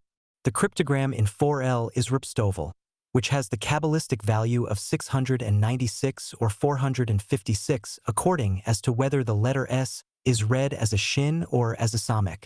Similarly, ipsos equals 696 or 456 according as to whether the first S is taken as a shin or a samekh. Ipsos is therefore the Kabbalistic equivalent of ripstoval. The meaning of this group of letters is not known, but ipsos, the mouth, the organ of the word of utterance, outrance, of feeding, sucking, drinking, etc., is the organ not only of uttering but also of receiving the word. The ripstoval formula partakes of ipsos, for the formula of the tower is that of the phallus in eruption and the ejaculation of the word of the aeon of Mot, the word that extends to the end of the earth. The earth is under the dominion of the prince of the air, i.e., Shaitan, but the spaces beyond are under the dominion of the lord of the ether, whose symbol is the vulture. No formula can be cosmic that is not essentially microcosmic, for the one contains the other. It is therefore suggest that the formula of ripstoval is that of a specifically physiological process which involves the mouth uterus in its most recondite phase. The mouth is Mot, the truth, the word, Mat, the mother, Maut, the vulture, and Mort, the dead is implicit in the symbolism of the tower. The eruption or utterance of the tower, phallus, is the outrance of the word into the spaces beyond the earth that are one with the ethers represented by El Matto, the fool, the mat or mad one, and Le Mort, the dead. The path of the fool, 11th path, is the secret extension of the path of the tower, ATU 16, and an initiated comprehension of this symbolism yields a key to the formula of the aeon of Mot which is resumed by the number 27, 11 plus 16, the number of the path of the dead and of ATU 16, the tower. It is significant that the path of the tower is in fact the 27th path. This number is attributed to Liber Trigrammaton, an as yet unfathomed holy book received by Crowley from Iwas. Crowley suspected that it contained the secret of the English Kabbalah, and in his commentaries on Al, he attempted to equate the trigrams with the letters of the English alphabet in order to discover the English Kabbalah as he was bidden to do in Al. But the equations were far from convincing even to himself. What he seemed not to understand was that the Kabbalah he sought pertained to a different dimension altogether, and that the mouth that was to communicate this Kabbalah was the mouth whose emanatians are the Culus themselves. Hence, as I have suggested in Cults of the Shadow, Chapter 7, concealing the word ripstoval, with equal probability may the word ipsos conceal a formula of psychosexual Culus that may be fathomed in relation to a tantric interpretation of sexual polarity. The interplay of the vagina and the phallus, i.e., the mouth and the tower, is resumed under the eroto-oral formula known in popular parlance as the 69, 69. But the matter is a little more recondite than that usually implied by this practice. The numbers 6 and 9 denote the sun and the moon, Tifereth and Yesod, and in terms of the 32 kalas, the 6 and the 9 refer to those of Leo and Pisces. Degree, the total enumeration yields 109, the number of NDNH, a Hebrew word meaning vagina. Deducting the cipher, 109 becomes 19, which is the feminine glyph. 109 therefore shows the egg or sphere O of the void, the Ein of the infinite in its feminine form. The magical significance of this symbolism is subsumed under the number 69, the radiant solar phallic energy, lightning, of the angel, streaking into the mouth, chalice or womb of the moon to mingle with the Gof Kala. The resultant brew is the vinum sabbati, the wine of the Sabbath of the witches, which can be distilled, according to the ancient grimoires, when the finial of the tower is obscured or veiled by the wing of the vulture. A peculiar cry is said to issue from the mouth of the vulture. In the heart of the master, Crowley notes that this cry or word is mu. Its number, 46, is the key of the mysteries, for it is the number of Adam, man. Mu is the male seed, degree, but it is also the water, i.e., blood, from which man was fashioned. The vulture is a bird of blood, and its piercing cry is uttered at the time of sundering, which accompanies the act of manifestation. For I am divided for love's sake, for the chance of union. 29. The number 46 also connotes the dividing veil, paraketh, previously explained. Mah 46 is the Hebrew for 100, the number of Gof and therefore of the back of the head, the seat of the sexual energies in man. 100 denotes completion or fulfillment of a cycle of time. The full meaning of the symbolism is therefore that when the vulture opens her wings to receive the phallic stroke in the silence and secrecy of the cloud, her shrill scream of rapture, Hrilliu, is Mu 46. It is at this stage necessary to make an apparently irrelevant digression if the full import of the tower symbolism is to be understood. In a dilapidated building formerly situated on the site now occupied by Center Point, there occurred, in 1949, a curious magical rite. It happened at the instigation of Gerald Gardner. The room in which the rite occurred was tenanted at that time by a witch whom I shall call Mrs. South. She was actually a procuress and whore who spiced her activities with an occult flavor calculated to appeal to a certain type of clientele. Accompanied by my wife and Gerald Gardner, the three of us made our way to Mrs. South's apartment after an afternoon spent with Gardner in his flat in Ridgemount Terrace off the Tottenham Court Road. The rite required 5 people and could commence only upon the arrival of a young lady whom Mrs. South was expecting for that purpose. The young lady was supposed to be, like Mrs. South herself, well versed in the deeper aspects of witchcraft. I will not deny the fact that her witchery proved genuine, but that she knew even less about the craft than Mrs. South I also will not deny. Gardner explained that the purpose of the rite was to demonstrate his ability to bring down the power. He intended raising a current of magical energy with the purpose of contacting certain extraterrestrial intelligences with which I was, at that time, in almost constant rapport. The rite was to consist of the circumambulation of the 5 of us round a large sigil inscribed on parchment which had been specially consecrated. The sigil had been designed for my use by Austin Osman Spare, who was, at the time, also engaged in contacting extraterrestrials.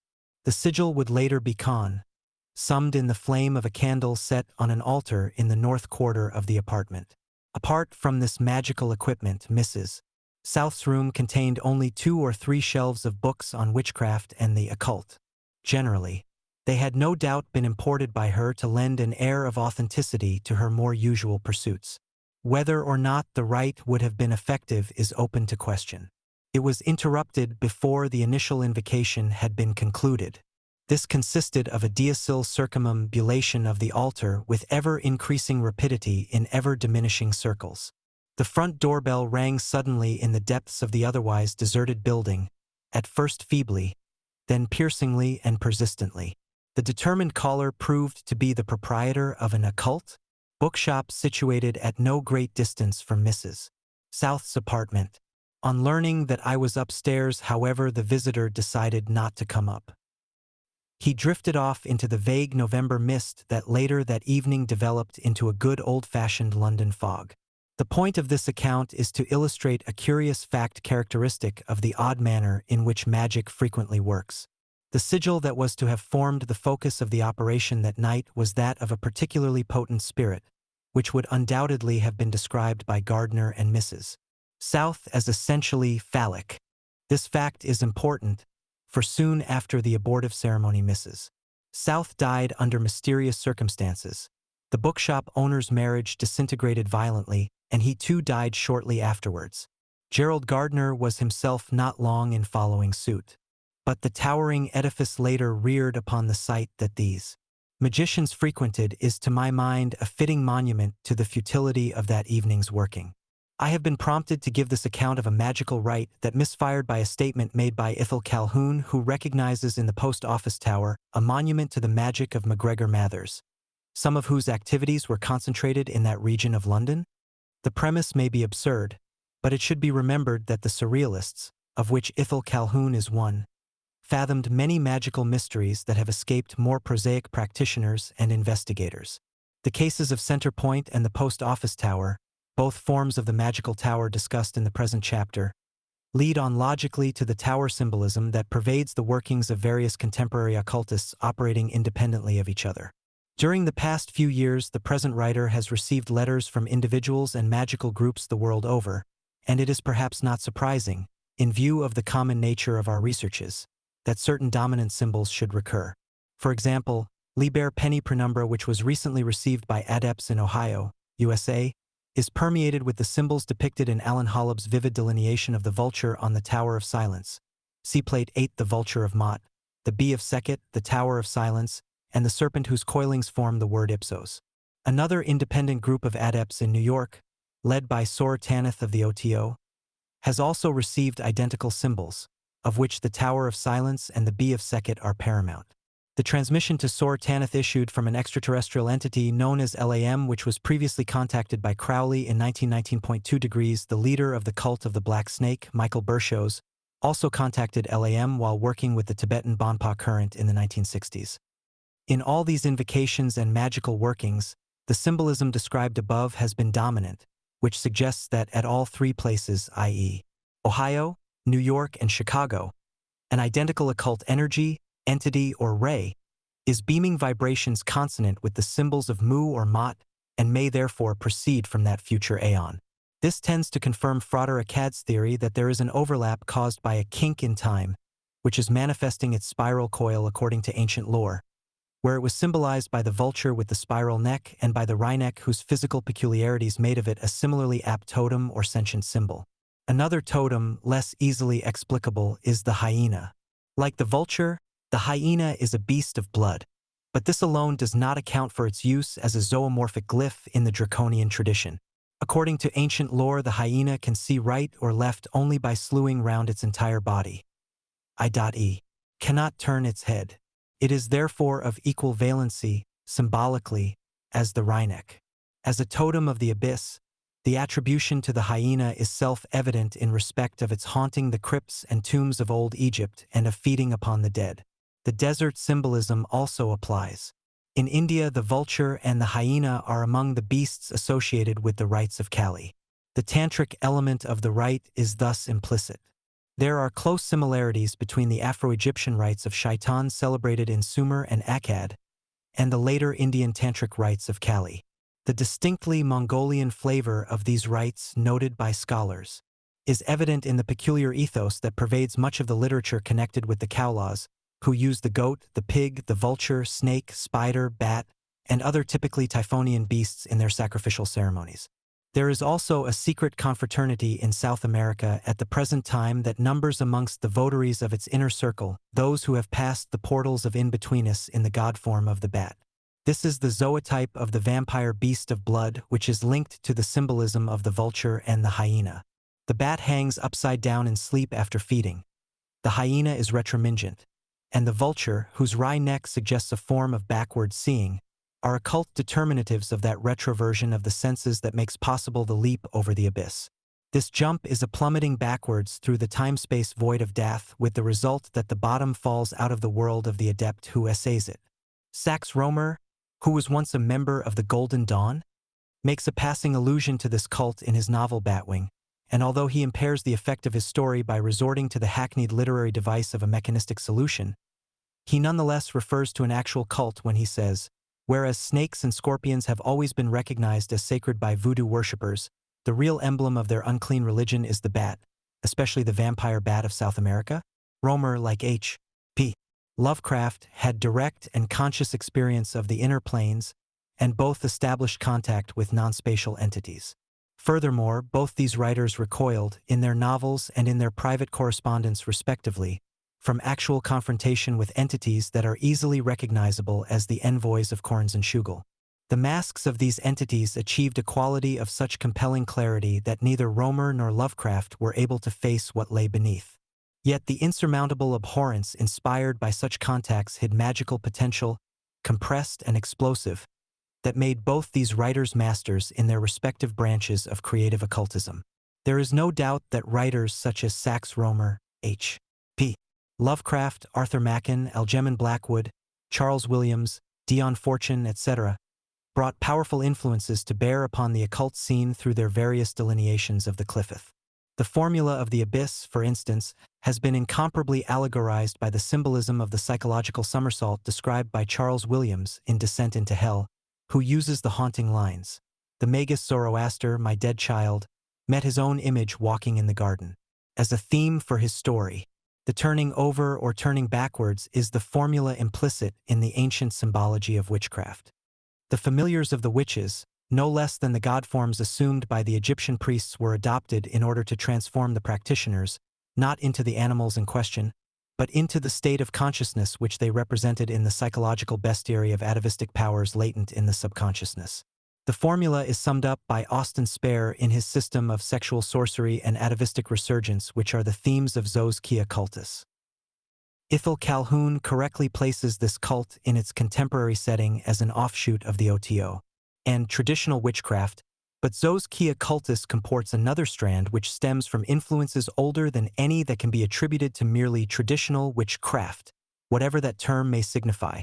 These influences emanate from cults such as those that Lovecraft contacted in New England via Salem witchcraft, which, in Tum, had contacts with vastly ancient currents which manifested in the Amerindian astral complex as the eldritch entities described by Lovecraft in his tales of horror. Such also were the entities which Spare contacted through Black Eagle. Black Eagle induced in Spare the extreme vertigo that initiated some of his finest work. Spare visualized this sensation of creative vertigo in a picture entitled Trapeze Tragedy, Plate 15, the theme of which he repeated in several paintings. The formula is essential to his sorcery.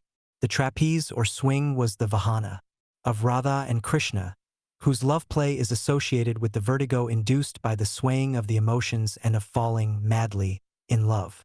With Spare, however, the ecstasy achieves its apotheosis through a catastrophic sensation of crushing oppression, of being pushed down and plummeting into the abyss. The swing is identical with the cradle, which plays so prominent a part in the mysteries of the Krishna Gopal cult. But long antedating the rites of the black child, Krishna, were the rites of the black child Set, or Harpocrates, the babe in the black egg of Akasha. The aeon of the child is the aeon of the babe of the abyss, one of whose symbols is the cradle, which symbolizes the swinging or crossing over to the aeon of Mat, Mu. Mu 46, the key of the mysteries, is also the number of MV water, i.e., blood, which is typified by the vulture, the hyena, and other beasts of blood. In magical terms, the sensation induced in the plummeting trapezist is summarized by Spare in a pictorial formula to which he gave no particular name, but which may be described as the formula of creative vertigo. In his picture of the trapezist, the performer is feminine, for she represents the human embodiment of the awakened fire snake. It is the foot, not the hand, that is chosen to instigate the means of falling. In Zos Kia Cultus, Spare exalted the hand and the eye as the major instruments of reification. That is to say, he exalted a magical formula similar to that which characterizes the 8th degree of the OTO. Yet he realized that the supreme formula efficacious in surpassing the abyss is that which involves not the hand, but the foot. The foot is under or beneath the hand, and so, symbolically, the left hand typified by the scarlet woman, the dust of whose feet is the red powder celebrated by the Tamil Siddhas. The scarlet dust, or fire dust, is the nuclear emanation of the fire snake in its upward streaking, and it leads to enlightenment in a cosmic sense. But a further process is necessary to admit the adept to the zones of non-being represented by the other side of the tree of life, which is dreaded by the non-initiate as the tree of death. Beyond the abyss, sexuality or polarity loses all meaning. This explains why, according to Golden Dawn doctrine, adepts beyond the grade of 7 degrees equals 4,745 were no longer incarnate, as there exists no adequate terminology in the Westhem tradition. For this state of affairs we can but refer, by way of analogy, to the Mahapurusas of the Hindu tradition. Mahapurusas are non-human beings that appear to adepts on the spiritual path. A recent well-documented example of such a manifestation occurred in the life of Pagal Hernath. He was considered to be an incarnation of Krishna and a reincarnation of Sri Caitanya, the 15th century Bhakta, who inspired the inhabitants of Bengal by the intensity and fervor of his devotion. T.O. Krishna, God. To Pagal Hernath, a Mahapurusa appeared as a gigantic form radiant with light. The only Westhem parallel of recent years that comes to Mindy's the oft-quoted account of MacGregor Mather's encounter with the secret chiefs which occurred in the Bois de Boulogne. Aleister Crowley, in contradistinction to MacGregor Mathers, maintained that adepts of supreme attainment do sometimes remain in the flesh. That is to say, the experience known as crossing the abyss does not necessarily comport physical death. This is, of course, well known in the East, where, in our own time, there have been outstanding examples such as Sri Ramakrishna Paramahansa, Sri Ramana Maharshi, Sri Sai Baba of Shirdi, Sri Anandamayi Ma, and Sri Anasuya Devi, to mention but a few. It has been objected that Crowley did not successfully cross the abyss. Be that as it may, certain Westhem initiates undoubtedly have achieved this crossing, and it is evident in their writings. Although a matter of opinion, and it is here stated as such and no more, the foremost of Westhem adepts in this category is he who writes under the pseudonym Wei Wu Wei. His books are to be commended as the richest, the subtlest, and most vividly potent excursions into the void of formless consciousness yet reduced to words. 12. Typhonian totems of the Tantras. The formula of creative vertigo as a method of dream control will not be immediately apparent unless it is understood that Spare used the formula imaginatively, i.e., at the level of dream, in order to effect transformations of consciousness in the wakeful state. The sense of oppression generated by the abrupt reversal of the fire snake as it attains the crown of the head and shears over in a shower of fire is induced by the formula of creative vertigo no less than by traditional yogic techniques. The physiological parallel of the formula, as a purely symbolic process, is used in an alchemical sense by tantrics of the Vama Marg, and it involves the imbibition of the rain of fire proceeding from the feet of the goddess. The effect of such potation on the astral anatomy is visualized by Spare as the foot crushing the woman's head. Why this should be so is not clear, but it is undoubtedly bound up with Spare's personal aesthetic ethos. Its success as a formula, however, seems to prove the validity of traditional systems of correspondence such as those presented in Liber 777.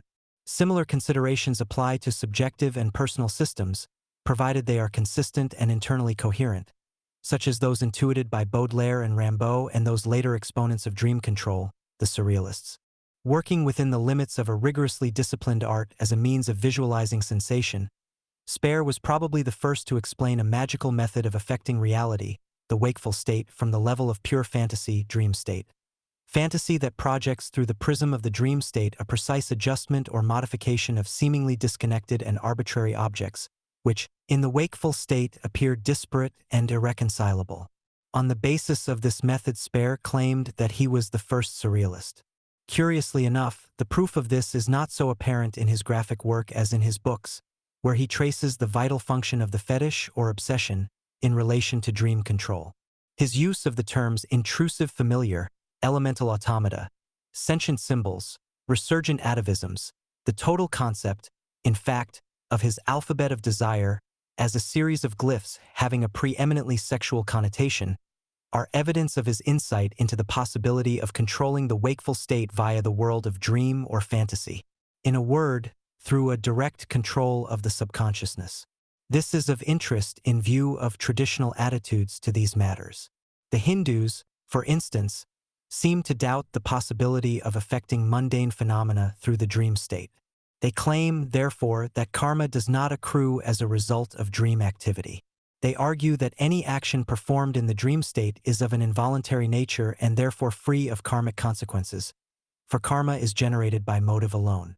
But Spare has shown that dream actions are not necessarily involuntary, and that from astral levels of consciousness an adept may mold its substance into causes that appear as effects in the wakeful state, i.e., on the material plane of objects. Dion Fortune also emphasized the possibility of dreaming true in a magical or creative sense. This adept's work has been frequently misrepresented. It is not generally known, for example, that Fortune had a strong link with the current with which Spare and Crowley worked. This current had received a dream-oriented impulse from Spare's writings and art, both of which Crowley admired at the time that he and Spare were in personal contact.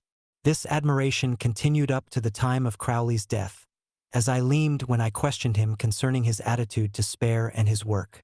Crowley regretted that Spare had become a black brother by shutting himself up in a tower and immersing himself in the pool of Narcissus, by which Crowley meant that Spare had resorted almost exclusively to the use of the magical formula known in the OTO as the Eight. Crowley's speculations about Spare raise an interesting point, one that is of immediate relevance to our inquiry. In magic, Crowley alludes a. to the possibility of a fall from the Tree of Life and b. to the dog Cerberus. K is even said that in certain circumstances it is possible to fall altogether from the Tree of Life and attain to the towers of the Black Brothers. Nothing shall be said here of Cerberus, the great beast of hell, for this matter is not of Typhoreth without, but Typhoreth within. According to Greek mythology, Cerberus was the monstrous watchdog of Hades, the offspring of Typhon and Echidna. The latter was sometimes described as half-woman, half-serpent. Cerberus had 3 or 50 heads and hair composed of snakes. He is thus equivalent to the desert dog Shugal, or the fennec fox of Ethiopia, the symbol of Set. His connection is with the night side of the tree, as evidenced by the expression of Typhoreth within. This is the sun of the dark, the setting sun or sun of Set which, completing its cycle, dips into the abyss and illumines the towers of the Black Brothers, that are the shadows of the city of the pyramids cast from Bina into the sphere of the Black Sun, Typhoreth within. The phallic spire or tower of the Black Brothers is the abomination of desolation, in the desert of the night of time. It was the silent witness of the deluge in the abyss, typified in the draconian cult by the overflowing of the Nile. The mystery of the Nile's cyclic overflow and its relation to the solar phallic energy of Typhoreth was represented by the lioness Sekhet, one of whose symbols was the bee. This mystery was expounded by the ancient Egyptians, but the secret keys concerning it were either lost or withdrawn by the Typhonian initiates ages before the commencement of the monumental period of Egyptine history. Certain adepts down the centuries have attempted to restore them. One of these was Ankheifna Khonsu, a high priest of Amenre in the Xxviith dynasty.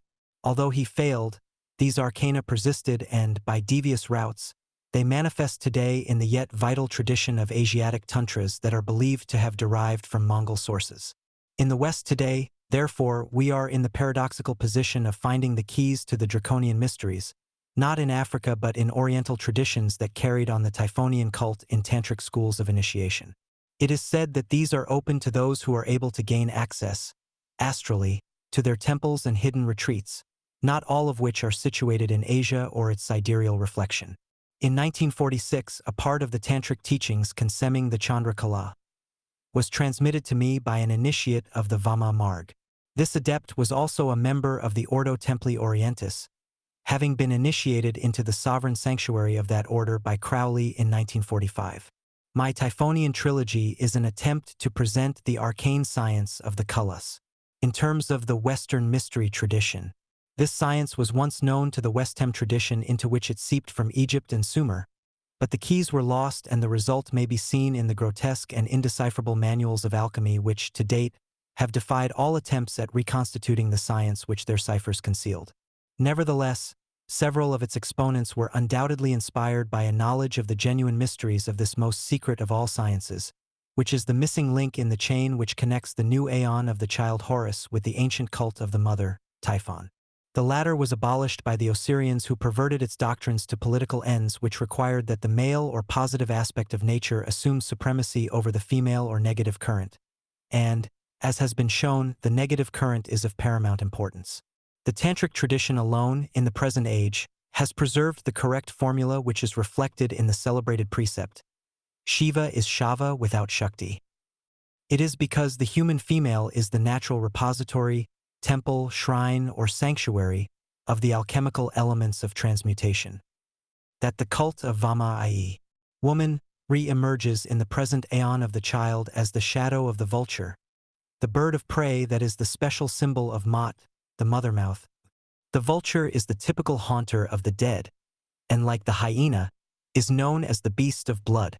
The bat is another type of the bloodsucker, and its habit of sleeping upside down caused it to be used by initiates as a type denoting the reversion of the senses. Spare's death posture comports the same idea, and so does the Viparita Methuna of the Hindus. It is not so much the death of the senses that is implied, but the total reversion of the life current contained in the elixirs secreted in the organism of the initiates, who are then known as the vultures of Mu. This comports the attainment of cosmic consciousness. The choice of the Typhonian totems was determined largely by certain physical characteristics, such as the trance state of the bat and the retromingency of the hyena. It is, for instance, a little-known fact that the women selected or marked as competent in the secret tantric rites of reversion are those who, apart from exhibiting particular magical aptitudes, possess also the anatomical peculiarity exemplified in such animals as the hyena and certain members of the Felidae that urinate and copulate cluniatum. Gerald Massey has demonstrated the meaning of this symbolism, but he seems to have been unaware of its practical occult import. The subject is beset with great difficulties from an academic standpoint because of the physical nature of the mysteries. It began to yield some of its secrets to the West when Sir John Woodroffe translated for the first time, and with initiated assistance, certain tantras which contain, however deeply hidden, the vital current of the left-hand path, Vama Marg. The tantras of the Vama Marg are today the sole repositories of the genuine science of Srividya and of the Chandra Kala. This science, which had its origin in Egypt, was refracted in a distorted form into the Westem tradition, where it was known as alchem, or alchemy. Kem, the Black Land, was identified with Egypt because the Kafrudi or black race achieved its apotheosis in that land.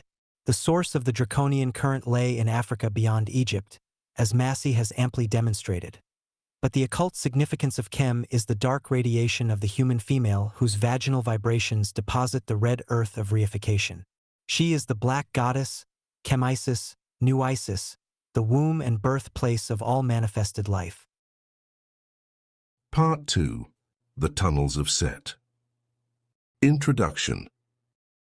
The thesis developed in Part 2 is that the early myth-makers, unable properly to comprehend the forces of non-being, cast them in a false mold from which they emerged as powers of evil. In consequence, myth and legend are alive with demons, monsters, vampires, incubi, succubi, and a host of malignant entities, all of which are symbols that conceal unnameable, appalling gulfs and, to primordial man, unknowable concepts of nothingness, inner space, antimatter, and the ultimate horror of absolute absence. This other universe that we cannot know, for we are it, in a sense too intimate to fathom, has been hinted at by Kabbalists and Gnostics. Some of their strange doctrines are re-emerging today, wearing new masks curiously similar to their ancient ones, yet with an altered facial cast suggesting affinities with even stranger speculations. In some way as yet inadequately understood, Dath would seem to be a black hole or gateway to the parallel universe represented by the other side of the Tree of Life. The 22 cells of the Cliffith, represented by the 22 scales of the serpent, relate to the Ophidian gnosis as known to the ancients. It is here interpreted in the light of researches undertaken by such adepts as Aleister Crowley, Austin Osman Spare, Charles Stansfeld Jones, Michael Bershows, and others. The Janus-headed beast, Corns and Schugel, 333 plus 333, facing inwards and outwards at the pylon of Daith, is identical with the Beast 666 of biblical lore and the Devil-God War shipped ages earlier by the Yezidi under the name of Titan. In his note on Satan, Seth, and the Yezidis, Richard Cavendish expresses his opinion that this devil-god of the Chaldean mysteries is a figment of Alexander Hislop's imagination. But Hislop was preceded by Gerald Massey, whose monumental work, The Natural Genesis, was published in 1883. On page 367 of that work appears the original of the material later used by Hislop in his book. Massey observes that Irenaeus was in a measure right when he gave it as his conclusion that Titan was by far the most probable name of the beast, although he was ignorant of the true reason why. Massey goes on to say that Titan is the Chaldean form of Shaitan, who is still adored by what are termed the devil. Worshippers of Kurdistan, Shaitan being our Satan. Richard Cavendish also maintains that Aleister Crowley naturally shared this misconception and approvingly brought the Yezidis into his own system. He wanted to spell the devil as Shaitan, for one thing because it enabled him to begin the enemy's name with the Hebrew letter Shin, which in Kabbalistic tradition is the letter of the Holy Spirit, and for another because something else beginning with sh attracted him. This statement shows a misunderstanding of Crowley's reason for espousing Massey's, and through Massey, Hislop's sentiments concerning Shaitan. It also reflects the opinion of the most deluded of Crowley's detractors, for it confuses the nature of the excrementitious matter to which the formula of Shaitan or Set refers. The matter has already been adequately explained. What has not yet been considered is Irenaeus' ignorance as to why Titan was by far the most probable name of the beast. Massey himself gives a clue to the reason on page 370 of his Natural Genesis, where he says, apropos another aspect of the matter, there can be no doubt the riddle is numerical.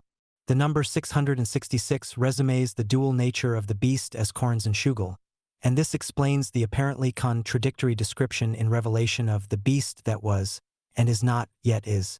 The nature of the beast that was, and is not has been explained in the first part of this book. It yet remains to explain the beast that yet is.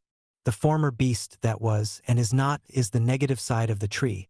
It is as it were the reflection of the glyphith of the obverse side of the tree which constitutes the domain of the magician. This is why Crowley claimed that Liber CCXXXI 'tis true up to the grade of 7 degrees equals 4 degrees. For beyond the abyss, magic as a practical mode of being ceases to obtain. The scheme that will be adopted here is based upon Liber CCXXXI, which gives both the sigil and the name of the glypha corresponding to each of the 22 scales of the beast that crawls along the 22 paths, emitting as plate 2.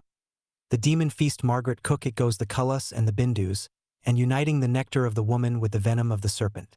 The 22 paths of the Tree of Life transmit the influences of the 11 macrocosmic power zones to their corresponding nerve centers in the human organism. There are thus 33 Kullas in all, 32 of which are of extraterrestrial origin. 7 of them are cosmic power zones, and the remaining 3 degree transmit extracosmic influences from the 3 forms of nothing. Part 2 of the present book therefore treats of the glyphith or shadows of these power zones as given in Liber CCXXXI. The secret rubric of this Liber is contained in the mysterious table appended to it. The only part of it that concerns us here exhibits the sigils and the names of the glyphith, which are given in their apposite places at the head of each of the 22 sections that follow this introduction. The number 23, the number of the Liber upon which these considerations are based, is the sum of the numbers from 0 to 21, the extension of 22, and therefore the sum of the key numbers of the tarot trumps. Before describing the Widdershins world of the Mian, or parallel universe, adumbrated in the Kullas of the tree, it will perhaps be of assistance to the reader if I give a brief description of the cosmic power zones and their relationship to one another. According to the grade system of the A. Kether, 10 degrees equals 19, equates with Pluto and Macheth, 1 degree equals 10 degrees. With Earth, Chakma, 9 degrees equals 20, equates with Neptune, and Yesid, 2 degrees equals 92. With the Moon, Bina, 8 degrees equals 3, equates with Saturn, and Had, 3 degrees equals 80. With Mercury, Gedula, 7 degrees equals 4 degrees, equates with Jupiter, and Netzach, 4 degrees equals 7 degrees. With Venus, Gebura, 6 degrees equals 57, equates with Mars, and Sephiroth, 5 degrees equals 62, with the Sun. The 11th power zone, Dath, is attributed to Uranus and is the abode of the Black Brothers. When viewed from the sphere of Moketh, Earth, the Black Brothers are represented phenomenally by those who view the universe as an objective reality. The scientists are their prototypes. Dath, being the gate of the abyss, is the point both of ingress into noumenon and of egress into phenomena. In other words, it is the gateway of the manifestation of non-manifestation. Corzin, 333, is chaos in the sense of no word, typified by the beast whose explosive union with Babylon opens the gates of the abyss and admits the forces of universe, be the mean. The formula of Corzin, therefore, has specific reference to the wordless or silent aeon represented in the aeon of Horus by the speechless babe or cart, Harpocrates, Horparkrot. To this aeon Crowley attributed the letter Zain, Zion, the twin forces of duality symbolizing the ape of Thoth, the no word of prehuman or monstrous speech. It is the silence of the Black Brothers, those who typify the atavisms of the beast separated from their natural vehicle of manifestation. The wrong kind of silence. Zain is the sword referred to in AL 2:37, concerning the work of the wand and the work of the sword, the wand being symbolized by the letter Beth. Hence the blasphemy of the homosexual formula, for it denies Babylon and breeds devils in chaos. The twin towers of the abyss therefore represent unpolarized duality. They are the abode of the Black Brothers or twins, Set and his double Horus, Ludiable, the devil in its positive phase, corrupt and perverse. Hence the typical formula of sodomy as applied to the rear of the tree. The atavisms of the Black Brothers are the sterile stars born of the speechless or lisping aeon, for the word may be vibrated without distortion only via the menstruum of the female. The entire machinery of the Roman Church, which is an inversion of the true pre-Christian gnosis, is powered on the inner planes by this formula of sodomy, as exemplified by some of their highest initiates. On the other side of the tree, this formula is identical with that which Crowley designated per vas nefandum. The pylon of Corzin is guarded in the form of Shugal, the ideograph of Set as the howler in the desert. It is not without interest that the name Al-Azif, which Lovecraft chose as a title for his celebrated Necronomicon, was, as he observes, the word used by the Arabs to designate that nocturnal sound, made by insects, supposed to be the howling of demons, working downward from the pylon of Dath, represented by the word. Sephiroth appears below the horizon of the abyss as the black sun, the symbol of which, the couleuvre noir, conceals the ecstasy of the hideous god, whose image is the reverse of the beauty typified by Sephiroth in the world of phenomenal existence. The explosion of orgasm in Dath vibrates the word of the black snake and of the goddess whose inner symbol is the couleuvre rouge. These are the twin serpents Ob and Od of He Kalanian current. Sephiroth thus represents the solar phallic will, the fire snake at the acme of its phenomenal and perhaps human apotheosis. Flashing yet further down the tree we reach Netzach, which typifies the creative imagination inspired by sensual love, which is mirrored in reverse by the fantasy of the flesh. The Had aspect of the tree represents the power zone of the mind, which vitalizes the mechanism of mental magic. Had is under the aegis of Mercury and functions through the formula of Narcissus. Hence the 8-OTO, praxis. Its reverse formula is veiled by the image of Azathoth, the idiot god featured in Lovecraft's Cthulhu mythos. Netzach, Venus, and Had Mercury are balanced by the moon in the sphere of Yesod, the place of the secret ion. This is the sphere of astroetheric or Ike's magic. Its reverse is the formula of sorcery involving the black atavisms of Gamaliel, the obscene woman whose symbol is the ass. The foundation or fundament is a name of Yesod, and it is the source of the secret ion, for it conceals the eye of Set, one of whose titles is the Eater of the Ass. This is the Eater of Dung, the afflicted in the day of Be With Us. Point 2. This resumes the most secret formulae of the magical paths of Kali. These forces are finally earthed in Moketh, the zone of reification and of matter's earthing or incarnating. The mirror meaning of Moketh is implicit in the formula of the death posture, as a mechanism of disintegration and dissolution, which once more releases matter from 1 degree equals 10 degrees to become 10 degrees equals 1 degree again. The formula of Mawketh, as of the death posture, is the averse of the X. The throne, Mawketh, is the complement and opposite of the crown, Kether. Kether transmits the Plutonian current that leads, via the tunnels of Set, through the triple veil of the void to the depths of inner space. It is this transmission that is followed here through the tunnels of Set. The web-like network of the tree with respect to these tunnels and power zones resembles a wormhole that begins at Mawketh and ends at Kether. This is the jump through superspace typified by the voltigaz or vaulters, and by the voodoo vibrations of jump, rhythm as exemplified in the music of Count Basie. The vaulters are typified by the frog-headed goddess Hecht, so named because the ancients, observing the peculiar action of the leapfrog, attributed this creature to the leapers in the waters of space. Hecht, meaning a frog, was the Egyptian original of the Greek Hecate, the goddess of the trivia three ways, the ways of the eight, Ix and Xi, which resume the secret formulae of psychosexual magic. Pluto, the outermost pylon, is also, by analogy, the innermost, for outer and inner space become identical at that point in subjectivity where subject and object, noumenon and phenomenon, negate each other. Similarly, the Kaluvar Notra, or snake of the dark, is identical with the Kaluvar Rouge when tinged with the fire of the risen Kundalini. Again, by analogy, the death posture is that of backward or upside-down birth, degree which symbolizes rebirth in and through the nightside of the tree. To recapitulate, Dath, the gateway of the abyss, contains the double tower or devil tower that is the pylon of Corzin. Tifereth is the phallus of fire, the fire snake, reflected as the black sun or snake of the dark, Kaluvar Noir. Venus or Netzach symbolizes the eye and its light, the fantasy of the flesh. Mercury is the god of mental magic whose glyphotic reflex is the idiot god or the lunar glyphith, and Mawketh is the zone of the atavisms of Zos. Degree K should be remembered that Dath, the 11th cosmic kala, is in a recondite sense identical with, and overlaps in time-space, the 31st kala, which is the kala of the aeon, ascribed to both fire and spirit. The remaining 22 kalas are of the paths and will be treated in due course. The Atri, but ions of the chakras to the cosmic kalas, as concentrated through the Sephiroth, are as follows.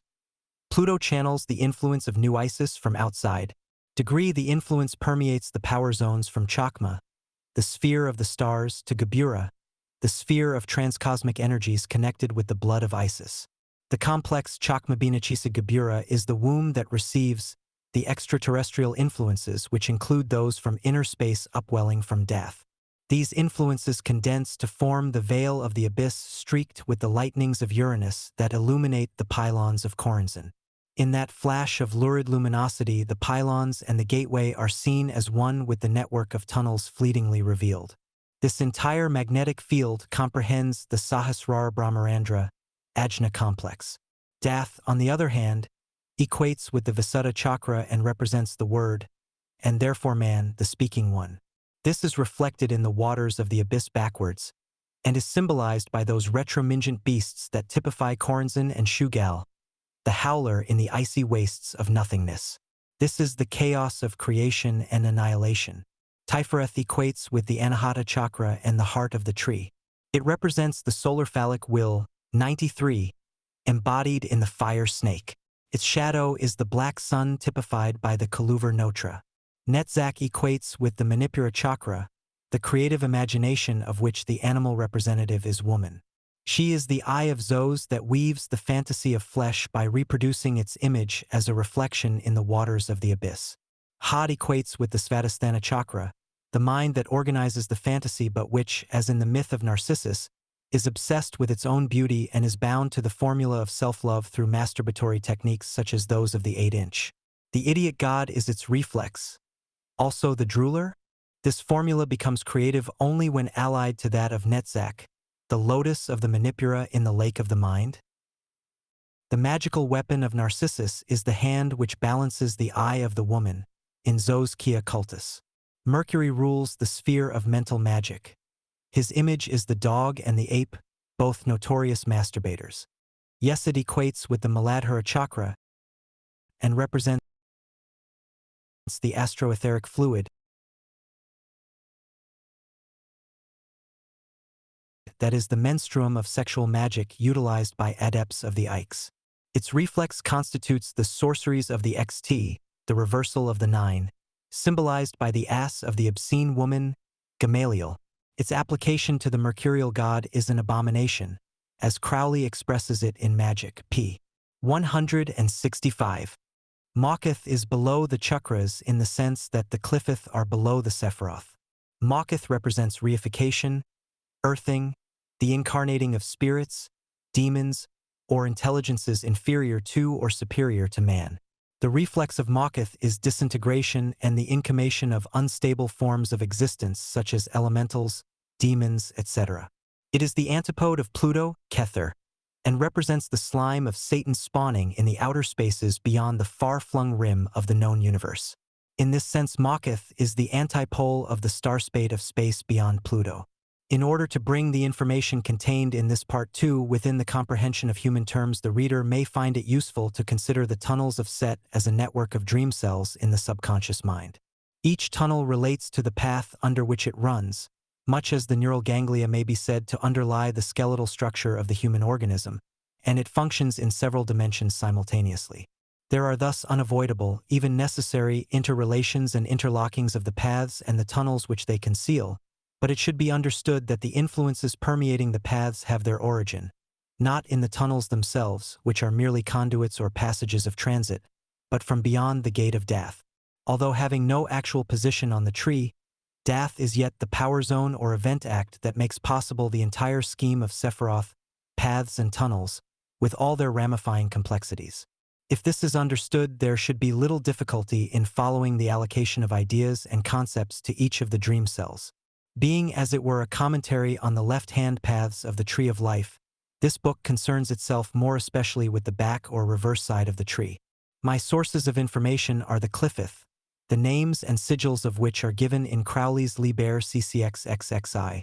The sound and color scales used in the evocations of the sentinels of each tunnel or cell are given in each case, and the colors assigned to the sigils have been drawn from the Earth or daughter scale of color as given in Liber 777, column 18. The sound keys are derived from the researches of an adept whose marginal annotations in Crowley's personal copy of 777 enabled me to allocate the correct vibration to the pertinent demon or glypha. These keys have not heretofore been published.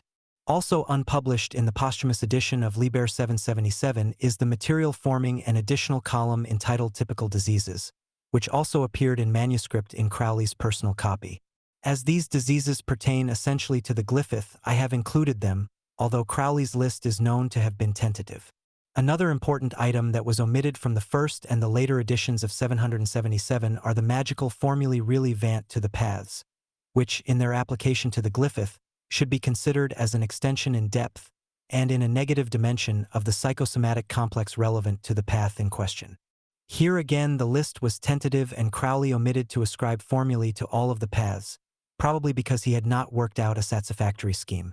He have not presumed to finish the work he left undone, but have included the attributions that he did work out, more as a matter of academic interest and by way of completeness than for any practical value they may or may not possess. The actual method of magical evocation has not been given explicitly because of the obvious dangers involved, and because its abuse, either through accident or design, is only too likely to occur. The proper technique will, however, be evident to those who have read my Typhonian trilogy. It will consequently also be plain to such readers that the use of a crystal is not advisable, for in the event of such use the glyphoth would inevitably be constrained to manifest on the hither side of the tree, and the imbalance thus generated by the vacuum created on the other side of the tree could cause havoc in the subjective universe of the scryer. It is because the operator must launch him or herself into the tunnels themselves that the dangers of mishap are ever present, the greatest being that he will be overwhelmed by the conditions existing in the alien dimensions he has entered, the least being that he may lose himself in the intricate maze of tunnels, cells, and tubes with which the other side of the tree is honeycombed. It is of the utmost importance, therefore, not to imagine this network as precisely following the pattern of the obverse side of the tree, although the major tunnels of the left-hand paths do underlie those of the right.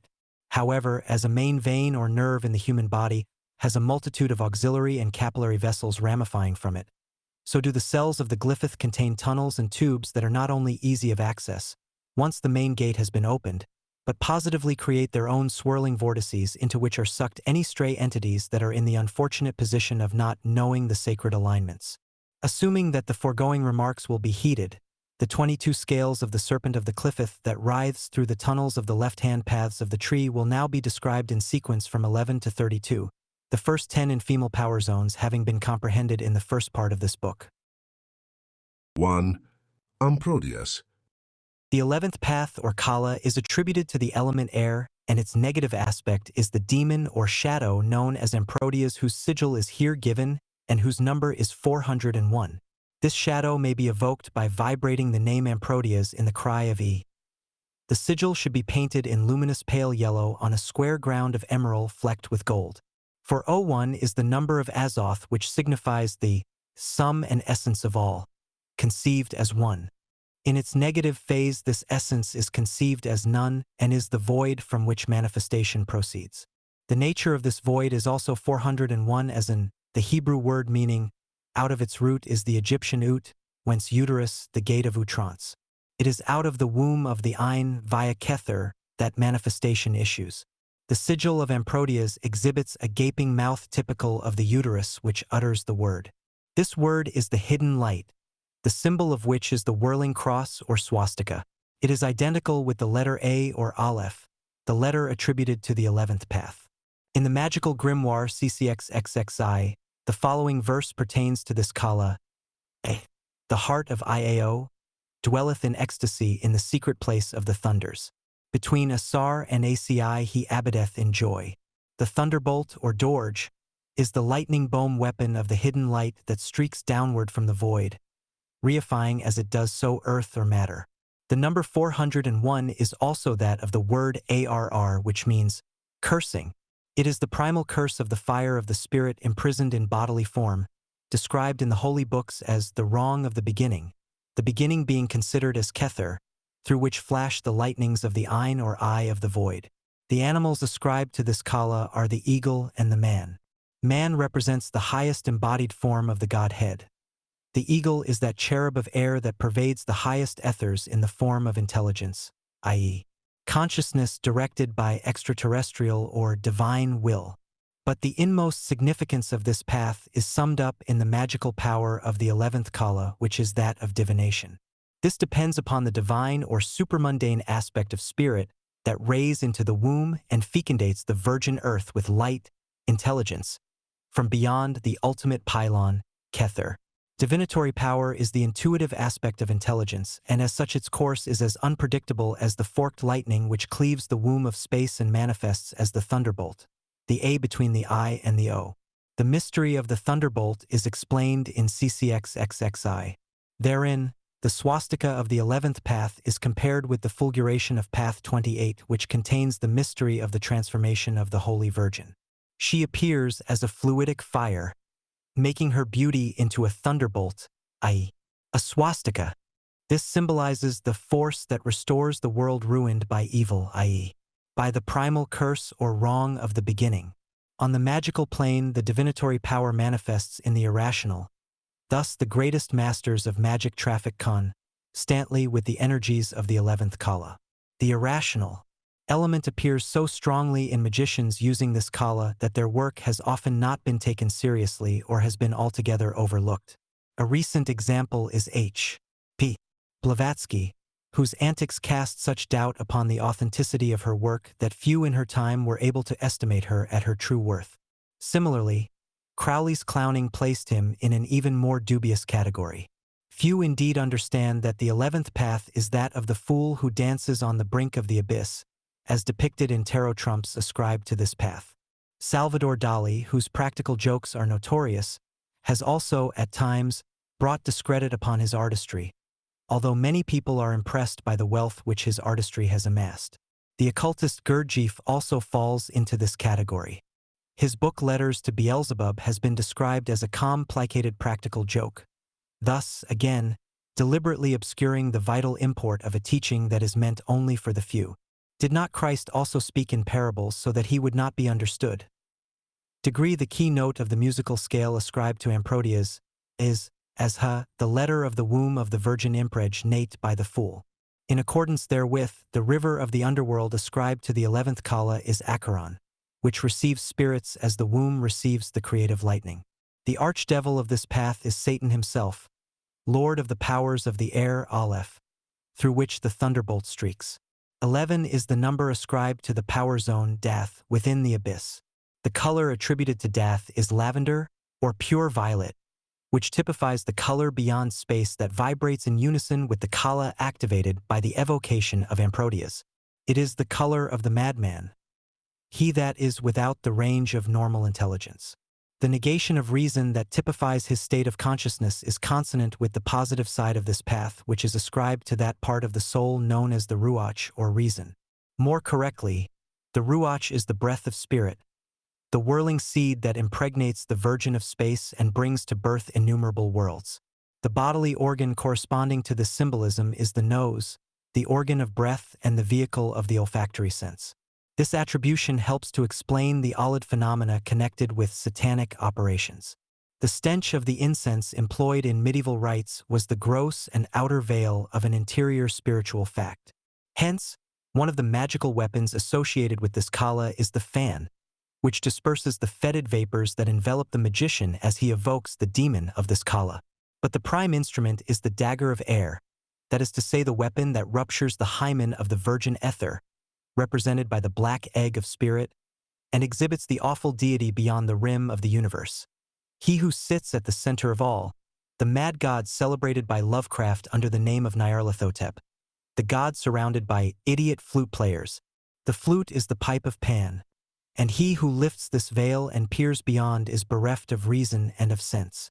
In other words, he sees the truth of things in its naked brilliance, and he realizes that that again is but a veil of the primal sacrament attainable only by the supreme formula of annihilation.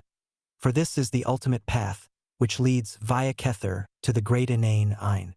11, being the general number of magic or energy tending to change, the 11th path represents particularly the path of reversal and the point of coming back from the hither to the other side of the tree.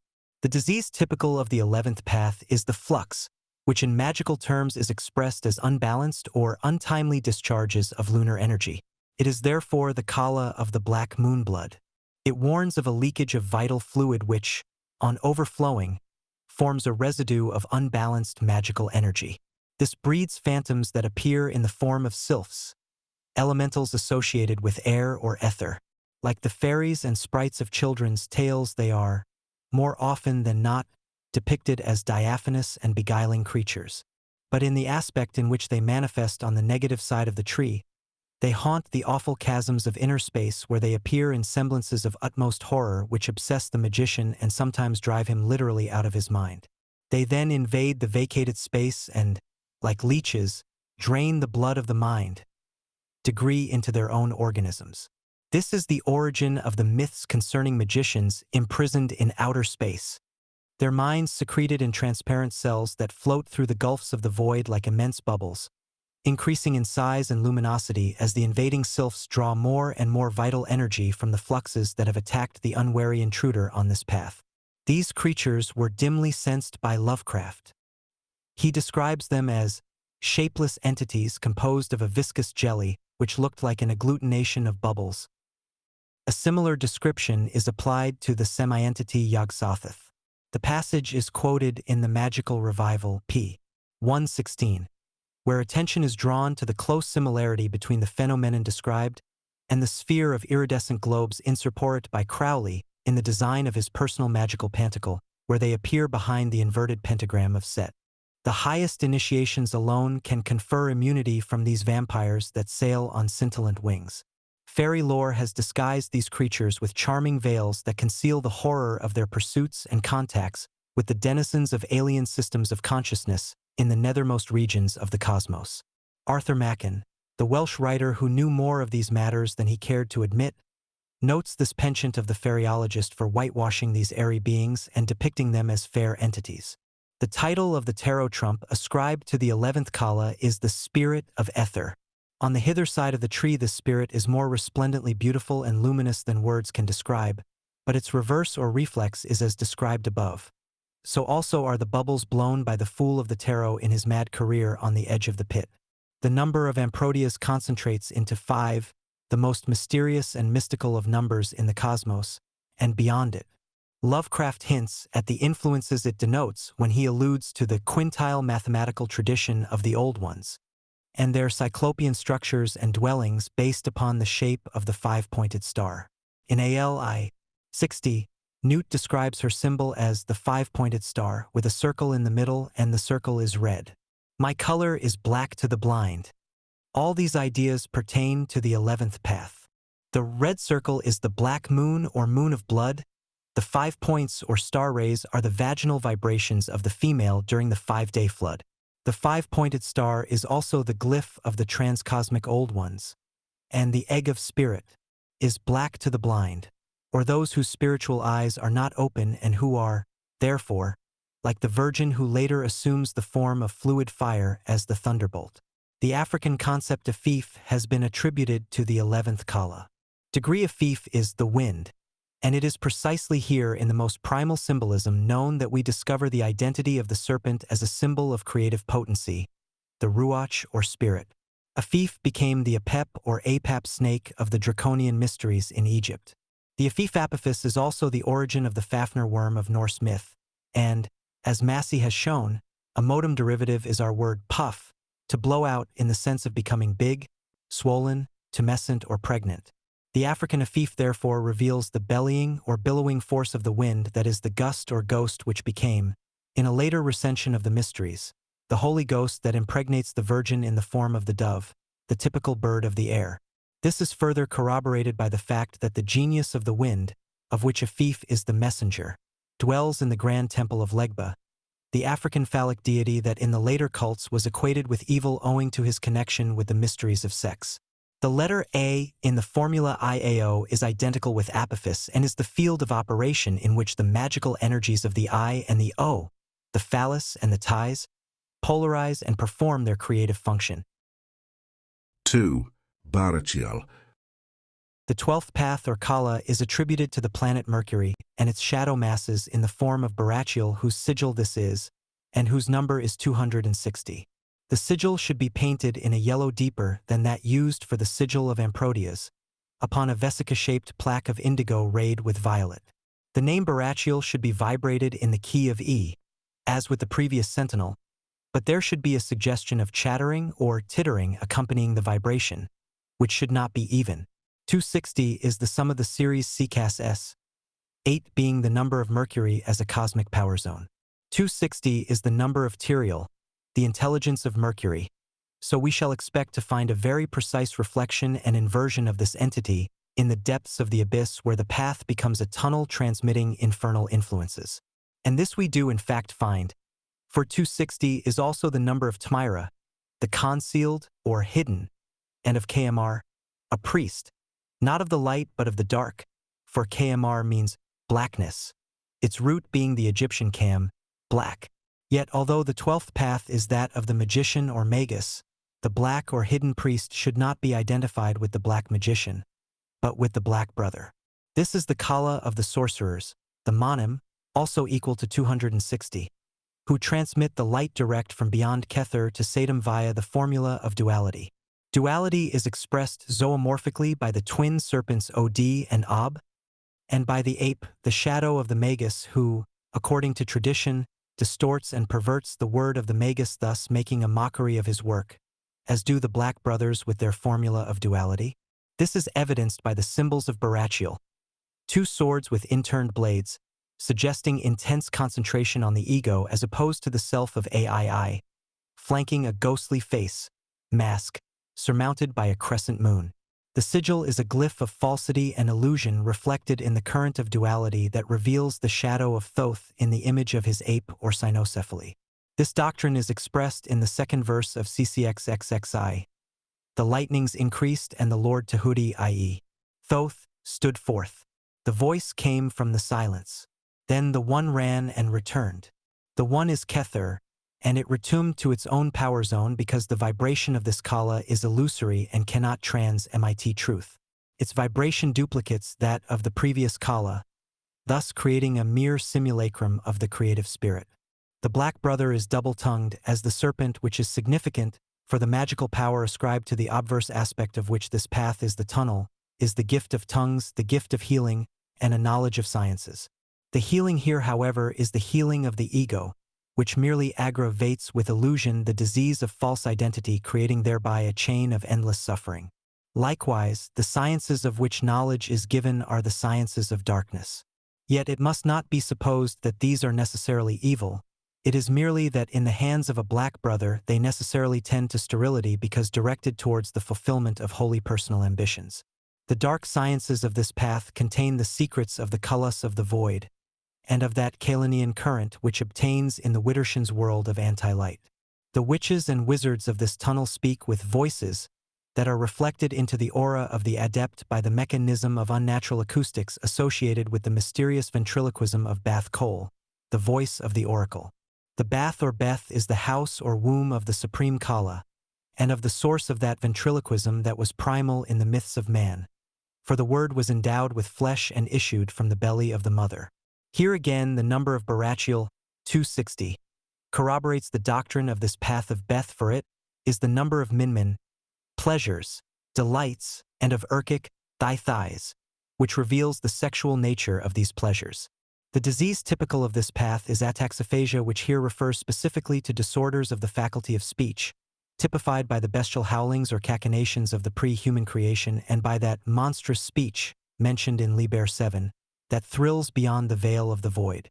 The dangers attendant upon the use of this kala are extreme, yet the advantages that may be gained would seem to outweigh them in that the adept is able to transcend the merely conceptual transmission of imagery.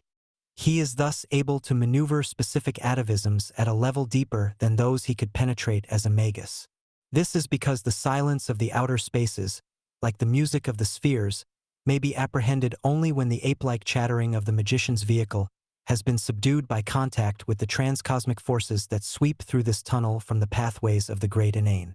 The latter is the Ein, or void, the unwinking eye which emits invisible rays that reify within the innermost sanctuaries of the adept's non-being. He then becomes the magus of power in a true and totally different sense to that in which this power has been understood in any previous aeon. For that power, Shakti, is primal and does not exist apart from the shadow, the solidification of which is the entified magus whose word is but falsehood and glamour. This particular kala shows clearly how the face of the tree is, and can only be, a facade.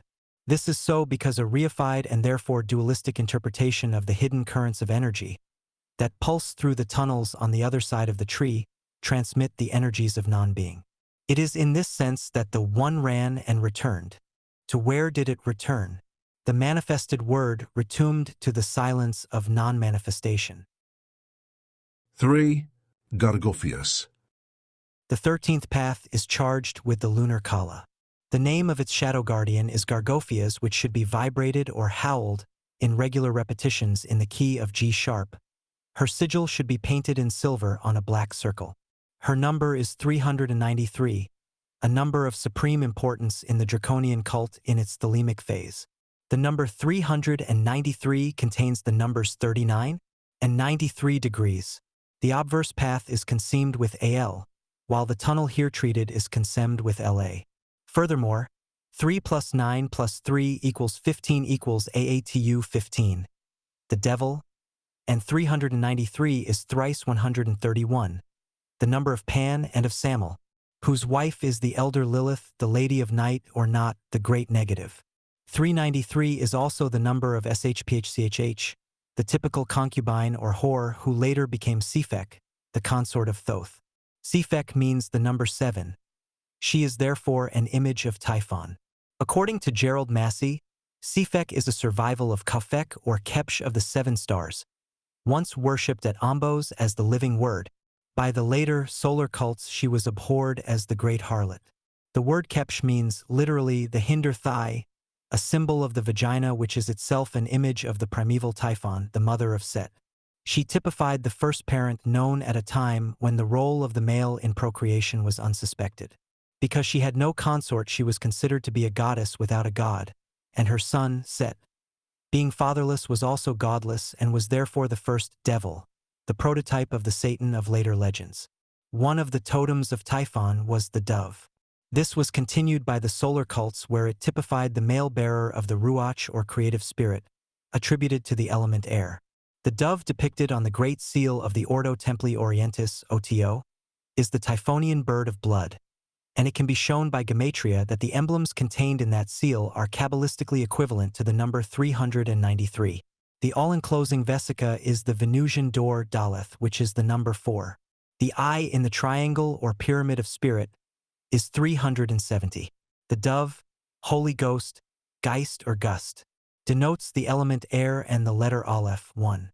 The grawl or chalice into which the dove dives is represented by the letter Cheth, 8, and the yod within it. The secret seed or bindu at the heart of the yantra is 10. The total numeration is thus 393. Further, 393 is the number of Aosic. Degree the missing or hidden 4 is the Venusian circle at the heart of the sigil of Aosic. In this sigil, the goddess is concealed because she abides above the abyss on the path joining Chakma and Bina. The integers of 393, 3 plus 9 plus 3, total 15. 1 plus 5 equals 6, the number of the sun. The integers 3 by 9 by 3 multiplied to 81 is equal to 9 equals the number of the moon. 393 multiplied by itself produces the number 154449. Notice the persistence of the number 15 ATU 15, which is attributed to Baphomet, the devil, and therefore to the god Set. The number 444 is that of the brazen serpent and of Tzprdo, meaning frog, from the Egyptian Khepri, the frog-headed god of the earth. The number 9 is that of the moon and of Yesod, the place of the secret ion of the Yezidi. Asterisk astrosymbolically, 393 is Satum Lunasatum, the moon warded on either side by the god Set. A remarkable property of the number 393 is that it reduces to unity, viz. 3 into 9 is 3, 3 into 3 is 1, which is a CAD, 13, unity, applying the full formula of the pentagram, i.e. 5 times 5 is equal to 25, to 393. The key number of the great work is obtained. 393 plus 25 is equal to 418.15. 393 is less 666. Degree by 273, which is the number of AVR GNVZ, the hidden light, and of ABN Masuhnim, the stone which the builders rejected. Also of ARBO, meaning for, in this case, the hidden light of the door, Daleth, at the heart of the sigil of Aosic. 393 Islis 718. 7 by 325, which is the mystic number of Mars, the planetary vehicle of Arehorquit, and of Norh, the Vir Jinn or damsel equating with the goddess Kali in her lunar aspect. The persistence of the number 9 is also remarkable. 393 multiplied by 3, the number of units of which it is composed, equals 45, and 4 plus 5 is equal to 9. 45 equals ADM, man, species, composed of A, breath or spirit, and DM, blood, the mystical lunar liquid. 45 is the mystic number of Yesod. It is also the number of Mad, the Enochian word for God, while the series of numbers from 1 to 9, i.e.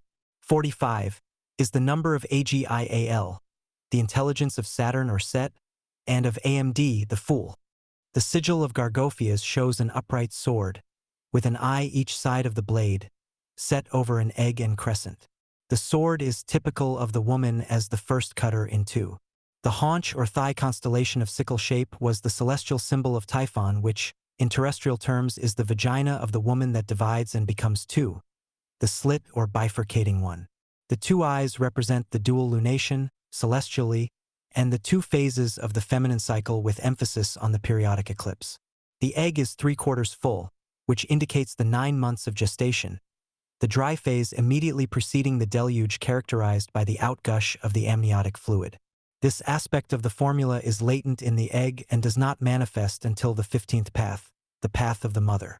The animal sacred to this kala is the stork, traditionally associated with childbirth, the dog, companion of the virgin huntress, and the camel. The camel? Degree is the chief totem of this path, for it traverses the desert of the abyss. It is the traditional ark or ship of the desert. Its humps contain the vital liquid of life that sustains the adept during his crossing. The 13th path is thus the path of the virgin who contains within herself the unawakened potential of the wife who is ascribed to the next path. The position of these two paths, 13 and 14, constitutes the sign of the cross. The abyss is the place of crossing over from the world of appearance, phenomenon, represented by the obverse of the tree, to chat of disappearance, noumenon, represented by the hindsight. The magical powers of the Kala of the moon include clairvoyance and divination. Not the kind of divination associated with the 11th Kala, QV, which issues ventriloquially via the open womb, but divination by dreams emanating from the sealed womb at night, when the lunar light is eclipsed. The 13th, 14th, and 15th Kalas, resuming as they do the full formula of the female, form the primal cross or place of crossing over from the material world into the world of ghosts or spirits. The virgin menstruates and is sealed, dark, unillumined, unawakened. The wife or whore is open, awakened, her formula is love. The mother again is sealed, but after a different fashion, for she brings forth what is shut in her womb. The menstrual incense of the 13th Kala assumes the forms of lemurs, although most lexicons derive this word from the Latin lemurs, pl. Spirits of the dead? The Temkon notes more than the ghosts of the departed, for the 13th tunnel is haunted by the ape-like teratomas spawned upon the 12th path, which seep into the lunar miasma via the sleep of the virgin. Thus, the description given, in lexicons, of the terrestrial lemur provides a more exact definition. Kinds of nocturnal mammal, allied to monkeys. According to an initiated tradition from which Blavatsky drew much information, the atavisms of Lemuria swarm upon this path 13 in monstrous shapes reminiscent of, yet vastly more hideous than, the natural lemur. Lovecraft hinted at them more than once, and the idea of them prompted him to observe that there is about certain outlines and entities a power of symbolism and suggestion which acts frightfully on a sensitive thinker's perspective and whispers terrible hints of obscure cosmic ships and unnameable realities behind the protective illusions of common vision. The unnameable realities are denizens of the tunnels of Set which swarm with the shells and shadows of things that have not yet been entified but which tend to become. Their subtle stresses in the ether are the mirrored, yet unmanifest, latencies of the magician himself. The fluid plasma of the astral light that permeates the tunnels is alive with potential that becomes manifest only when it comes to the surface of the tree, splits into myriad forms, and swarms through the black hole in space represented by Dath, the gateway to the abyss.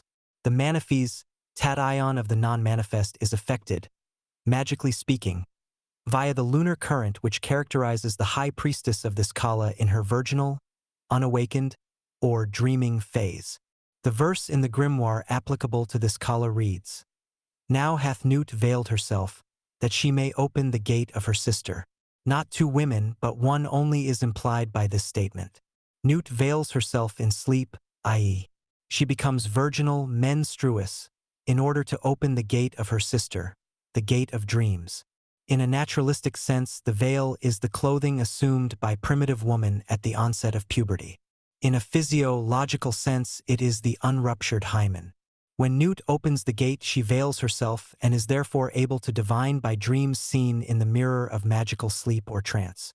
This is the sense in which virginity, or the state of sleeping, is here intended. In yet another sense, the opening of the gate refers to the gate of the mother of Path 15 QV, wherein the unmanifest is made manifest as the birth of the child through the gateway of matter. But this is a later formula and belongs properly below the abyss, whereas the gate here intended is the gate of the abyss itself. The disease typical of this path is not surprisingly subsumed under the general label menstrual disorders, but it should be understood that whereas this disease is applicable to the path, the corresponding disorders obtaining in the tunnel beneath the path comport disorders of the lunar current itself, and the consequent spawning of Lemurian horrors. This is substantiated by the magical weapon of the path, the bow and arrow. In the tarot trump attributed to this Kala, the high priestess is shown with the bow and arrow across her thighs. The bow is also a glyph of the rainbow which has a direct mystical connection with the lunar formula. The symbolism of the bow as the emblem of Sothis the star of Set, and of the rainbow, has been treated in detail in the 7th chapter of Aleister Crowley and the Hidden God. Here it is necessary merely to note that in ancient Hebrew the name of the rainbow, Geshath or Gasht, is a Kabbalistic synonym of Gadash, a method of sexual magic involving the use of the lunar current. This form of occultism is sometimes confused with homosexual techniques that are in no way cognate. The specific magical formula of Kala 13 is Alam, the number of which, 81, is the number of witchcraft presided over by Hecate, or Hecht, the frog-headed goddess. It is necessary to guard against interpreting the term witchcraft in its usually accepted sense, which does not pertain to these higher levels of the tree. The real meaning of witchcraft is to be sought in the image of the frog, which has a secret significance for initiates that is far closer to the concept of Lovecraft's Batrachian fantasies than is the puerile assessment of the subject by medieval churchmen, witch hunters and present-day revivalists. The frog or Hecht was an early symbol of the transformer from aquatic to terrestrial life. It was chosen by the initiates of the Draconian mysteries as a symbol of that which transformed in the waters of the abyss and came upon dry land. In other words, it was a glyph of the invader from the waters of space, i.e., from the other side of the tree. Furthermore, the frog's curious leapings suggested the formulae whereby certain paths of the tree could be crossed or vaulted by adepts of the other side. In Egypt, the transformer as the Hecht was incorporated in the Uar cow, the mighty one of enchantments, which was the prototype of the magical wand whereby the priest opened the mouth of the dead and transformed the mummy into a living spirit. Thus the dead this side of the tree became the Khus, or living spirits, the other side. The number of the frog is 353, which is also that of Ngsh, meaning sexual intercourse, from the Egyptian nak, to fornicate. The name Hecate means 100-inch, which is the number of Goth, the back of the head, or cerebellum, where, as Crowley notes, the creative or reproductive force is primarily situated. 353 is also the number of the initials of the two magical instruments, the P, Hallis, and the K, Ts, which in conjunction engender the illusion of the universe. The frog, Hecht or Hecate, is therefore the leaper or jumper in the sexual sense, as well as in the mystical sense wherein the adept uses the formula of the Voltigaz at the back of the tree. The bow appears in connection with the earliest, i.e., the African symbolism of the 13th Kala, where it is associated with the hunter in moonlight, Akos. The reference is to the lunar current. The two sacred lagoons, Togo and Once, are also symbolic of this Kala. Togo, which means literally the red water, formed the basis of the Egyptian pool of Punt or Red Sea. The lagoons played an important part in the administration of law in Africa. The earliest laws or taboos were connected with physiology and the phenomena of menstruation, and the rite connected with its onset and subsidence. The right time thus became the right time for sexual coupling, and infringements of taboo were visited with severe punishment. It is at this primordial level that the idea of guilt became associated with sexual intercourse. It should be understood, however, that the birth of sin, which occurred at such an early period in the evolution of sociology, was the actual beginning of time itself, in the sense that menstruation was one of the first signs of a period, or cycle of time, noted by primitive man, the earliest probably being light and dark, day and night. It was after these observations, not before, that the division of the year into periods became increasingly more detailed and complex. The recurrence of physiological phenomena was primary, and it drew man's attention to the recurrence of celestial phenomena. Firstly, the stellar appearances and disappearances, risings and settings, then the lunar phases, and finally the solar cycle, when time became fully evolved and the year as we know it was calculated. Prior to the earliest observation of physiological phenomena, that is, when time was not known, much less registered, chaos reigned. But, inevitably, the forces of chaos were drawn into the vortex of time, and mythology contains accounts of the conflicts that raged between the giants of the abyss, which occurred outside time and which had elemental types as their vehicles, and the new types that were established in the form of stellar, lunar, and finally solar deities. The latter were the chronotypes, the gods of time or chronology. All these were anthropomorphized and became the various gods and goddesses that were finally attributed to the planets, which were considered as the vehicles of their powers.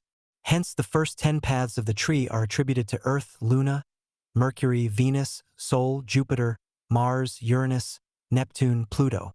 The 13th Kala is thus essentially and very peculiarly the Kala of Kali, time, and of Chronos or Chronos and the chronotypes. 4. Dagdagiel. The Fourtnth tunnel is suffused with the Kala of Venus represented by the whore. Her Kabbalistic attribution is Daleth, meaning a door, the door that permits of access to her house or womb and egress from it. Her cosmic power zone is Venus. This tunnel backs the first reciprocal path on the Tree of Life. Its infernal counterpart is the base of the pyramid which, when inverted, is balanced upon the point of the Ein in the void of the abyss. The name of its sentinel is Dagdagiel. She may be evoked by vibrating her name in the key of F-sharp accompanied by a crooning or lilting sound. Her sigil should be painted in vivid sky blue on a circle of bright rose rayed with pale green. Her number is 55, which is a mystic number of Mawketh, the power zone of Earth. 55, as 5 by 11, resumes the formula of magic, 11, set in motion or powered by Shakti, 5. It is also the number of DVMH, silence, which is the formula of woman, Shakti, when she becomes pregnant with the child of light produced by the next Kala. The word him, to swell, is indicative of this condition, and IHM, a metathesis of him, means to conceive, to have sexual intercourse, and to create. 55 is also the number of KLH, the bride, the daughter-in-law, which suggests the cosmic bride Mawketh, the daughter of IHVH, she that is the final term, Ha, of manifestation. The daughter is the symbol of imminent redom, of the incipient reversion of manifestation to its primal state of non-manifestation, of being re-becoming non-being. In the present aeon the sun is the child, but in the coming aeon of Mot the child will be the daughter, for at the end of that aeon Mawketh will once more redom to its sleep of dissolution, pralaya, prior to a new manifestation. The idea of matter coming to an end recalls the statement in AL 1. 66, the manifestation of Newt is at an end. The title of the ATU of this path is the daughter of the mighty ones. The theme is repeated by the word MUT, a form of Mot, which also adds to 55 and which signifies to shake, waver, totter, fail, decay, die. It derives from the Egyptian word mut, meaning to end or die. The sigil of Dagdagiel shows the letter Daleth reversed and in the form of a gallows from which hangs an inverted triangle above the letters AVD. AVD, OD, is the magic light. The triangle is the inverted pyramid set in the abyss with its apex in the void, Ein. For this reciprocal tunnel is reflected into the gulfs beyond Kether. The implication is that the pyramid is the magic light or fire snake suspended from a gallows in the form of the woman of night, whose vagina Daleth equals door, is here reversed. This peculiarity shows that she is an initiate of the highest sexual mysteries and that she possesses the special mark of a scarlet woman. Her totems are the dove, the Typhonian bird, the sparrow, and the sow. In a holograph note in his personal copy of Liber 777, Crowley notes against this path, column 37, the sow equals type of Venus which matches Mars, opposed to romantic and other higher types. Mars equals boar. By this he means that as the virgin basks in the idyllic light of romantic or unrealized love, the sow wallows in the sty of sensuality. But the comparison of the sow of Venus with the boar of Mars comports another mystery which may be fathomed only in terms of the draconian current. The sow, Babylon equals whore, is the glypha or outer shell of the goddess. Her inner mystery involves the Kulus or Kali herself, for she is the ultimate mother. In New Aeon terms, therefore, Mars is the cosmic power zone assigned to Arehorquit as the child Har of the present Aeon, because the blood associated with this zone of Mars is not the blood of the male shed in battle, but the blood of the female that embodies the child. The dove also is attributed to the 14th Kala. The dove was the bird of blood, feminine source. Before it became the bird of air, masculine spirit. First was Mars Kali Typhon, then came Venus Nephthys Nu Isis. The magical power corresponding to this Kala is tradition ally, the ability to distill love filters. The phrase is an euphemism for the vaginal vibrations emanating from the Virgin in the form of sexual magnetism that attracts the creative light into her womb. In the verse of the grimoire pertaining to this Kala, it is written, The Virgin of God is enthroned upon an oyster shell. She is like a pearl and seeketh 70 to her fore. In her heart is Hadit the invisible glory. The oyster is the typical aphrodisiac. The Virgin is drunk upon its shell and seeketh 70 degrees to her fore. Degree in her heart is Hadit, i.e., Set, the devil himself, the invisible glory that motivates her desire. The Virgin thus becomes the whore, or, in the language of magical symbolism, the entranced priestess becomes enlightened or awakened. The Pythoness becomes oracular, being inspired with the divine spirit. Hence the magical formula of this kala is agape, the number of which S93, which is the number of desire or will, thelema, and of the devil, Iwas himself. All aphrodisiacs and all soft voluptuous odors are ascribed to this kala, the presiding deities of which are Hathor, Aphrodite, Capris Katito, and, in the tantric systems, Lalita, degree the sexual aspect of Shakti, power. It is, however, upon the African tree that the most significant attributions are to be found. In the primordial magic of Equatoria, this 14th kala is ascribed to the goddess Odujua, the goddess whose secret temple at Adu, near Betagri, swarmed with the consecrated priestesses of her cult. They earned it the name of the city of whoredom, of which Babylon was a later type. To the Ogboni, she was known as Il, the earth. The 14th ray or kala unites the cosmic power zone of Odujua, Bina, with that of once or Anansi, Chakma, symbolized by the spider which later became the supreme symbol of the cult of the Obi, Obia. These two power zones are the field of activity of the Obia and the Wanga, the work of the wand and the work of the sword. The symbolism of this verse, from A.L., has been explained at some length in Aleister Crowley and the Hidden God. Here it is necessary to draw attention to the symmetry of the spider's web. In the tunnel underlying the 14th path, the web is not structured upon a plane surface but occupies various planes so that, from the point of view of an observer working upon this path, the crisscross filaments produce a crazy geometry. From within the tunnel, and viewed from behind the tree, however, the web is seen to form with infinitely tenuous threads of gossamer light the curious apertures of darkness that admit to gulfs of space between the back and front of the tree. At the midmost depth of this tunnel, the primal magical spell was cast and the first of all magical circles, webs, was formed. It is here that the snake and the spider meet in one symbol. The snake is Ob, the lunar current from which once weaves his web. Cirque, symbolized by the scorpion, thus unites the spider and the serpent in one glyph. The work of the wand and the work of the sword are identical. Their fusion is the work of the Obia and the Wanga, which is accomplished via the 14th kala. The word Aud, Od, which appears in the sigil of Dagdagil, is the magical light which flows from the yoni of Odujua. In this tunnel of Odujua, therefore, this appears as the pyramid. It is the triangle, yoni, in a further dimension and surrounded by the web of filaments, or by the ring of fire with which the spider and the scorpion are respectively associated. In his magical record, Crowley speaks of the tunnels or caverns of fire through which he was guided by a spirit fox during his higher initiations. The fox or jackal, as already shown, is a zootype of Shugal, the god form of Shaitan Iwas. Its complement is the amorphous entity Coranzan, the guardian of the pylon of Daith, which forms the apex of the pyramid and is the gateway to the network of tunnels that slope down the back of the tree. The spider's web is the network of tunnels that leads to other dimensions, for what appear as mere interstices on a flat plane when the spider has emerged from its hole are, in the depths of Isle, the earth, interspatial voids and dream-spanning gulfs of cosmic immensity. The Obia and the Wanga are therefore the dual modes of transformation whereby the human entity is translated into further dimensions via the vortices of the void. Diseases typical of the 14th kala are syphilis, gonorrhea, and nymphomania.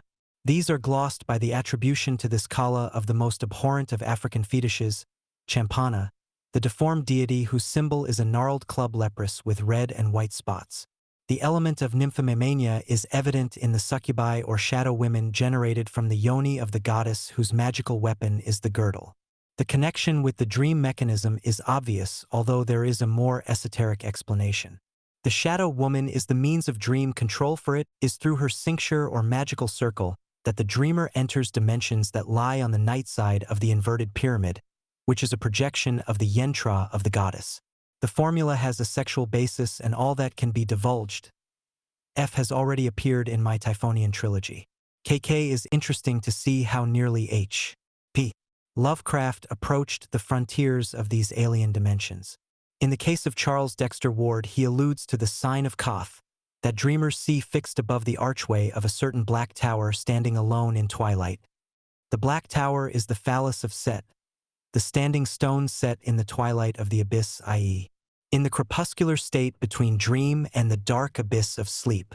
The word Koth or Kota appears among the barbarous names of evocation which the Gnostics used in their agapoi, some of which Crowley restored Kabbalistically and used in Liber Samek, the central grimoire of the new Aeon that contains the ritual known as Congressus cum Daemon.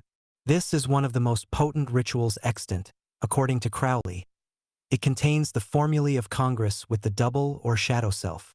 In the elemental section ascribed to the element earth, Kota appears as the name of Hathor, the voluptuous goddess of sexual pleasure, whom Satan, beholding, desireth. Kota is there translated as thou hollow one, the final being evocative. Koth therefore signifies the hollow one, the tunnel that is symbolized by the vagina of the female which emits the tenuous plasma responsive to the slightest impress of the magically directed will. Concerning this elemental section of the grimoire, Crowley observes that the conception is of earth, glowing, inhabited by a solar phallic hippopotamus, of a venereal nature. The word chvth, a form of Koth meaning the beast of the reeds, has the number 414, which is that of the limit, less light, Ein Sof, or one of the triple veils of the void beyond Kether. It is also the number of Azvth, Azoth, the fluid, i.e., the supreme secretion or kala that dissolves all molecular structure with its infinitely corroding light. Lovecraft has conceptualized this notion in terms of his own scientific materialism as Azathoth, the blind and idiot chaos at the center of infinity.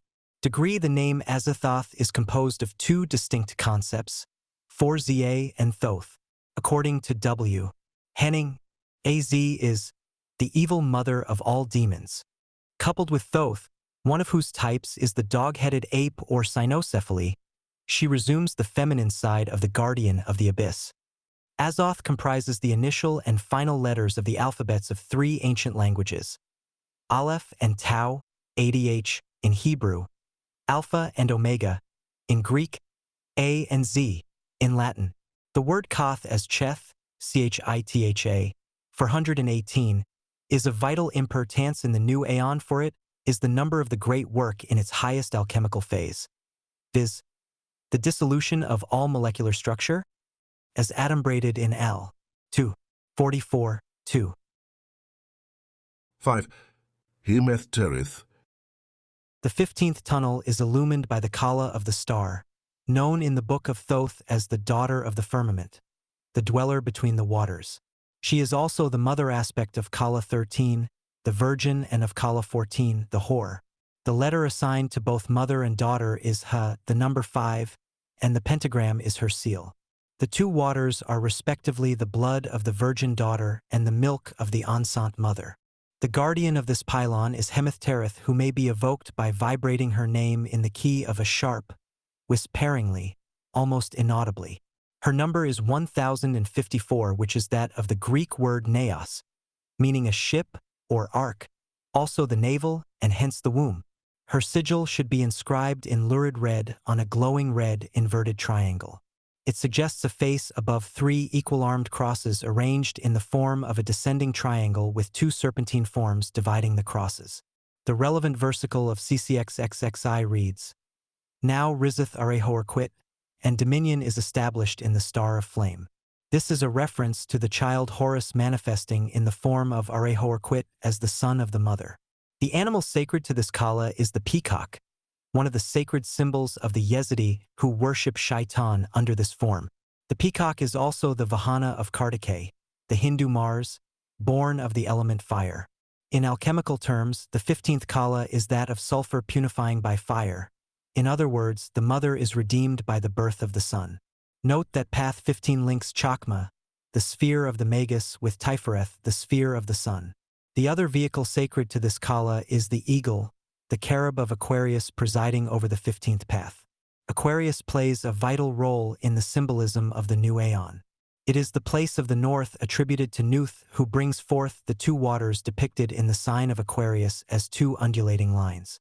In the tarot trump attributed to the sign, a woman is seen pouring the waters from two jars. The seven-pointed star of Venus above her is identical with the seven-rayed star of Babylon, the seal of Set, which comprises the mother and child in one glyph. This is also the star of Sothis, the planetary representative of which is Venus. Seven, or Sevek, was the primal goddess of the seven stars, Ursa Major, of the planisphere, and these stars or rays were the seven heads of the dragon of the deep that later appeared in the Christian myth as the beast of the apocalypse.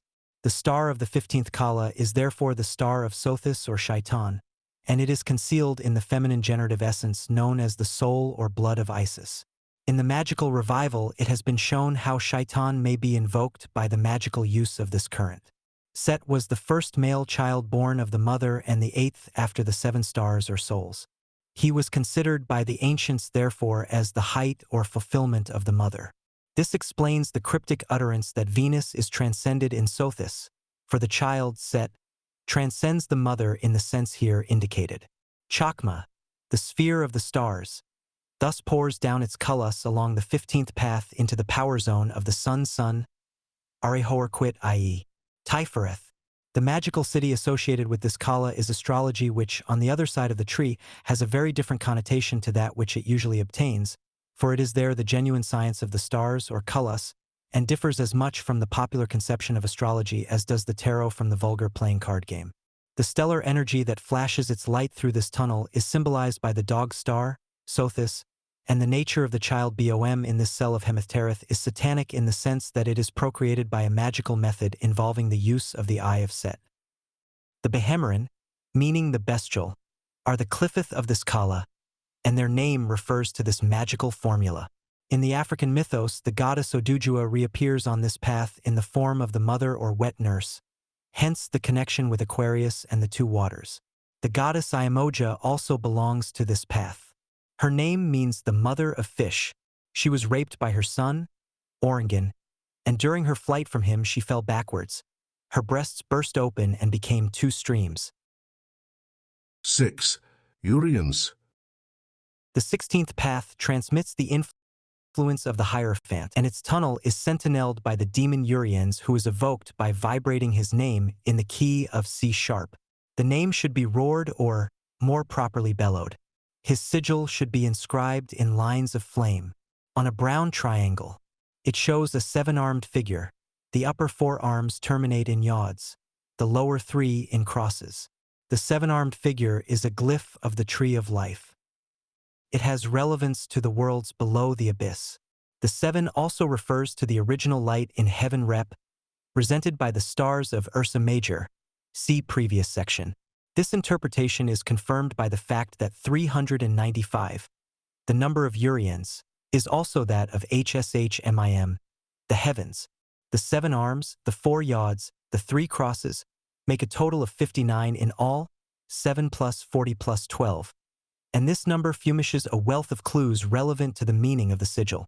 According to the Kabbalah Denutada, 59 is Achim, meaning brethren. It refers particularly to Samuel, who is stationed in the midst of the zodiacal Cliffith, accompanied by his Shakti, the elder Lilith. She guards the southeast corner, and her companions are the serpent and the man. The serpent is a glyph of menstruation, and 59, as NDH, means precisely this. It derives from the Egyptian word neti, meaning being, existence, negative, froth, the sign of bleeding, female source. This number therefore explains why the Adimaran, the bloody, are the glyphith attributed to the tunnel of Urians. In the list of primes, Crowley describes 59 as the yoni calling for the lingam, as ovum, menstruum, or alkali. Furthermore, and to endorse the interpretation, the word ZNB, 59, signifies tail or extremities. The name Urians suggests Orions who, as Atlas, supported the universe on his shoulders. The idea of support or bearing is borne out by the general symbolism associated with this kala, which endows the adept with the magical city of physical strength.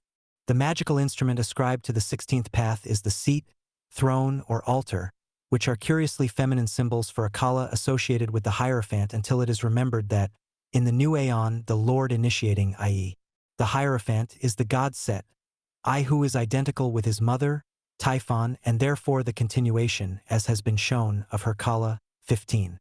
She is in fact the goddess 15, a name given to the woman fulfilled whose symbol, the full moon, occurred on the 15th day. The 16th kala was therefore her child, i.e., Set, and Set Typhon under a single image was typified by the dog star Sothis. According to Wilkinson, Set Typhon was known as the giant, and this symbolism equates it with the pre-Val Nephilim. The name of the seat in Egyptian is Hes or Isis. The throne bears the god, as the woman bears the child, as the altar bears the priest. The part of the body associated with the 16th kala is the shoulder, an euphemism for that which bears or supports the world, i.e., the mother. Hence the association with Atlas Oriens, who bears the world on his shoulders. Uriens or Oriens, as the name implies, is also attributable to the Orient, the place of the rising sun or solar phallic power. This phenomenon, both in its cosmic, celestial, and in its microcosmic, biological aspect lies behind the name of the Ordo Templi Orientis OTO, which being interpreted means the order of the temple of the exalted or risen phallus. The verse of CCXXXI relating to this path declares, also is the star of flame, i.e., the phallus, exalted, bringing benediction to the universe. A glance at the columns of Liber 777 shows that Uriens is attributed to the 11th kala, which is ruled by air, and whose tunnel is presided over by Satan, prince of the powers of the air. The number corresponding to the astral dimension of this kala is 45, the number of ADM, man. He is one of the entities accompanying Lilith in the spaces between the south and east cardinal points of the zodiacal glyphith, at the center of which is the evil angel Samuel. Within the inverted dimensions of these spaces stands the throne of Samuel. Before this stands the altar on which is stretched the nocturnal Lilith, mother of abortions. Degree the concept is explicit in the number of Uriens, for 395 is MSHKLH abortions. Furthermore, the reflection of the Hierophant is refracted into the depths of the abyss in the form of Set or Pan, Samuel, the devil or double being the opposite image. Likewise, this concept is explicit in the number of Uriens, for 395 is MSHNH, meaning twofold, duplex. It derives from the Egyptian shin, twofold circle, and the other, the alter ego. Thus are the heavens, HSHMIM equals 395, reflected into the hells, and the Hierophant or Magus of the Autumnal becomes the judge of the dead, whose symbol is the jackal, the howler in the haunts of the dead, and the eater of dung in the day of be with us. At the termination of this abominable repast the Adimaran, the bloody swarm across the desolate places of the void, leaving the rich brown juice of annihilation in their wake. Other denizens of the cell of Uriens are the Gorgons and Minotaurs, which are linked with the sun symbolic of Taurus and the Hierophant, and with the magical force that turns to stone. Degree the Minotaur was the monstrous offspring of Pasiphae, daughter of the sun, who copulated with a sacred bull. In the magical revival, I have given Crowley's description of the rite associated with the begetting of the Minotaur. When it was obtained, it was imprisoned in a maze into which youths and maidens were introduced for sacrificial purposes. They strayed to the depths of the labyrinth and were devoured by the beast. The serpent-haired Gorgon is a form of Lilith. She is girdled with snakes, and her glaring eyes turn to stone all who meet her gaze. Another animal associated with this path is the hippopotamus, a primordial image of Typhon. In the African cultus, the goddess Ife typifies the 16th kala, and she is represented by the gaping vulva of Imoja, the source of the manifested universe born upon the shoulders of Atlas, Orion/Uriens. The hippopotamus, or water cow, is the great bearer in the waters, the equivalent of Taurus, the bull of earth on dry land, hence the connection with the goddess, Venus rules Taurus, and the waters of the abyss. Imoja means literally mother of fish, which shows the specifically sexual nature of her function. 7. Samradiel. His 17th path transmits the influence of the lovers. Its tunnel is sentineled by Zamradil, who is evoked by vibrating his name in the key of D. The sound should be accompanied by a hoarse cachinnation.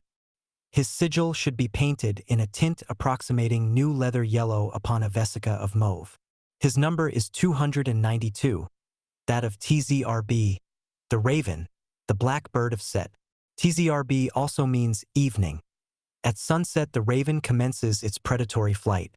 BTZR, a metathesis of TZRB, signifies gold, the metal associated with the twin Set Horus, Set's totem being the black bird and that of Horus the golden falcon. The earlier twins, however, were Set and Anubis, the golden jackal who, with his dark shade, haunted the desert of mummies, i.e., the astral shells left by those who had made the crossing and transcended the abyss. The sigil of Zamradil is composed of a lunar crescent pierced by an arrow shot from a bow, both ends of which terminate in the letter G. The transfixed moon is the crucified flesh. The crucified are those who have made the crossing of the abyss. The letter G Gimel signifies the camel, the ship of the desert, the vehicle by which the crossing is achieved. It is the letter of the high priestess. This tunnel concentrates the influence of Set via the black power zone, Bina, that receives its light from the stellar sphere, Chakma, and rays it downward through the abyss. The 17th Kala is thus strongly charged with the atmosphere of Dath and of death, both of which have close affinity with the lovers. The number 292 is also that of Kotzur, which, as suggested in Cults of the Shadow, is probably connected with the name Koranzan, a corrupt form of it. The symbol of Kotzur resembles the astrological sign of Neptune, and according to Blavatsky, Secret Doctrine, 356, Kotzur is called Neptune by the uninitiated. It is the symbol of Atlantean magic, and its attribution to the second power zone, Chakma, is highly significant because Chakma receives an influx direct from Pluto, Kether. Michael Bershows observes that Pluto being correlated to Neptune is pure sexuality, which in the Plutonic sphere is psychic and magical. This energy, which is called libido, is the most powerful force in the world and cannot be isolated with magical methods. It is also the foundation of the various natural fields of force, such as light, gravitation, electromagnetism, and it is a fact that the basic subatomic particle, being a functional photon, is in reality libido in an elementary form. This is the energy that powers the lovers of the 17th path, but, in the tunnel beneath it, it has been transformed into the Rupvar, or drug of death, that is represented by the black bird of Set and the black pig of Typhon. Kotzur means a pig. This creature was adopted as a symbol of the great work by the Typhonians because it was the only animal known to devour human excrement. The pig is symbolic, and so is the excrement, for it is not anal refuse that is veiled by this totem, but the blood of the moon, the human female flux in its dark phase. The symbolism was carried over into the solar cults of later ages, and at the time of the vernal equinox, the god Khunsu is depicted in the orb of the full moon bearing in his arms the sacrificial pig. The imbibition of the black wine of the moon prepared the initiate for the disintegration, or crucifixion, at Easter time, and this made possible the crossing over into the world of spirit or non-being. The Gnostics depicted Kotzur in the form of a serpent whose stellar representative was Draco. The undulation of the serpent was an image of the periodic feminine flow. The mystery of this tunnel is glyphed by the sigil of its sentinel with the lunar crescent transfixed by the arrow. As Massey has shown, the first bow was drawn by the genetrix, and it came full circle in the cycle of gestation, hence the bow of Neith and the arrow of the goddess Seti. In Zamradil's sigil, the moon is young and has not yet attained the fullness of gestation which occurs after the lovers have emerged from the city of the pyramids, Bina, into the desert of Set. The relevant verse from CCXXXI reads, "Here then beneath the winged Eros is youth, delighting in the one and the other. He is Asar, Osiris, between Aci, Isis, and Nephthi Nephthys. Osiris is the mummy, the dead one who is Rebam in the spirit world, having been conceived by Isis and brought to birth by Nephthys. The magical city of this Kala is, understandably, by location, here symbolized by the mummy, Osiris, and the risen youth, Aci. This dual deity sometimes appears as the brothers and sometimes as the lovers. K is from this tunnel that dark forces emerge and seep from the abysses of non-being, permeating the power zones of manifestation with the shadows of their absence. This doubling or dappling with light and shade is typified by symbolic hybrids such as the magpie, the penguin, the piebald, the parrot, the zebra. In fact, all dappled and chameleon-like creatures that have the apparent power of transformation. The order of Qliphoth ascribed to this realm is the Tsalalimaran, the Changers. The supreme totem of this tunnel is the hyena, and this realm is haunted by votaries of the Boltu, or spectral hyena. This cult is known to have existed in the Paleolithic Age. It brought its totem out of Africa and spread it secretly all over the earth. It had its astral source in the tunnel beneath the path of the twins, the lovers, and was reflected onto the earth plane at a place in Africa named Kabultiloa. The name means literally the shadow, Ka, of the specter or spirit, Loa, of the hyena, Boltu. The magical vibration of the cult was concentrated in the mantram Boltunjan, a verb meaning, I transform myself into a hyena. This was the atavism assumed by the spectral shape that formed itself of the elements of the 17th Kala, when the twin powers of love and death were fused into one image. Its glyphotic reflex was sucked out of space in the form of this creature by an adept who knew the sacred alignments and who vibrated the mantram that evoked it. This was achieved by fusing the twin serpents, Ob and Od, within the body of a priestess dedicated to the dark god of this Kala whose name is now lost. This cult of the spectral hyena persisted when all other forms of its god had perished, and certain magicians and dreamers have received intimations of its existence through the centuries. Dr. John D. 1527 to 1608, who first called it down from the spaces of Dath in historic times, named it Coranzon. Aleister Crowley, who contacted it in our own times, also called it Coranzon, while H.P. Lovecraft sensed it as the monstrous and amorphous slime known as Yog-Sothoth. According to a secret grimoire, the beast was called down not from known spaces but from cells between them, while the Bolta drums beat offbeat rhythms. Similarly, in the later Petro rites of voodoo, in which the cult survived under another name, the alignments of the secret vevers flowed between the cardinal points, not through them. An entity appeared in answer to the call and crystallized about itself the spectral anatomy peculiar to the Bolta totem. It presided at a sabbat within the tunnels of the earth, and then it vanished. Nor did the beast appear again, even during the dark dynasties of Kem when traffic with non-human entities was secretly undertaken in the cults of Tort and Set. Having concentrated the essence of the Boltu within its eidolon or specter, it secreted a subtle sperm that combined with the lifeblood of its consort to produce a magnetic salve, thus sealing the fire of the woman with that of the beast in a single substance. The times being right and the space marks being established, a violent magical storm raged in the region of Kabultiloa, where this monstrous rite was enacted. Ceaseless rains are said to have fallen in places that were rarely rained upon, and violent electrical disturbances in the atmosphere obliterated all traces of the event. During the deluge, constant lightnings flashed and, penetrating to the caverns beneath the earth, struck the bride of the beast as she writhed in its embrace. Her body was instantly bumped to a cinder and a small black stone slipped from her thighs. The two vital oils, fused at incredible heat, produced a talisman of incalculable power. The fire that blent the twin serpents of life, the bestial and the divine, set its seal upon the stone in the shape of a curious device not unlike the sigil of Zamradil and a certain secret symbol known to have been used in the times of Atlantis in connection with the worship of Kotzur. 1 degree this mystical coronograph thereafter became the sigil of the Boltu, the seal adopted by the cult through succeeding eikons, and it is said to exist at the present time in a secret sanctuary of voodoo known as Ville ux Champs. The Tunnel of Zamradil is under the aegis of the forces of Shugal Coranzon in their voodoo forms of Baron Samedi and Gid Nibho. The Baron represents the Saturnine aspect.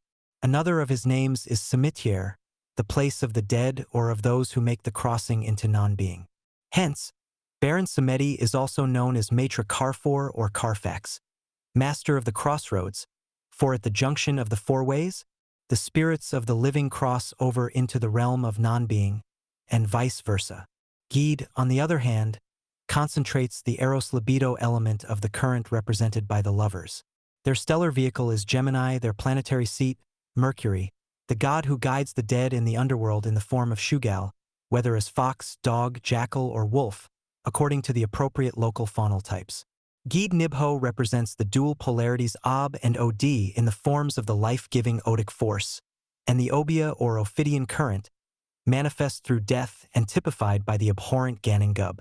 Gid approximates to the Egyptian Khonsu who is associated with the black pig or boar of Set, as previously mentioned.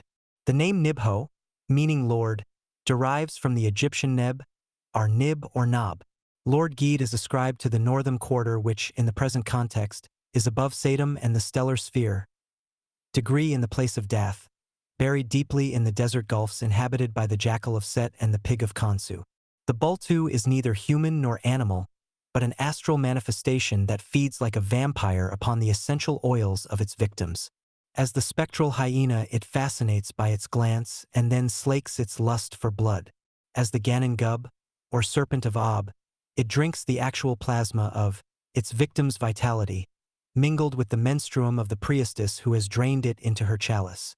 Similarly, Baron Samedi draws sustenance from his victims in many forms, thus perpetuating a lingering half-life in dimensions outside the range of normal consciousness, but accessible to those who know the sacred alignments and who know how to vivify the sigil of the Boltu, the sound of whose mantram can open the pylons of Shugal. The dual nature of the symbolism associated with Zamradil accords with the nature of the Boltu which, being of another dimension, is neither flesh nor specter, white nor black, human nor beast, but a combination of hybrid entities far surpassing in horror those described by the ancients as the products of unnatural congress. In the offbeat rhythm of the Boltu drums, the sensitive ear may detect the mantram of ultimate abomination, the hideous symbol of which resembles the hyena fabled to have sprung from the union of the ravening desert jackal and the lioness of Ethiopia. The hyena is symbolic of all half-lives, all twilight and crepuscular states of consciousness, all crossed breeds interweaving, coiling, worming their ambiguous images into flesh and branding with the mark of the Boltu the myriad forms it chooses as its vehicles. Primordial atavisms are unsealed by the beat of the Boltu drums and, if used in connection with the tunnel of Zamradil, degree in the key of D, will snare the mind in the dark web of its rhythms. Whether heard from near or far, those that hear it are compelled to attend the Sabbath over which Coranzon presides. Appearances and banshees, the legendary beings ascribed to this path in Liber 777. In the earliest African myths, Oro, the Tempest, has affinities with the 17th Kala. On his feast day, he appears in the shape of a monster in human form, with face and lips smeared with blood. He bellows and screams like a fierce wind. The priests celebrate his mass in sacred groves where, concealed from the eyes of the uninitiated, they simulate his banshee howlings by the rapid twirling of a wooden clapper attached to a string. Degree in the voodoo system, the Marasas, or twins, are symbolized by a vever which incorporates the 3 pillars of the Tree of Life. In Cults of the Shadow, I have reproduced an illustration of this vever by Michael Bershos, who has added the crossed baton of the magical Satum, or Gid Nibho, so as to produce the model for the pathways of the Voltigaz, as well as pathways for the secret schools of voodoo initiation. This is of vital importance, for it demonstrates the points at which the leapers behind the tree traverse the gilfs of space without using the tunnels of Set, thus jumping the interstices as they leave one dimension and enter another. The special color of this path is reddish-gray inclined to mauve. Gray tinged with red suggests the sphere of the stars, suffused with the blood of Isis, Kali/Mars. The inclination to mauve or lavender shows the movement of the feminine stellar current in the direction of Dath. According to Crowley, lavender is attributed to Dath. 8. Karakis. The 18th path is under the aegis of Cancer. Its tunnel is sentineled by Karasith, whose number is 640. Cancer is the astroglyph of the Holy Graal, and 640 is the number of KVS, the cup of consolation, and that which consoles the adept on the path of Cheth is the Graal of Our Lady. Such is the nature of this chalice, which yields both ecstasy and magical immortality, that its culus are highly addictive. Should the adept linger over long in this tunnel, the addiction becomes obsessive and he runs the risk of becoming a vampire, draining cup after cup of the hellbroth distilled by the great harlot, the mother of abominations, who yields eagerly to the dark desires of those who are drunk on the wine of her fornications. The magical formula of this kala is cunnilingus, which, if it exceeds the proper limits, leads not only to the death of the partner but also of the magician himself. The order of Cliffith inhabiting the tunnel of Kerasith is therefore known as the Shikaririan, the Black. In the arcana of Thoth, the letter Cheth, 8, is ascribed to path 18, and it is significant that the positive reflection of the negative Gitvoth assumes the form of Krishna the charioteer. Apollo the charioteer is also attributed to this path, and the Lord of the Triumph of Light, a title of this ATU, is reflected into the tunnel as the black son of Tifereth, the child of the waters of the abyss that swirl in the Graal of Babylon. When the sun reddens or sets, he is said to be drinking the blood of the goddess or performing the higher form of cunnilingus, an expression used in a certain secret comment on the Kaula rite of the Vama Marg. The number of Kerasith, 640, is also that of SHMSH, the sphere of the sun, which equates with MMSK, 640, meaning a drink offering, and THMR, the palm of the hand, and a palm tree. The dates of the palm tree are connected with the phenomena of menstruation. The sigil of Kerasith should be painted in dark greenish-brown on an amber-hued circle. It shows a downward-facing mummy overshadowed by a camel-headed entity that issues from its feet. This image is as it were concealed in the name Kerasith. 4640 is the number of MPLTZTH, a horrible idol, simulacrum horrendum. The camel is the ship of the desert. Its symbolism has been explained in connection with the 13th tunnel, which crosses the abyss via the path of the priestess of the silver star. The camel is also attributed to the 18th path, where it functions as a beast of burden. The crab, turtle, and whale are also included because this path is under the aegis of Cancer, a watery influence that represents the most vital element in astromagical workings. The cities associated with this kala are bewitchments and the power of casting enchantments. The name of Kerasith should be vibrated in the key of D sharp, accompanied by the plashings peculiar to magical fountains or waterfalls. The cup and the furnace are the appropriate magical weapons, and in the symbolism of the vegetable kingdom, the watercress is attributed to this kala because the combination of heat and moisture, fire and water, typifies the contents of the cup that contains the fiery dew of the goddess. The appropriate verse from Liber CCXXXI declares, "He rideth upon the chariot of eternity. The white and the black are hamnest to his car. Therefore he reflecteth the fool, and the sevenfold veil is revealed." This implies the orderly ruling of diverse forces. The white and the black are the two suns of the upper and lower horizon, or the height and the depth, the infernal furnace of Amenta and the supernal sun of the frontal tree, Tifereth. The solar force, Haruareha, is here implied, for the white and the black are Arehorquit and Horparkrat, and it is not by chance that the initials of these gods total 640, the number of Kerasith. The sevenfold veil is that of the goddess of the seven stars, who is diaphanous in her luminosity. He reflects the fool, that is the hidden light that is A, between I and O, Isis and Osiris. A is Apophis, the god set in his Ophidian form. He is the light that imbues the Graal of the goddess drained by the adept. The magical formula of the 18th kala is Abrahadabra, the key of the rituals mentioned in AL.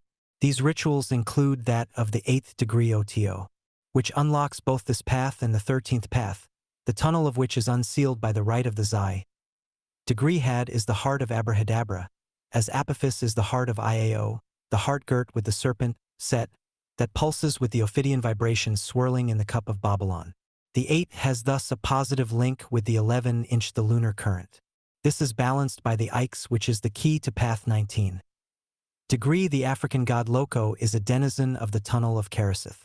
He is a god of forests who, together with Elora, Ojhun and Abiku, evil spirits of jungle and desert, contrives to enter the wombs of women in order to be bomb into the human life wave. 9. Temphioth. Tunnel 19 is sentineled by the demon Temphioth, whose number is 610. His sigil should be etched in a sharp greenish-yellow hue upon a gray arrow-shaped ground.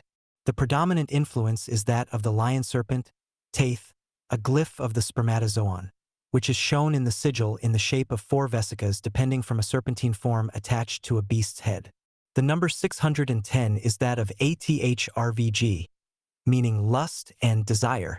This is in accord with the tarot trump entitled Lust relevant to the path above this tunnel.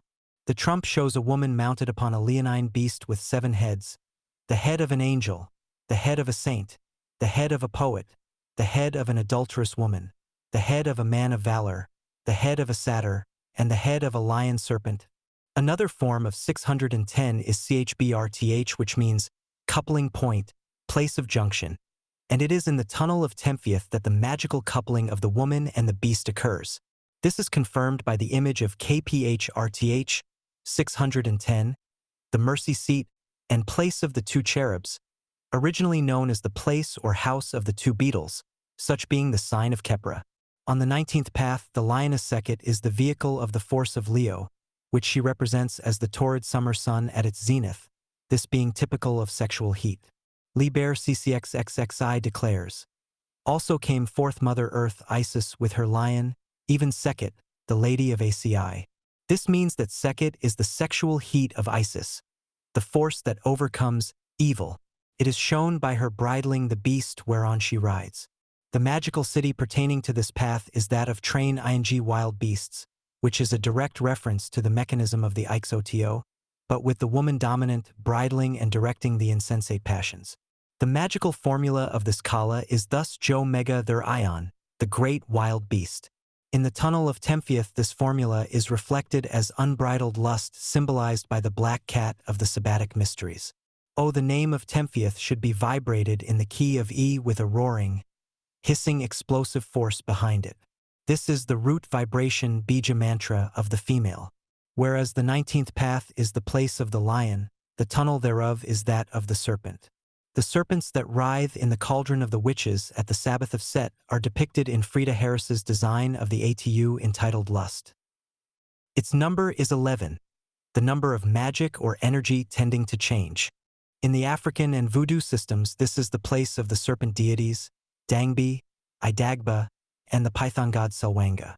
Dangbi or Damballa is consecrated to Ado Wido, the goddess of the rainbow. Her symbolism has been explained, particularly I'm cults of the shadow. Sage 2. It is connected with the lunar phase of the female and indicates the shadow side of the Ikes in contrast to the coupling in the dry season, indicated by the same formula applied to the path of this 19th kala. It is, in effect, the Ikes enacted during the deluge of which the rainbow is the glyph. The phenomenon of lightning, symbolic of the serpent's flickering tongue, also pertains to the tunnel of Temphieth, and the sudden spasm of orgasm that it represents is the madra or magical gesture of the cult of the spermatozoon. A stroke, syncope, is the typical disease of this path. The order of Cliffith ascribed to this tunnel is the Shalchbyron or the flaming, the flames that lick the cauldron of the Sabbath in which the lion serpents are seethed. The supreme symbol of the tunnel is the goddess Kach, who is seen in vision by its adepts as a radiantly beautiful, naked woman mounted upon a lion.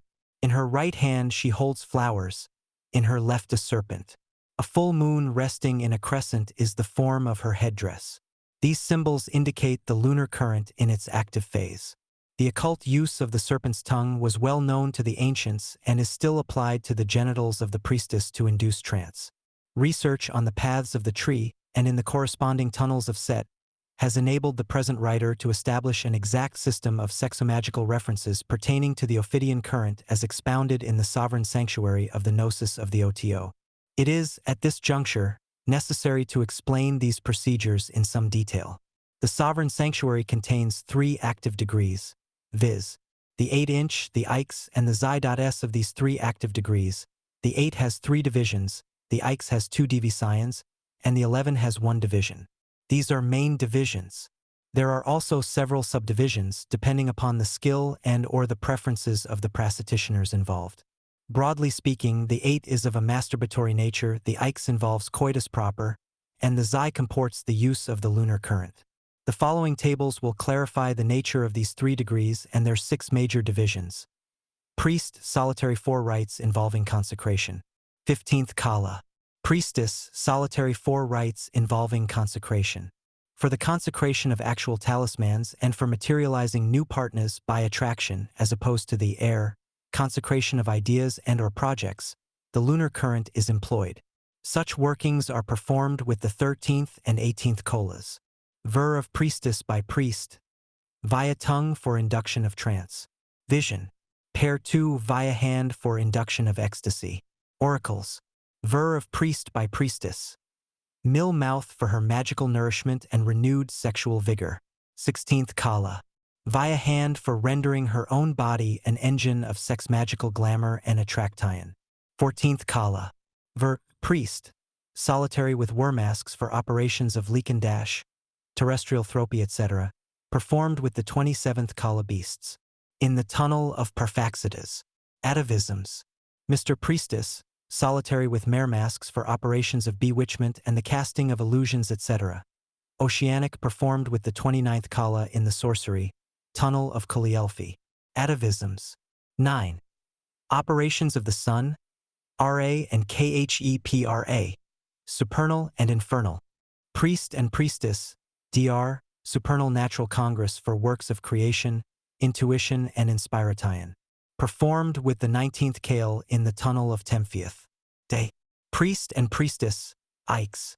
Infernal Unnatural Congress for works of zombieism, death posture, dream control. Night. Performed with the 24th kala in the tunnel of Niantial. Xi operations of the moon, priestess and priest, during eclipse of the moon for works of materialization and reification. Performed with the 26th kala in the tunnel of Anonin. T will be observed that 10 kalas are employed for these major sex magical workings in the tunnels of Set, the 13th, 14th, 16th, and 18th. For works involving the chalice, the 19th. For works involving the sun in the heavens, Ra, the 24th. For works involving the sun in Amenta Kepare, the 26th. For works involving the lunar current such as materialization of objects, reification of dreams, etc. The 27th. For works involving atavistic resurgence on dry land, male. The 29th. For works involving atavistic resurgence via oceanic sorcery, female. K will also be observed that, broadly speaking, these workings may be divided into works of consecration, 8. Works of inspiration, 9. Works of desecration, 9. And works of reification, 11. To the particular kala under consideration here, i.e., the 19th, is ascribed the sex magic of the Ikes. Hence the magical formula of Path 19 is Jomega Therion, the great wild beast. That of the previous kala, the 18th, to which is ascribed the 8-inch, is Abrahadabra, the formula of the great work and of the Holy Graal. The 18th kala, the cult of the cup, is thus balanced by the 19th kala, the cult of the spermatozoon. 10. Yamatu. The 20th tunnel is under the aegis of Yamatu, whose name should be intoned in the key of F, in lower register and with sighing or murmuring undertones. His sigil should be painted in yellowish green on a sliver of gray slate. His number, 131, is the number of Samuel, a name of Satan or Set as guardian of the threshold. It is also the number of Pan and of Baphomet, the idol adored of the Templars. Nkvnai, meaning her foundation or fundament, a symbol of the ties, also adds to 131. Note that 131 plus 535, the number of ties, equals 666, the number of the beast. This is confirmed by the fact that Mako, the son of Typhon, also adds up to 131. The sigil of Yamatu is a secret cipher of Set. It exhibits the inverted cross, which signifies the downward passage or crossing into Amenta. The astroglyph of the 20th path is Virgo, and its threshold is the ties of the Virgin guarded by Samuel. Its magical formula is that of virile force reserved, a karetza, which comports a buildup of sexual energy for magical purposes but without final release. This is a perfectly legitimate magical formula and one which may be used in connection with the formula described in connection with the previous kala. It is also a formula of the Black Brothers and was used by a curious cult having its headquarters at Harvard, New England, in the 18th century. Andrew Rothovius writes of this cult, led by Shadrach Ireland, who had come from Charlestown with the woman he called his soulmate, Abigail Lugime. It was a reaction to the aridities of the prevailing Calvinism, but with overtones suggesting that it drew on some survivals of the witch cult that had gone underground after Salem, a century previously. Calling itself the Brethren of the New Light, it advocated celibacy, mutual confession of sins, and a withdrawal from the people of the world, who were soon to be done away with anyway by the powers from outside. The elect, however, i.e., the members of the cult, would then attain bodily immortality in the flesh. Those who died before needed to have their bodies preserved on platforms of stone, from whence they would arise, living and breathing, when the hour struck. Immortality in the flesh is one of the aims of the Black Brothers. The idea arose not only from the natural urge to protect the ego from the impact of death, with its consequent disruption of conscious identity, but also from a misinterpretation of the doctrine of the death posture exemplified by the cult of the mummy in ancient Chem. In this connection, Michael Bershows, writing on astral machines, refers to magicians who endeavored to achieve immortality on the astral plane. He observes, instruments like this insulate against the changes of time, and it has been known that such instruments have been used by occultists to preserve themselves or hold themselves on the astral plane against the onward tide of evolution. That the Theosophist Leadbeater deplored this practice as a form of black magic. It is, in fact, a typical example of the magic favored by occultists who habitually haunt the tunnel of Yamato. Narcissus, the flower ascribed to this tunnel, yields a key to the nature of the formula of sexual magic associated with it, which, in its dark aspect, reflects Karetza as a sterile spending of magical force. This is confirmed by the letter Yod being regarded as sacred to Yamato.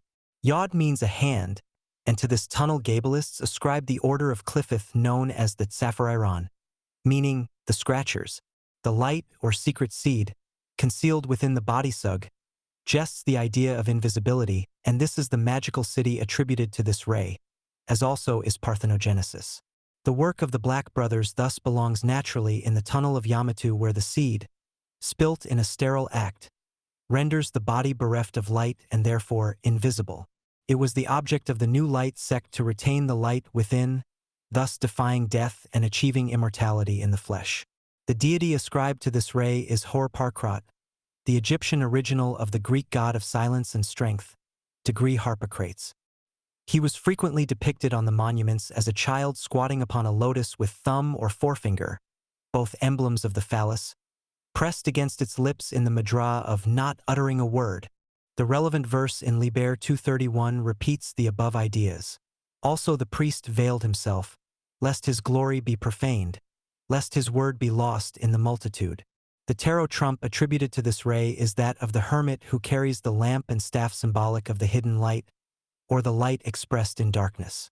He is the magus of the voice of power, but in his clephotic reflex he becomes the utterer of the word of death imprisoned in the corpse and not permitted to realize its identity with space, cosmic consciousness. To be trapped in this tunnel is to suffer the death in life of petrification. The typical disease is paralysis, and the inclusion of all anaphrodisiacs among the list of vegetable drugs ascribed to this ray again suggests the antivital nature of its sterilizing influences. 11. Kurgasiaks. The 21st Kala is dominated by Jupiter and is refracted into a tunnel sentineled by Kurgasiaks, whose name should be intoned imperiously in the key of a sharp. His sigil should be painted in rich purple on a bright blue ground rayed with yellow. The number of Kurgasiaks is 315, which is that of ISHH, to stand, stand out, stand up. It is derived from the Egyptian as, which indicates the secreting part of the body. Also ash, emission, and a sut, the testicles. The sigil of Kurgasiaks shows a homed, or crescentade, sphere containing an equal-armed cross mounted on a pole terminating in 3 caudiform appendages. The cross within the circle is the mark of Set, which denotes the place of the crossing indicated by the northern pole or axis, i.e., Dath, the gateway of the abyss. The triple tail suggests 3 modes of entry via the backward or caudal tunnels that connect Dath hindwardly with the power zones of Pluto, Jupiter, and Venus. These modes are glossed by the number 315, which is also that of OMRH, Gamara, a secret formula of Pluto, ISHH, the phallus, and IQRH, meaning her precious thing, i.e., vulva, for Pluto, Jupiter, and Venus respectively. The homed circle containing the equal armed cross is the horned barb of Set, spermatozoon, generated by the formula 315. This is borne out by the title of the tarotic key of this path 21, viz., the Lord of the Forces of Life, which, translated in terms of the tunnel of Kurgagiax, becomes the Lady of the Forces of Death, she who sends the incubus and the nightmare. In the verse of CCXXXI relevant to this kala, Jupiter appears as the father whose reflection is the mother. Now then the father of all issued as a mighty wheel. The Sphinx and the dog-headed god and Typhon were bound on his circumference. The wheel is the sphere containing the mark of the beast, which is a revolving chakra that activates the forces of the Sphinx. The dog-headed god and Typhon, repeating the formula above described. In the tarot, the wheel becomes the wheel of the goddess Fortuna, who determines the fluctuation of earthly life. The magical city associated with this kala is ascendancy, political or otherwise. Hence the ascription to this ray of the scepter as its typical magical weapon. K is noteworthy that Crowley regarded the formula of Gamara, which is the key formula of the tunnel of Kurgagiax, as the feminine version of the formula of Sodom that obtains on the other side of the tree at this level. 12. Lavkursiax. The 22nd ray appears behind the tree in the tunnel guarded by Lafkurjax, whose number is 671. She responds to a prolonged vibration of her name in F, Das sharp, upper register. 671 is a number of major importance in the traditional Kabbalah. It is the number of the law Thora, the gate, Throa, the wheel or chakra, Tharo, and the goddess of love, Athor, or Hathor. It is also the number of Adonai, the holy guardian angel, spelt in full. These ideas combined adumbrate the formula of this path. For when the chakra of the goddess is subject to the law or rule of 671, i.e., Lafkurjax, the gate of the abyss is thrown open. Adonai is a glyph of the sun.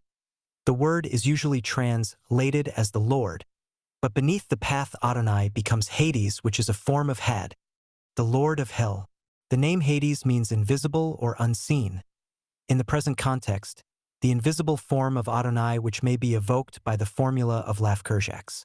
This involves the kind of sexual magic peculiar to the Ixoto, as shown in the sigil, which is a glyph of unbalance. It should be painted in pale green on a rich blue ground. It shows a pair of scales upset by a crooked demon with an inane countenance. The demon's left hand is in the form of a yod enclosed in a circle from which phallus obliquely a sword or long-armed cross. The yod in the circle symbolizes the work of the 9-inch OTO. The scales symbolize the constellation Libra, which rules path 22. Its reflection in the abyss is tilted by Lafkurjax, whose tunnel runs oblique to this path. It represents a blasphemy against that adjustment which is the formula of this path. Adjustment is also the title of the tarot trump ascribed to it. That which in manifestation is a pathway of justice and equilibrium, Thora, law, is based upon the oblique pathway symbolized by the falling cross or sword. The tilting scales, swinging in chaos and confusion, suggest the formula of the funambulatory pathway described by Austin Spare. The Egyptian deity attributed to path 22 is Mot, and it is easy to recognize in the tunnel of Lafkurjax the distortion of Mot's symbols. The balance, the feather, the sword, etc. The doctrine is resumed in verse 11 of Liber CCXXXI. Also the Lady Mot with her feather and her sword abode to judge the righteous. For fate was already established. The cross of equilibrium is awry and the scales upset. The ruler of the balance has been put down as the Lord of the Abyss opens the gate of the dark goddess and brings forth fantastic beings that haunt this tunnel in the form of ravenous birds with the faces of women who snatch away the souls of the living from their mortal clay. Hence the name of the order of Cliffith reigning with Lafkurjax is Iberian, meaning the clayey, for their talons drip with the ribbons of flesh or mortal clay, that their ravening rips from the souls of the living. This symbolism is confirmed by the ascription to this ray of the African Egungun, bones of the dead. Egungun was the entification of law and order in the primal African mysteries. Hades or Hades is a form of the Plutonian current that rules the abyss. The magical city associated with this tunnel is ability to balance upon the treacherous and funambulatory way that leads from the negative to the positive in the realm of creative chaos. In other words, It enables the magician to spin a web across the gulf of the abyss, thus constructing a tenuous and perilous bridge between non-being and being. Understandably, the animal sacred to this formula is the spider, and the precision and symmetry of this path are exemplified by the ideas of truth and justice, Mott. 13. Malkunofat. The 23rd Kala is under the dominion of Malkunofat, who lies in the depth of the watery abyss. He may be aroused by a shrill stridulation of his name in the key of G-sharp, upper register. The sigil should be painted in deep blue on an inverted triangle of sea-green hue. His number is 307, which is that of Vriatz, a night demon of the second decanate of Scorpio, and having therefore an essentially sexual reference. It is also the number of Lzro, meaning to sow, derived from the root Zro, semen. There is in this number an element of panic terror exemplified in the word shva, which means to make a noise, crash, be terrible. It derives from the Egyptian word shefi, signifying terror, terrify, terrible, or demon-like. It is the root of the name Shiva, the Hindu god of destruction. These ideas are apparent in the sigil, which is in the form of a portrait of Malkunofat, with the letters NVH descending in that order beside a downward-pointing arrow. The key to this glyph lies in the number 61, which is the number of NVH. 61 is 4 inches, meaning not. Ein is identical with Ayin, the yoni or eye of the void. According to Crowley, 61 is a number rather like 31-inch. 31 is LA, not, and AL, God, thus identifying the absolute with the void. Ani, the ego, 61 is also void. 61 is the number of Kali, goddess of time and dissolution. Her color is black, which equates her on the one hand with the void of space, and on the other with the symbolism of sexual magic typified by the blackness of gestation, the silence and darkness of the womb. Above all, 61 is the number of the negative conceiving itself as a positive dot. This it does through the BTN 61, or womb of Kali. BTN derives from the Egyptian but the determinative of which is the vagina sign. The womb is the nave or NVH 61, which in metathesis becomes HVN, meaning wealth, the nature of which is explained by metonymy. The reference is recondite and pertains to the goddess of the lunar serpent that appears only when it wishes to drink. It then rests its tail on the ground and thrusts its mouth into the water. It is said that he who finds the excrement of this serpent is rich forever. The excrement to which allusion is made is not anal but menstrual. The formula of the sigil may be interpreted as the subjection of the womb or woman by Malkunofat for the purpose of acquiring wealth. The ATU corresponding to the tunnel of Malkunofat is entitled the Hanged Man, the spirit of the mighty waters.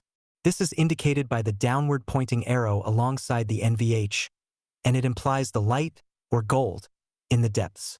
This symbolism accords with the magic city attributed to Path 23, i.e., the power of scrying. In verse 12 of 231, the process appears in its mystical form.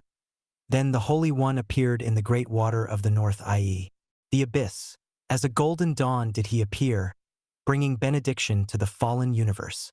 The tunnel of Malkunofat is the abode of the deep ones, of which the archdevil Leviathan is the generic symbol. The Sephir Yetzirah refers to Leviathan as Theli, the dragon.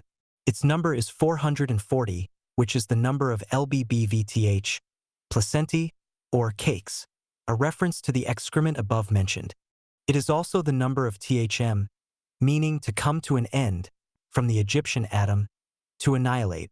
This is the dragon of darkness whose number is 5, being the formula of the female in her lunar and nocturnal form.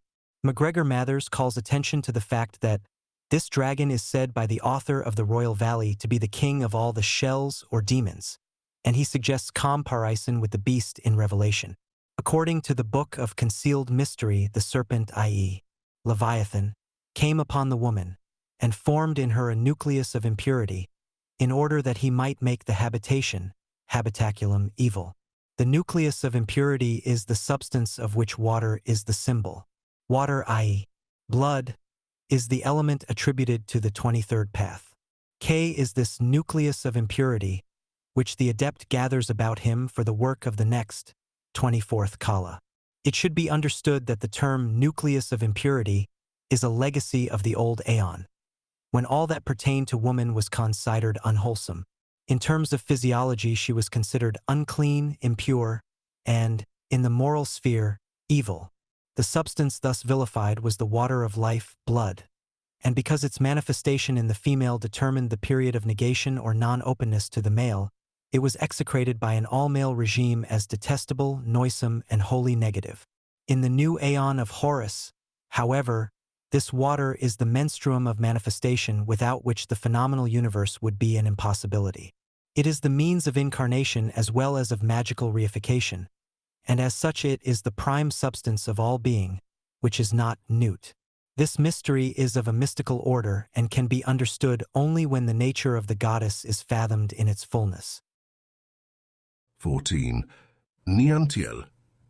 The 24th tunnel is under the influence of Scorpio and sentineled by Niantiel, whose number is 160.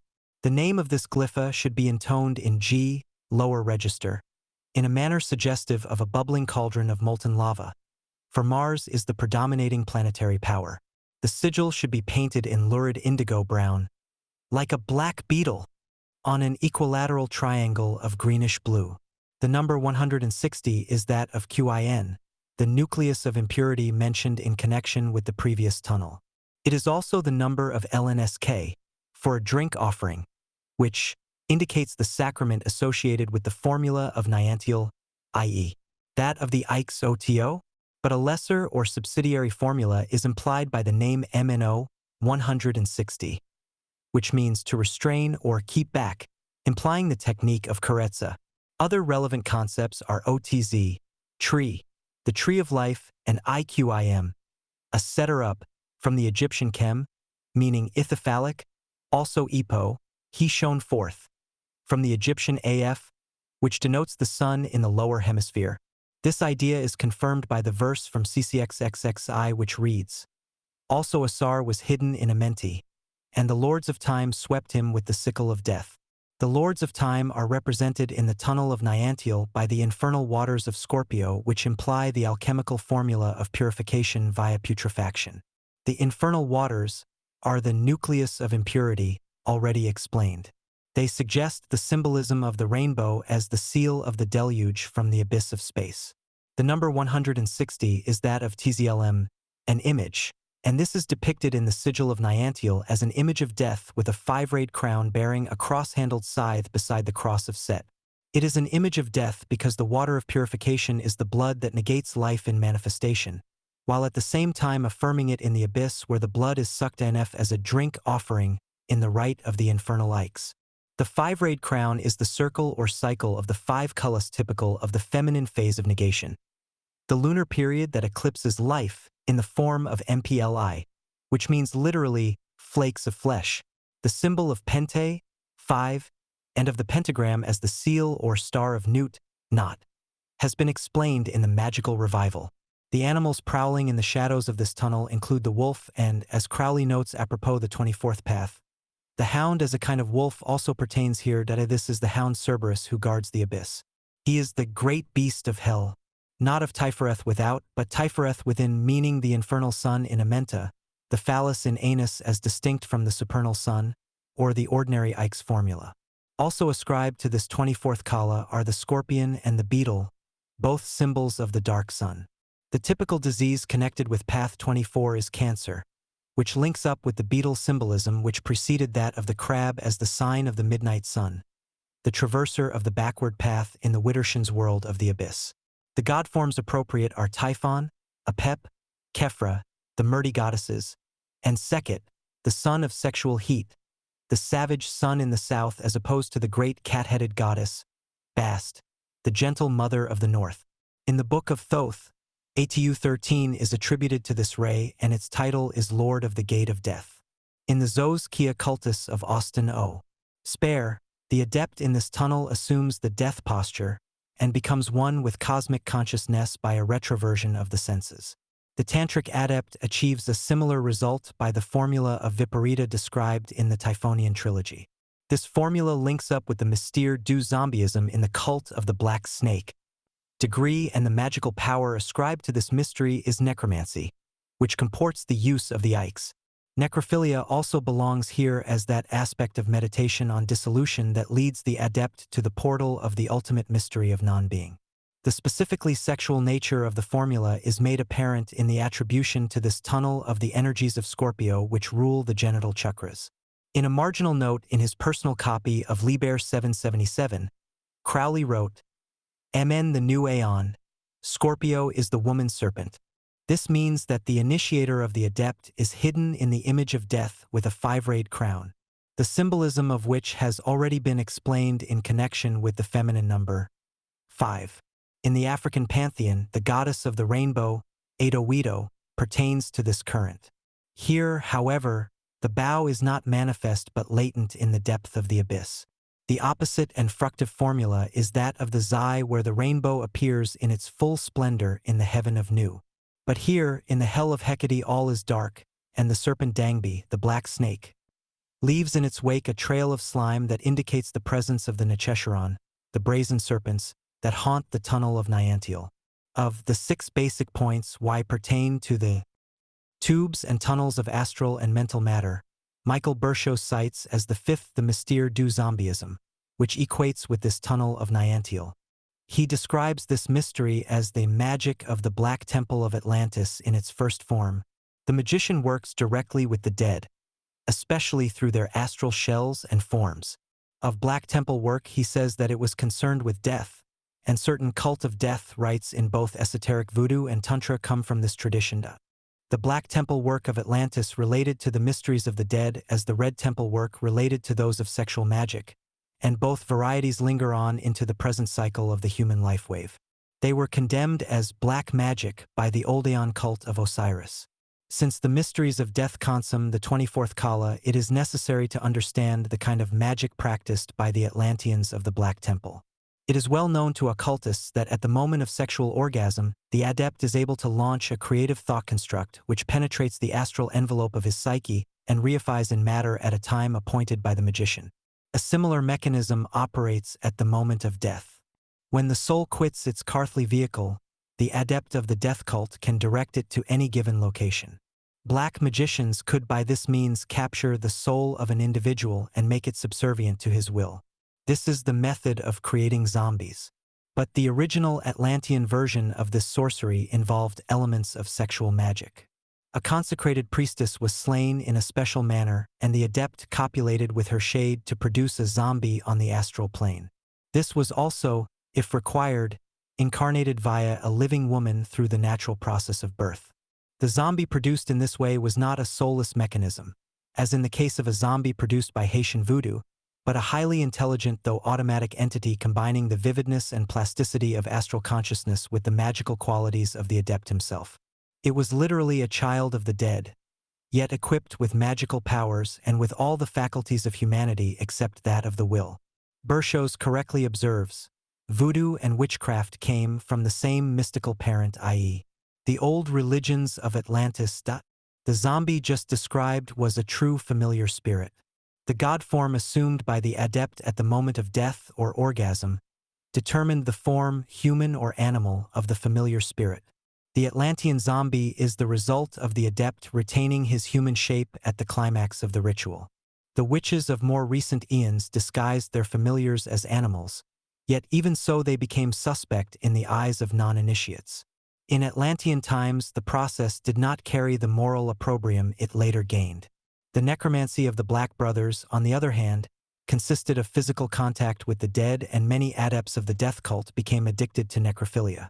The practice involved sexual congress with a ritually slain woman dedicated to the deity with whom contact was sought. An Asiatic sect of necromancers sequestered specially selected virgins for post-mortem traffic with the gods. Sexual congress occurred shortly after death.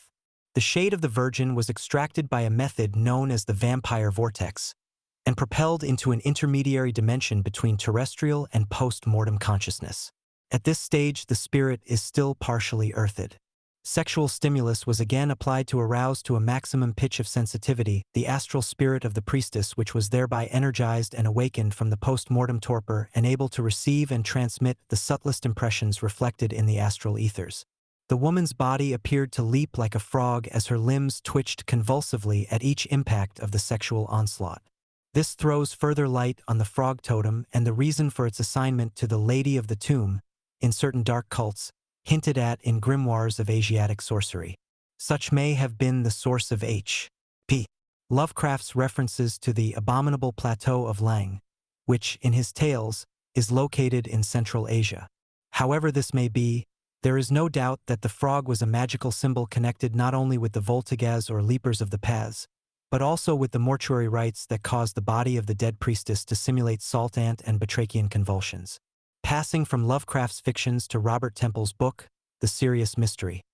In speaking of Proclus, Temple observes that he had a particular connection with rites involving Hecate, the goddess whom we know to be a form of the star Sirius. Hecate was the Greek form of the Egyptian Hecht or Uar-Hekau, the great magic power ascribed to the lunar current. Temple further observes that the name of the Greek goddess Hecate literally means in Greek 100. This is the number of the letter Koph, which is ascribed to the moon. Koph means the back of the head, and this is where the creative or reproductive force is primarily situated. Furthermore, Temple states that the African tribe known as the Dogon claim that amphibious creatures with fishtails founded their civilization, and they came from the system of the star Sirius. In other words, there is a subtle connection between Hecate, the frog, and amphibious creature, Sirius, the moon, and sexuality. It would be beyond the scope of this section to pursue the subject, but it may be noted that the Atlantean forms of magic involving the production of zombies were no less than the black perversions of the death cultists, probably connected with the formula of the Voltigaz, and were aimed at incubating extraterrestrial entities such as those mentioned by Temple. This highly complex 24th Kala comports therefore various kinds of sexual magic. For the sake of convenience, they may be subsumed beneath the Ix-OTO. The elements involved are all related to the backward path of the sun in Amenta, to the formula of Scorpio, purification via putrefaction, or to the necromantic and necrophiliac sorcery associated with the Mystere du Zombieism and the cult of the dead, and to the retention of the sun seed in the practice of Karetza. It is therefore not surprising that to the path, of which Niantial's cell is the tunnel, are attributed Lamii, Striges, and witches. 15. Saksaksalim. The 25th ray illumines the tunnel of Saksaksalim, whose number is 300, and whose non-being may be induced to assume form by the vibration of a high-pitched electric crackling sound in the key of G sharp. The sigil should be painted in bright yellow on a vivid dark blue ground, like lightning against the night sky. 300 is the number of Shin, the letter of spirit. It is the triple fire tongue symbolic of Kotzur, *, the disintegrating principle of antimatter. AVR Pa, Cobb's AM Pect, light in extension, also has this number. It is the false light, the great lie, which is the word of Choronzon mirrored in the abyss. Hence, KPHR 300 is a substance used for covering with pitch or ashes. It derives from the Egyptian word keper, to transform, reverse, or regenerate the dead. The dead are the swathed or bound mummies, and SMR means horror, as if bound with fear, horripilation. See job. 4. 15. From the Egyptian smar, to bind or enswathe for slaughter. The concepts of reversal, transformation, and annihilation are also implied. The sigil of Saksaksalim shows the figure of a priest, with arms extended in the form of a cross, hanging upside down in an irregularly bound void in which appear the letters SKR, 200, and an inverted figure 7. The void is sealed by the image of a black lunar crescent emitting streams of blood. This sigil resumes the ideas relating to the number 300 and to the magical city of the 25th path, i.e., transmutations and the vision of the universal peacock. The peacock is a symbol of Shaitan and comports the rainbow symbolism previously explained, thus showing the feminine nature of the transforming fire of this Kala. The number 280 is that of RP, meaning terror. It is also the number of squares on the side of the vault containing the body of Christian Rosenkreutz in the Golden Dawn Bolism of the 5 degrees equals 60 grade, which should be studied in connection with the symbolism of this tunnel. The relevant verse from Liber CCXXXI reads, "And a mighty angel appeared as a woman, pouring vials of woe upon the flames, lighting the pure stream with her brand of cursing. And the iniquity was very great." The angel as the woman cursing represents the feminine current symbolized by Nephthys, the sister of Isis. Nephthys is the reifier or transmitter of perfection, the art of transforming raw, i.e., virgin nature into the image of fulfillment or motherhood. The order of Cliffith associated with this process is the Nekashiren or Snakey, and the ATU of Tahuti attributed to Kala 25 is appropriately entitled the bringer forth of life. In the African pantheon, Edowido, the rainbow goddess, is the cognate deity. Her coming is likened to the lightning flash. This is the Sagittarian influence manifesting in the form of the female current. Her fetish is a large serpent that appears only when it wants to drink. It then rests its tail on the ground and thrusts its mouth into the water. It is said that he who finds the excrement of this serpent is rich forever. 16 Anona. The 26th tunnel is under the aegis of Anonin, whose number is 237. His name should be uttered in a raucous and bleeding tone in the key of A. His sigil should be painted in black within an indigo-colored and inverted pentagram. This tunnel underlies the 26th path, which transmits the 16th kala in the series of microcosmic kalas commencing with the 11th path.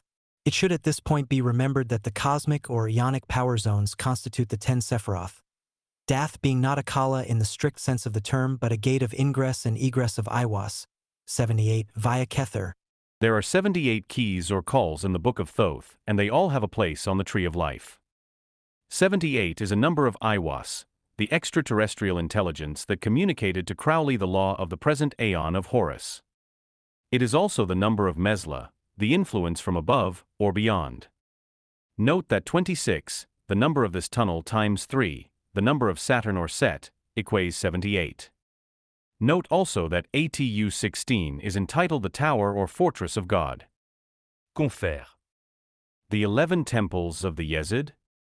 With the Acon of 11 towers, referred to by Crowley in the Cephaloidium working. See Mesia, edited Ayres and Siebert, Nos. 5 and 6, where this working is published. Be considered in relation to the cerebral centers in man, and the kalas in relation to the sexual centers. The psychosexual mechanism of the 16 kalas in humanity, 8 in the female, 8 in the male, is reflected from the ionic centers or cosmic power zones into the cerebrospinal fluid and endocrine system. The 16th kala, in a macrocosmic sense, is equated with path 16, the path of the Har or child, Horus. He is BOM of the goddess 15, represented on path 15 as the star whose mystical emblem is the 11th zodiacal sign, Aquarius. This symbolism has been explained in Aleister Crowley and the Hidden God, to which the reader is referred. The reflection of Horus in the 16th microcosmic Kalia, which is numbered 26, is the devil or double of Horus, i.e., Set. A perfect fusion and balance of forces M the macro and microcosms is thus attained on this 26th kala, which is ruled by the energies of Capricorn.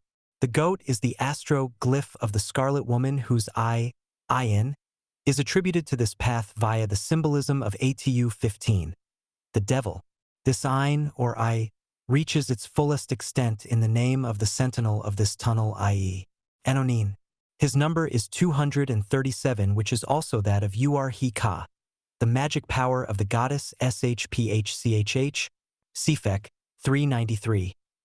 Degree 237 is also the number of Itarami, to be a priest or priestess, which confirms the sacred nature of this number. The sigil of Anonin shows the Ur-Heka surmounted by the head of the priest and surrounded by the letters BKRN, which add up to 272. This is the number of Aroa, earth, and of Bor, to consume, to be beastly, brutish, etc. It is also the number of Orb, meaning the evening, or an Arab, i.e., a person living in the West. The West is the place of Babylon. Her totem, the goat, is the glyph of earth in the west as the place of the setting sun. Aber, a metathesis of orb, denotes tears, myrrh-dropping, from the Egyptian word abr, ambrosia, ointment, and from aft, meaning exuding, distilling. The magical powers of Path 26 relate to the witch's Sabbath, and the evil eye and its kala is that which is distilled by the rite of the 11-inch. For the evil eye is the eye of night, i.e., the moon, and the ointment, unguent, or myrrh-dropping is the vinum sabati prepared at sundown in the cauldron of the Scarlet Woman. Capricorn is the secret flame whereon the cauldron seethes, hence its connection with Vesta, who, together with the deities Chem, Set, Pan, and Priapus, is assigned to Path 26. The disease typical of this kala is priapism, and the animals sacred to it are the oyster, the goat, and the ass. The latter is the specific totem of the female and of the Cliffith associated with the moon of Yesod, the Gamaliel or obscene ass. The tunnel of Anonin is haunted by satyrs, fauns, and panic demons, and the order of Cliffith associated with it is the Dagdagern, meaning the fishy, which denotes the feminine nature. The corresponding magical weapon is the secret force represented by the shuttered lamp, which is an allusion to the eye concealed in the buttocks of the goat. The tarotic attribution of this Path 26 is the trump entitled the Devil, the Lord of the Gates of Matter. For the lunar current is the menstruum of reification which seethes within the cup of Babylon. She is the bride of Coranzon, for he is in truth Lord of the Gates of Matter. According to Liber CCXXXI, the Lord Chem arose, he who is holy among the highest, and set up his crowned staff for to redeem the universe. This means that Set or Pan erects the phallus to redeem the universe, the technical formula of which redemption is resumed in the Zioto. The black diamond is the secret symbol of this operation, which involves the gross powers of generation. For the diamond glitters in the darkness of matter as the eye of Set. The African pantheon is represented in this tunnel by Legba, the fetish of the knotted stick, i.e., the phallus. He's sometimes known as Achu, the rejected, that is, by the non-initiate who is unable to understand the value of the first matter and its relation to the subtler aspects of consciousness. First matter, in this context, is an allusion to that excremental fluid that forms part of the vinum sabati. This is distilled at the feast of Legba, which is known as Odin, and which is undoubtedly the precursor of the witch's Sabbath. Odin means the year and signifies a completed cycle of time, thus linking the symbolism with the periodic cycle of the female. The reference is to the lunar serpent that confers perpetual wealth, hence its association with the devil and material power. As it is important to make a distinction between the magic of the Zai as practiced by contemporary members of the OTO, and the interpretation of that degree given by Crowley in his magical records, I feel justified in quoting the following passage from Aleister Crowley and the Hidden God concerning the symbolism of this tunnel. This symbolism reveals the formula of the Zioto, which is the reverse and complementary rite of the Ikes. It does not involve the sodomitical use of sex, as Crowley supposed, but the use of the lunar current as indicated in his magical record by the phrase El Rube, ou elixir rubeux. The ancient draconian mysteries of Chem, upon which the cult of Shaitan Iwas is ultimately based, are silent concerning any pseudo-mythical formula, except as a perversion of magical practice. In that tradition, the most ancient in the world, Horus and Set originally represented north and south. The heat of Set was symbolized by the blackening or reddening power of the sun in the south, also by Sothis the star which announced the periodic inundation of the Nile, mystically interpreted as a phenomenon of the feminine mysteries. The red mud, the inundation, the blind Horus, the Osiris swathed in bandages, the weeping or eclipsed sun, all were equally symbolic of the periodic cycle of the female nature. Set, as the seat, did not symbolize the literal fundament, but the foundation in the lunar and yesodic sense of the physiological flux that is the true basis of manifestation and stability. Similarly, the retrogressive symbolism of the medieval parody of these ancient mysteries, with its so-called Itches Sabbath and Os Obscenum, was a still readable reference to the lunar formula.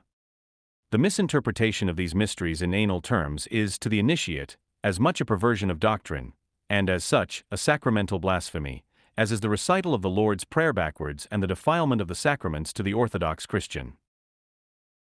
17. Parphaxitas.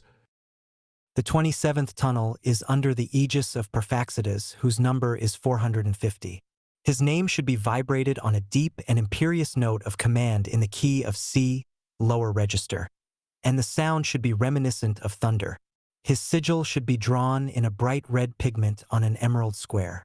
For 50 is the number of Thn, meaning dragon. It is the root of Leviathan. Tan, feminine Tanith, is that great dragon of the deep that manifests on earth as Babylon, the woman or priestess specially consecrated to the work of the draconian current.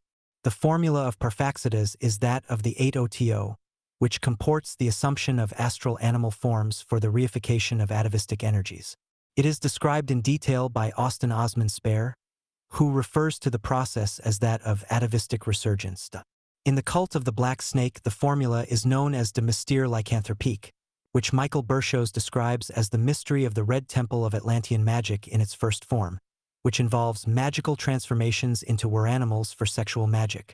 In its second form, it is known as atavagir, which is analogous to Spare's formula of atavistic resurgence. The OTO version of this formula involves the solitary sex working of the magician, who wears an animal mask consonant with the nature of the atavism he intends to reactivate. Some magicians wear an actual mask throughout the rite in order that the astral assumption may gain substance thereby. But this is a matter of personal preference. At the moment of the seed's emission, the god form is projected beyond the aura of the magician and nourished by his energy. It then reifies on the astral and sometimes on the etheric plane, where it unites sexually with a similar entity projected by a priestess working the same rite. A successful working is understandably rare, but in cases where the entities attain an objective existence, the result of their congress is such that a very powerful vortex of energy is generated at astral levels of consciousness. It then becomes possible to suck into this vortex the superhuman energies of primal atavisms. The tunnel of Parphaxedes is littered with hybrid creatures resulting from imperfectly performed operations of this nature. The animals traditionally associated with this ray are the owl and the wolf, hence le mystère lycanthropique. The number of Parphaxedes, 450, is that of KSHPIM, meaning incantations, witchcrafts, sorceries, and of PSHO, transgression, which in this context denotes a crossing over into the astral or spirit world. This is confirmed by the word ATHMCHA, also 450. To be crucified, which signifies the crossing over from bodily to spiritual awareness, the word ATHMCHA derives from the Egyptian Makkah, meaning balance, level, or crossing. The sigil of Parphaxedes depicts a fortress with a door and two windows, eyes, superposed upon the letters SUE, the number of which is 71, which is the number of LAM. Degree the fortress is magically protected by the letters MVND VSD, 170. Degree the number 71 is that of ALIL, which means nothing, an apparition or image, and serves to show the astral or non-physical nature of the formula of Parphaxedes. It is also the number of CHCVN, vision, and of AIMK, thy terror. It is also the number of silence. On the other hand, 170 is active and is the number of MQL, the wand or baculus, i.e., the phallus of the magician. It is also the number of Nephilim, NPIL meaning a giant, the mythical designation of a god or extraterrestrial being. From the Egyptian word neper, asterisk a god. The two numbers together denote the formula of the 8OTO, which involves the use of the turret of silence and of the tower of Shaitan, i.e., the wand, in which isolation it conjures images or visions from the void. The path above this tunnel is consecrated to works of wrath and vengeance, which shows the markedly martial nature of the current which, in the tunnel beneath it, is interpreted in the form of primal atavisms. Furies and wolves haunt its shadows, and the sword is the magical weapon associated with the deities Mentu, Mars, and Horus the flaming god, who rages through the firmament with his fantastic spear. According to Liber CCXXXI, he smote the towers of wailing. He brake them in pieces in the fire of his anger, so that he alone did escape from the ruin thereof. As Scholem has pointed out, the concepts of divine wrath are connected with the purgative current, which in its primary sense is the purgation associated with the feminine cycle. The blood shed by the female at the time of puberty was the punifying or redeeming water of life. This was the first blood sacrifice, as it was also the first sacrament. The blood shed in battle was a secondary form of this symbolism and pertained to Mars and the Martian current. It is in the primary sense of purgation that the expression works of wrath and vengeance should be understood. Fevers and wounds are the diseases typical of Path 27. Also inflammation, the redness of which is symbolic of the wound of puberty, the first gash being the female cleft with its issue of blood. Hence the sword as the cleaver or splitter open is symbolic of the vagina, and was so interpreted in the primitive astronomical mysteries. This was continued in the symbolism of the sickle attributed to Saturn, the later planetary representative of the primal goddess in the heavens. The precious stone associated with this 27th kala is the ruby or red stone. The characteristic plants are rue, peppers, and absinthe, all noted for their fiery qualities. 18. Teofifa. The 28th tunnel is sentineled by Tsuflafu, whose number is 302 and whose name should be chanted in the key of a sharp. The sigil Mon should be painted in white on a violet ground. 302 is the number of BQR. To cut open, inquire into, dawn, dawning of light, from the Egyptian bika, meaning to extend, pekai, to flower. Its anagram, BRQ, means to lighten, send lightning, as applied to the great serpent of the Gnostics. From the Egyptian baruka, meaning fulgurant, glittering. A further metathesis, QBR, signifies a cave, hole in the earth, tomb. These three letters therefore constitute the type name of a place of divination founded on the oracle of the womb. The sigil shows a priest or king wearing a crown in the shape of a phallus with its eye protruding. This is an image of the great serpent extended or flowering, its eye signifying the dawning or opening power of the phallus. The ATU pertaining to Path 28 is that of the emperor, who is also called son of the Moming and chief among the mighty.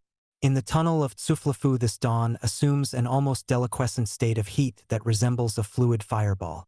The disease typical of Path 28 is apoplexy. Antizi demons which haunt the tunnel are the Furies BOM of the blood of Uranus, who was castrated for crimes against the ties of kinship. The Furies, or Erinyes, are depicted in Greek myth as winged women girt with snakes, thus revealing their affinity with the lunar current. Uranus is the planet assigned to death, with its symbolism of reversion to the source of non-being, hence the crime of incest associated with this tunnel. The relevant verse of Liber 6xxxi reads, "Transformed, the Holy Virgin appeared as a fluidic fire, making her beauty into a thunderbolt." The thunderbolt typifies the swastika, the whirling or spiral force that restores the world ruined by evil. In this tunnel, evil or chaos emerges in its raw state through the gate of the abyss in the form of lightning, BRQ. In an article entitled Life, Death, and Antimatter, there appears the following. Antimatter seems mostly or possibly always to penetrate the world of physical matter through spirals, especially geometric spirals, at the center of which the threshold between time and anti-time apparently exists. Energy appears to move both ways across this threshold. Later on in the same article, it is claimed that the human body is composed of three major spirals oriented around the cerebral aqueduct and the fourth ventricle. If the reader will refer to Cults of the Shadow, chapters 1 and 4, he will see the force of these remarks in relation to the kala that charges the tunnel of Tsuflafu. The African pantheon relating to this kala reveals the original basis of the above formula. Path 28 is under the influence of Aries, ruled by Mars, which is represented by the fiery aspect of Chango and the god Ogaun with his flaming darts, or manamana, literally chains of fire, lightning. As previously explained, the martial symbolism of violent heat and superabundant energy denotes the feminine power that reaches its peak in the tunnel of Kulielfi. See next section. 19. Kulielfi. Tunnel 29 is under the influence of the Asmoon and is the haunt of the witch Typian Fide by Hecht, the frog-headed goddess and lady of transformation. Kulielfi is the sentinel. Her number is 266 and her name should be intoned in the key of B. Her sigil is to be traced in silver, like slug slime on a circular stone. The sigil shows 22 inverted lunar crescents, For Culielfi represents the termination of the glyphith of the 12 zodiacal signs. The central 3 crescents surmount a blind eye raying downward. This symbolism refers to the 3 viable days of the 5-day lunar flow when the phallus turns a blind eye to the eye of the moon as she shreds her menstruum of astral creation. Hence, the magical power attributed to this 29th kala is that of casting illusions and bewitchments generally. As it is written, K is from the excrement of Corazon that one takes the material for the creation of a god. The title of the tarot trump ascribed to Path 29 is the moon, its alternative title being the ruler of flux and reflux, and the magic mirror is the sole item of equipment in the lunar temple when Culielfi is evoked. The mirror denotes the crepuscular state of consciousness peculiar to some regions of the astral plane. It is in this state that successful astral working is achieved, for at the borderland of sleep and waking are the ayers in wait, those elementals that assist in the reification of the inherent dream. The liars in wait are mentioned by Lovecraft, in connection with the fictitious Necronomicon, in a passage that refers also to Corazon. See The Lurker at the Threshold, by H. P. Lovecraft. This is the city of Babylon, as Corazon may be called the city of the beast. The tunnel of Culielfi leads to the city of Corazon, and the liars in wait are the clephotic ringpass knot without the city. The liars in wait may equate with the Gagiel, the hinderers, listed in Liber 777 as the Order of Cliffith, column 8, associated with the maslith or sphere of the fixed stars. The secret symbol of this tunnel is a dreaming woman performing in her twilight state the manual magic veiled beneath the symbol of the 8. Tio. The number of Culielfi confirms this symbolism for 266 is SVR, meaning alya, a pot or vase, a glyph of the vulva in its passive and solitary phase. But the formula of this tunnel comports another element that is by no means as passive. It is under the sign of the frog, the transformer from the waters. This totem typifies the evolution of consciousness from the amphibious to the terrestrial state. The frog is the leaper or jumper, which implies a specific formula in connection with the other side of the tree of life. In the cult of the black snake, this formula is referred to as that of the Voltigers, the vaulters or leapers. Michael Berchows alludes to the pathway of the Voltigas in connection with the voodoo, vever of the morasses or twins. The vever shows the 3 columns of the tree, represented by the central pole of the Houngan's tent or hut.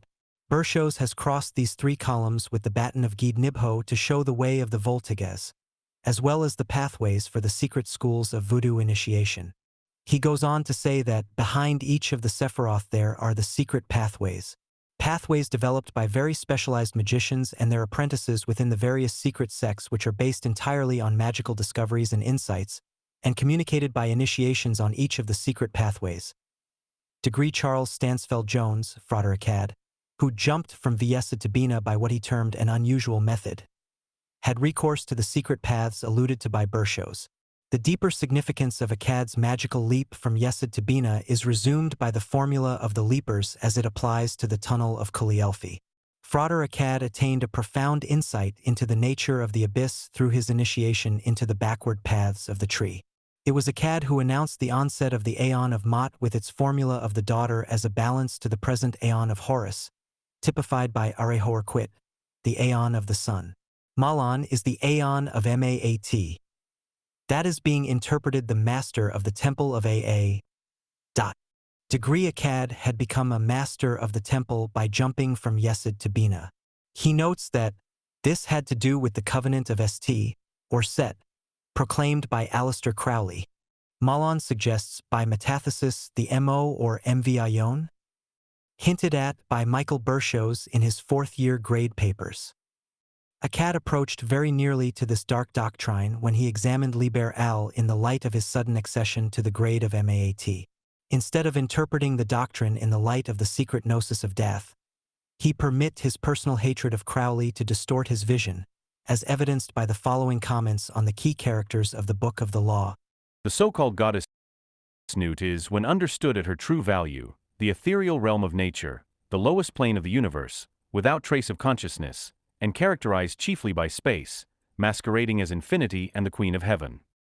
Arehorquit, the child of the false union of the human soul and the void, is really the zeitgeist, the time spirit, as opposed to the spirit of eternal truth, that which perpetually denies, and is falsity itself, masquerading as the Lord of the universe, God.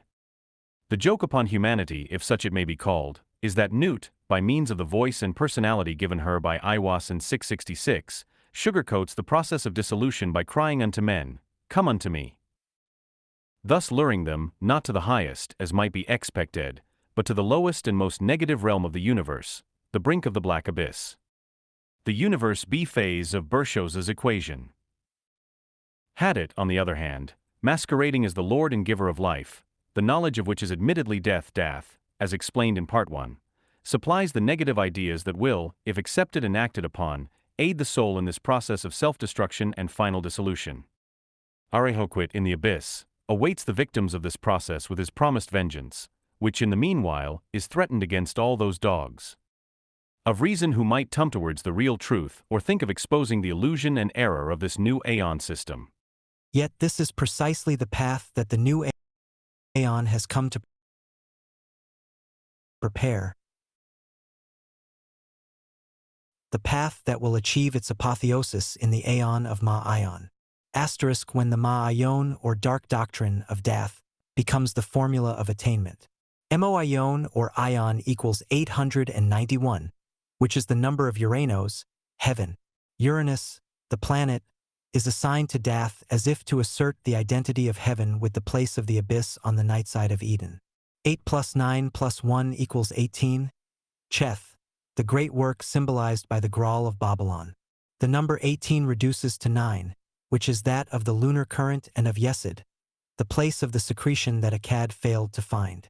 Yesod is the equivalent of Dath on a denser level of awareness. It is the center of the psychosexual dynamics connected with the magic of the OTO. But the most startling gematria of Mo-Ion is obtained when it is taken as Mu-Ion, 177. For this is the number of Gan Eden, the Garden of Eden, the lost paradise. MV equals 46, Ion equals 131. Total, 177. The importance of these numbers has already been remarked. 131 is the number of Samael, i.e., Satan, the guardian on the threshold, and of Pan, Baphomet, and Mako, Set, the son of Typhon. Eliphaz Levi describes the number 46, MV, as the key of the mysteries. MV is semen, from the Egyptian word my, male seed. It is also the word for water, the first ancestral essence that was primarily feminine. 131, Satan, added to 535, ties, yields 666, the number of the great beast of the city of Corinzin which is in the abyss. Thus, the dark doctrine of Dath is of the aeon of Mot whose mystery, as Frater Akkad realized, had to do with the covenant of Set. It may now be understood in which sense the tunnel of Quilielfi is equated with the magic mirror, the twilight of the place, for the moon that illumines this tunnel is of Dath, not of Yesod. Hence, in Liber CCXXXI we read, by her spells she invoked the scarab, the Lord Kephare, so that the waters were cloven and the illusion of the towers was destroyed. Kephare is literally the backside of Ra, the sun, i.e., the moon. The waters refer to MV, the water of the abyss. The towers are those of the black or dark brothers. This points to a mystery concerning the true meaning of black magic. For the dark doctrine is that of the dark brothers who appear upon earth, i.e., on the hither side of the tree of life as black magicians. Crowley, it seems, was unaware of this signification otherwise. He would not have referred derogatively to Austin Spare as a black magician, which Spare assuredly was in the sense just explained, for he was an initiate of the dark doctrine. Frater Akkad himself approached very nearly to an understanding of this mystery of true black magic, but like many occultists before and after him, he was blinded by assuming that universe B is evil, whereas it is, like Satan, merely the adversary of the sense of individuality that is generated in man by illusory egoidal consciousness. In universe B occurs the dissolution. In the kisses of Nu, i.e., the waters of the abyss that Hadit promises in AL 2:44. Degree this also explains the nature of the glyphith, the Nashimaron or malignant women, that are said to haunt the tunnel of Quilielfi.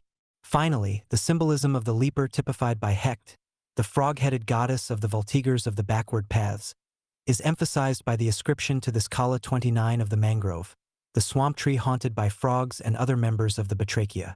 Lovecraft has alluded to these creatures as those that foregather in the proximity of the Great Old Ones or their minions. Their croakings herald the emergence from Universe B of the forces of evil, which are, more precisely speaking, the true powers of darkness or non-being. The mangrove is thus the tree of death, typical of the other side of the tree of life. The 30th tunnel is under the aegis of O Raflafu, whose name should be vibrated mellifluously in the key of D. His sigil is to be painted in rayed red upon an amber disc. The kala filtering through this tunnel is of a solar nature.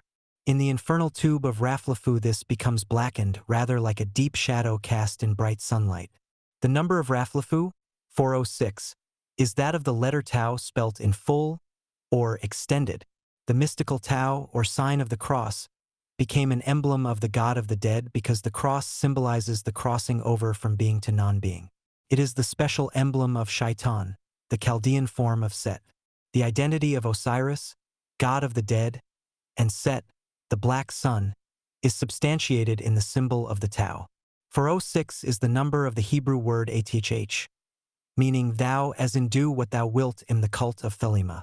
Do what thou wilt is an exhortation to the sun or spirit in the blackness of Amenta, i.e., the subconsciousness. It is an invocation of the true will and of that spontaneity which is the supreme state of consciousness described by Wei Wu Wei as non-volitional living. Athh Ate is one aspect of the triple deity Aha, which comprises Ani, I, Hua, He, Ate, Thou, three facets of a deity worshipped in three persons and in three ways. 1. With averted face, 2. With prostration, and 3. With identification. The initials AHA add up to 7, the number of the stellar goddess whose symbol, in this context, is the glyph of a sexual formula consisting also of three aspects. 1. PVN, with averted face, 2. Cunnilingus, with prostration, and 3. Normal coitus, with identification. The above is substantiated kabbalistically by the fact that the number of Raflafu is the result of adding together the series of numbers from 1 to 28, which connects it with the lunar cycle.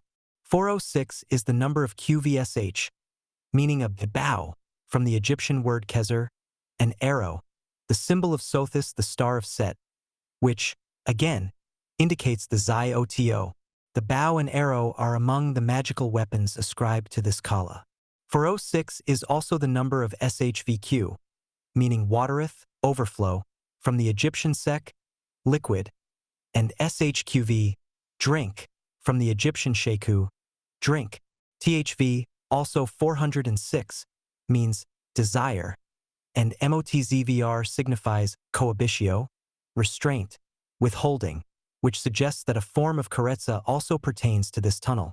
These ideas refer to a libation, and the sexual nature of this drink offering is confirmed by the corresponding text in Liber 231. Then did the sun appear unclouded, and the mouth of ACI was on the mouth of Asar. This refers to the twins, Set Horus, embracing and become NG1 with the black sun, Osiris or Shaitan, the god of the crossing. The sigil of Raflafu exhibits the home trident of Typhon or Kornzan, flanked on either side by the axe or netter sign and surmounted by a black sun in the arms of a crescent moon. The horn trident is the triple deity whose formula has been explained above. The axe is the sign of deity. It is the instrument of cleaving and is therefore of the goddess, the cleft one, who is netter. That is, she is neither male nor female, but netter equals neuter, for she is both male and female in a mystical sense that is indicable. The axe sign is rep, represented by the Arabic figure of 7. Her planetary vehicle is Venus, one of whose names is Aha, whose number also is 7. The leopard is the animal sacred to this tunnel. The black and gold of its spots symbolize the sun in the darkness of Amenta, or, in magical terms, the sexual gold illuminating the subconsciousness with its lightnings. The hawk is the bird of the sun, golden in the upper air where it typifies Horus, black in the abyss where it typifies Set. The magical city connected with the 30th path is the power of acquiring wealth, gold, and of preparing the red tincture. This symbolism combines the solar and lunar elements in one alchemical glyph. The disease typical of this kala of solar energy is depletion. The faders of swamps and marshes are symbolic of the sick sun in Amenta. The glyphith therefore haunt this tunnel in the form of will-o'-the wisps or marsh gases that resemble the curious phosphorescences observed by sensitives over the graves of the dead. 21. Shaliku. The 31st tunnel is under the dominion of Shaliku, whose name should be vibrated in the key of C, in a sibilant and sinister whispering. His sigil should be painted in vermilion on an emerald ground. The triple tongue of flame, Shin, is attributed to Path 31, and this is reflected into the abyss in the form of the inverted trident of Kotzur, a form of Coranzan and an emblem of Atlantean magic. This is the path of evocation and pyromancy via the secret fire tongue that manifests in the tunnel of Shaliku in the form of Coranzan. As it is written in the grimoire, then also the pyramid was builded so that the initiation might be complete. The number of Shaliku is 500, which is the number of SHR, meaning prince, Sora, principal, from the Egyptian ser, chief, or head, whence the English sir. Shaliku is the prince of the Cliffith in his form of the archdevil Choronzon, who reigns within this tunnel and who conveys the most secret kala, which is known as the Aeon. This kala flows from the power zone of Mercury to that of the Earth. This tunnel is therefore of prime importance in that it extends to Earth the Coranzonic vibrations of death, via Mercury. THNN, to extend, also has the number 500. The attribute tie-in is confirmed by THNIM, also equivalent to 500, meaning wild beasts of the desert. HRNIM approximates to the Egyptian word tenemi, which means make to recoil. The denizens of this tunnel are the ravenous beasts of the desert of Set, and they repulse all efforts to gain access to the pylon of death. 500 is also the number of MTHNI, the loins, which has affinities with the Sanskrit word Maithuna, signifying ku ling, sexual congress. The fire of this path is the fire of Set, which is the sexual heat typified by the beasts that lurk on the threshold of death before the veil of the abyss. The pyre or pyramid and the fire are identical. Hence the pyramid as a symbol of Set and of the star Sothis. The gods attributed to the three-ist Kala are Vulcan and Pluto, twin aspects of Hades, its fiery and its dark aspects respectively. Pluto is a form of the Cerberus or dog-headed beast that guards the gates of the abyss. The sigil of Shaliku shows the tomb of Christian Rosenkreutz, or more precisely, the plaque that announces the fact of death, judgment, and resurrection. These comprise the threefold formula of crossing the abyss via the crucifixion or passage from life to death. The idea of judgment, implicit in the old Aeon cults, denotes the purgation and refinement of the gross body, the mummy, and its preparation for the crossing over to Amenta. This is adumbrated in the alchemical formula of the black dragon, which symbolizes the appearance of the first matter, being, in its corrupt or unregenerate state, ego, prior to its projection as the ultimate kala, medicine. In the mysteries of the Golden Dawn, this formula was expressed by the rituals of the 0 degrees equals 0 degrees and 5 degrees equals 67 grades.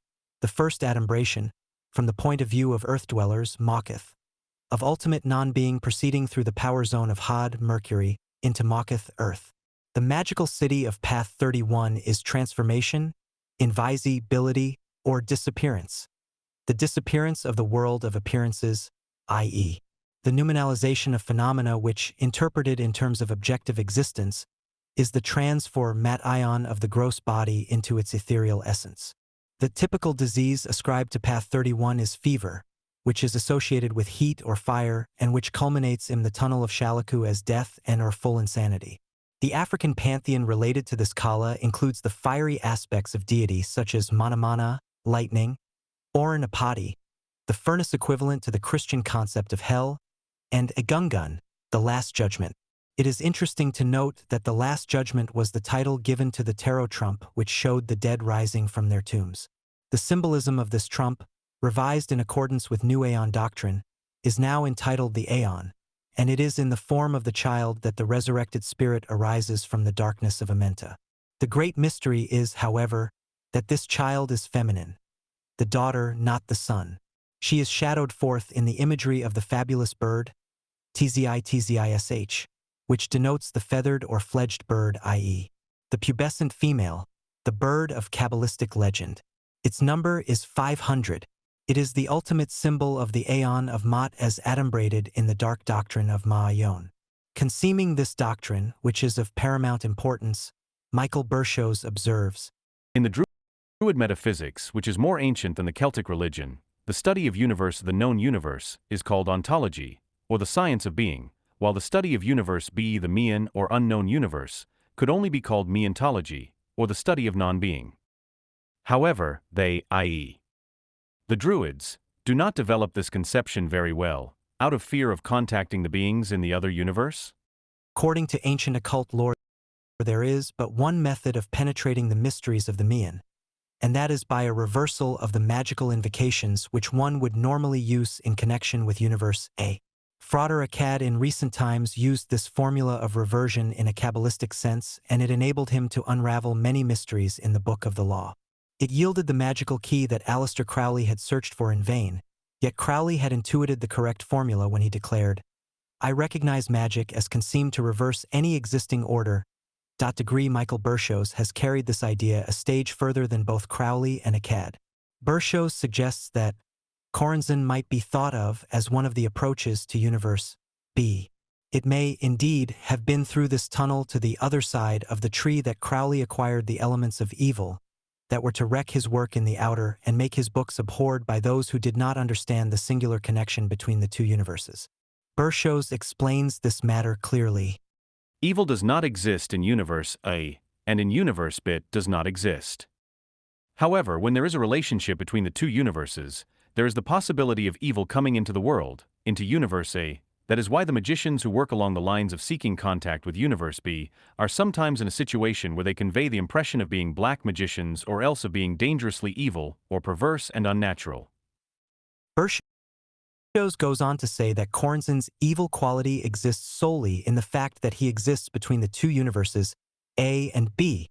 As a magical guardian, the 31st path is divided between the powers of fire and spirit, and the 32nd and final path is divided between the powers of Earth and Saturn. In the 31st tunnel, the powers of fire and spirit resume the formula of the fire snake, which is that of spirit/matter in the macrocosm and Corazon/woman in the microcosm. In other words, the essential forces of darkness, matter, are activated in the macrocosm by the element of spirit, and in the microcosm they manifest in the woman who embodies the fire snake. The mechanics of this formula have been explained in my Typhonian trilogy. To this Kala 31 the red poppy, hibiscus, or China rose are attributed, for these flowers are symbolic of the scarlet woman, Babylon, who incubates the cosmic energies of the fire snake. These are symbolized by the fire opal which exudes as a precious stone from her vulva, and by the pyramid of Set, the cosmic phallic flame that consumes it utterly with its triple fire tongue. 22. Thantifaxeth. The 32nd tunnel is under the aegis of Thantifaxeth, whose number is 1040, and whose name should be reverberated in the key of B sharp as if in the hollows of Thonian deeps. His sigil is to be painted on a black rectangle rayed with blue. 1040 is the number of the Temenos, the precinct of a temple, and of Choros, which, according to the canon p. 195, was a dance by which the earliest worshippers invoked the deity, moving with measured steps around the altar. In this rala is resumed the entire range of macro and microcosmic kalas. 16 kalas are allotted to the macro COSM and 16 to the microcosm. The 32nd kala is, in a sense, the second 16th and as such pertains to earth, typified by the altar. The sigil of Thantifaxeth thus forms the earth or base of the entire series of kalas, and the anode and cathode are linked or earthed to the Tao, that has its origin in the subconsciousness.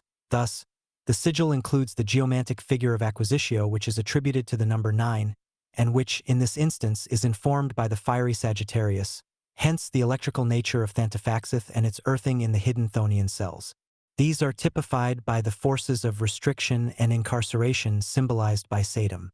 The magical cities of this kala comprise works of malediction and death, and the sickle of Satan, the great one of the night of time, is the supreme emblem of this tunnel, which is the resort of ghouls and larvae of the pit lit by the lurid phosphorescent glare of corpse candles.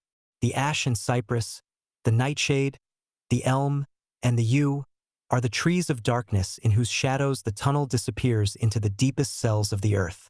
Yet this tunnel has affinities with the ocean of space through its association with Set, the child of the goddess of the seven stars whose planetary vehicle is Saturn. Sebek, the crocodile, is the zoomorphic emblem of this tunnel, and Mako, a name of Set as the son of Typhon and the powers of darkness, is the secret deity of this nethermost cell. The god Terminus also belongs here, for this outpost of the cosmic system is truly the end of the cosmic vibrations which, from this point, return to their source in the stars. In the African complex of powers associated with the 32nd Kala are the Ogboni and the Agungun, which typify the most dreaded occult organizations in the whole of Africa. It is here also, in the depth of earth as in the most outflung gulf of blackest space, that the Odin or African Sabbath is celebrated with the primal rites of the elder gods who serve the great one of the night of time. The Zangbeto, or people of the night who come from the other side of the sea, also haunt this power zone of finality and death. The disease typical of this kala is arteriosclerosis, the hardening of the arteries that is the adjunct of senility and the onset of the final rigor. The works of this tunnel include incarceration or tying up as a corpse in the swathings of eternity. This is the origin of a deadly form of sorcery which consists in imprisoning souls in space by a curious method that has been described by Michael Berchows. The prospective victims of this particular form of attack are placed, symbolically, in a diamond-shaped figure. To intensify their confinement, mentally you will fold the diamond into the triad, so that two persons will struggle to occupy each of the three remaining angles of this form, which each have enough magical space for only one person. This will cause their objective conflict as they fight to occupy the same psychic and mental situs. By this method many enemies have died of occult suffocation, because they have been cut off from cosmic vitality by means of the magical walls of innermost space. The 32nd path transmits the astral energies of Yesod to the sphere of Maketh, thereby affecting the final earthing of all the kullas and influences that have streamed through the tunnels from Pluto, Kether, to Earth, Maketh. But at this utmost and final earthing of the cosmic current, a sudden reversal occurs. And this is the formula of magic itself, that the current having earthed itself in Maketh now turns back upon itself and streaks up the tree to dissolve in its source in the transcosmic centers of energy represented by Kether. Thus, Maketh is in Kether and Kether is in Maketh, though after a different manner.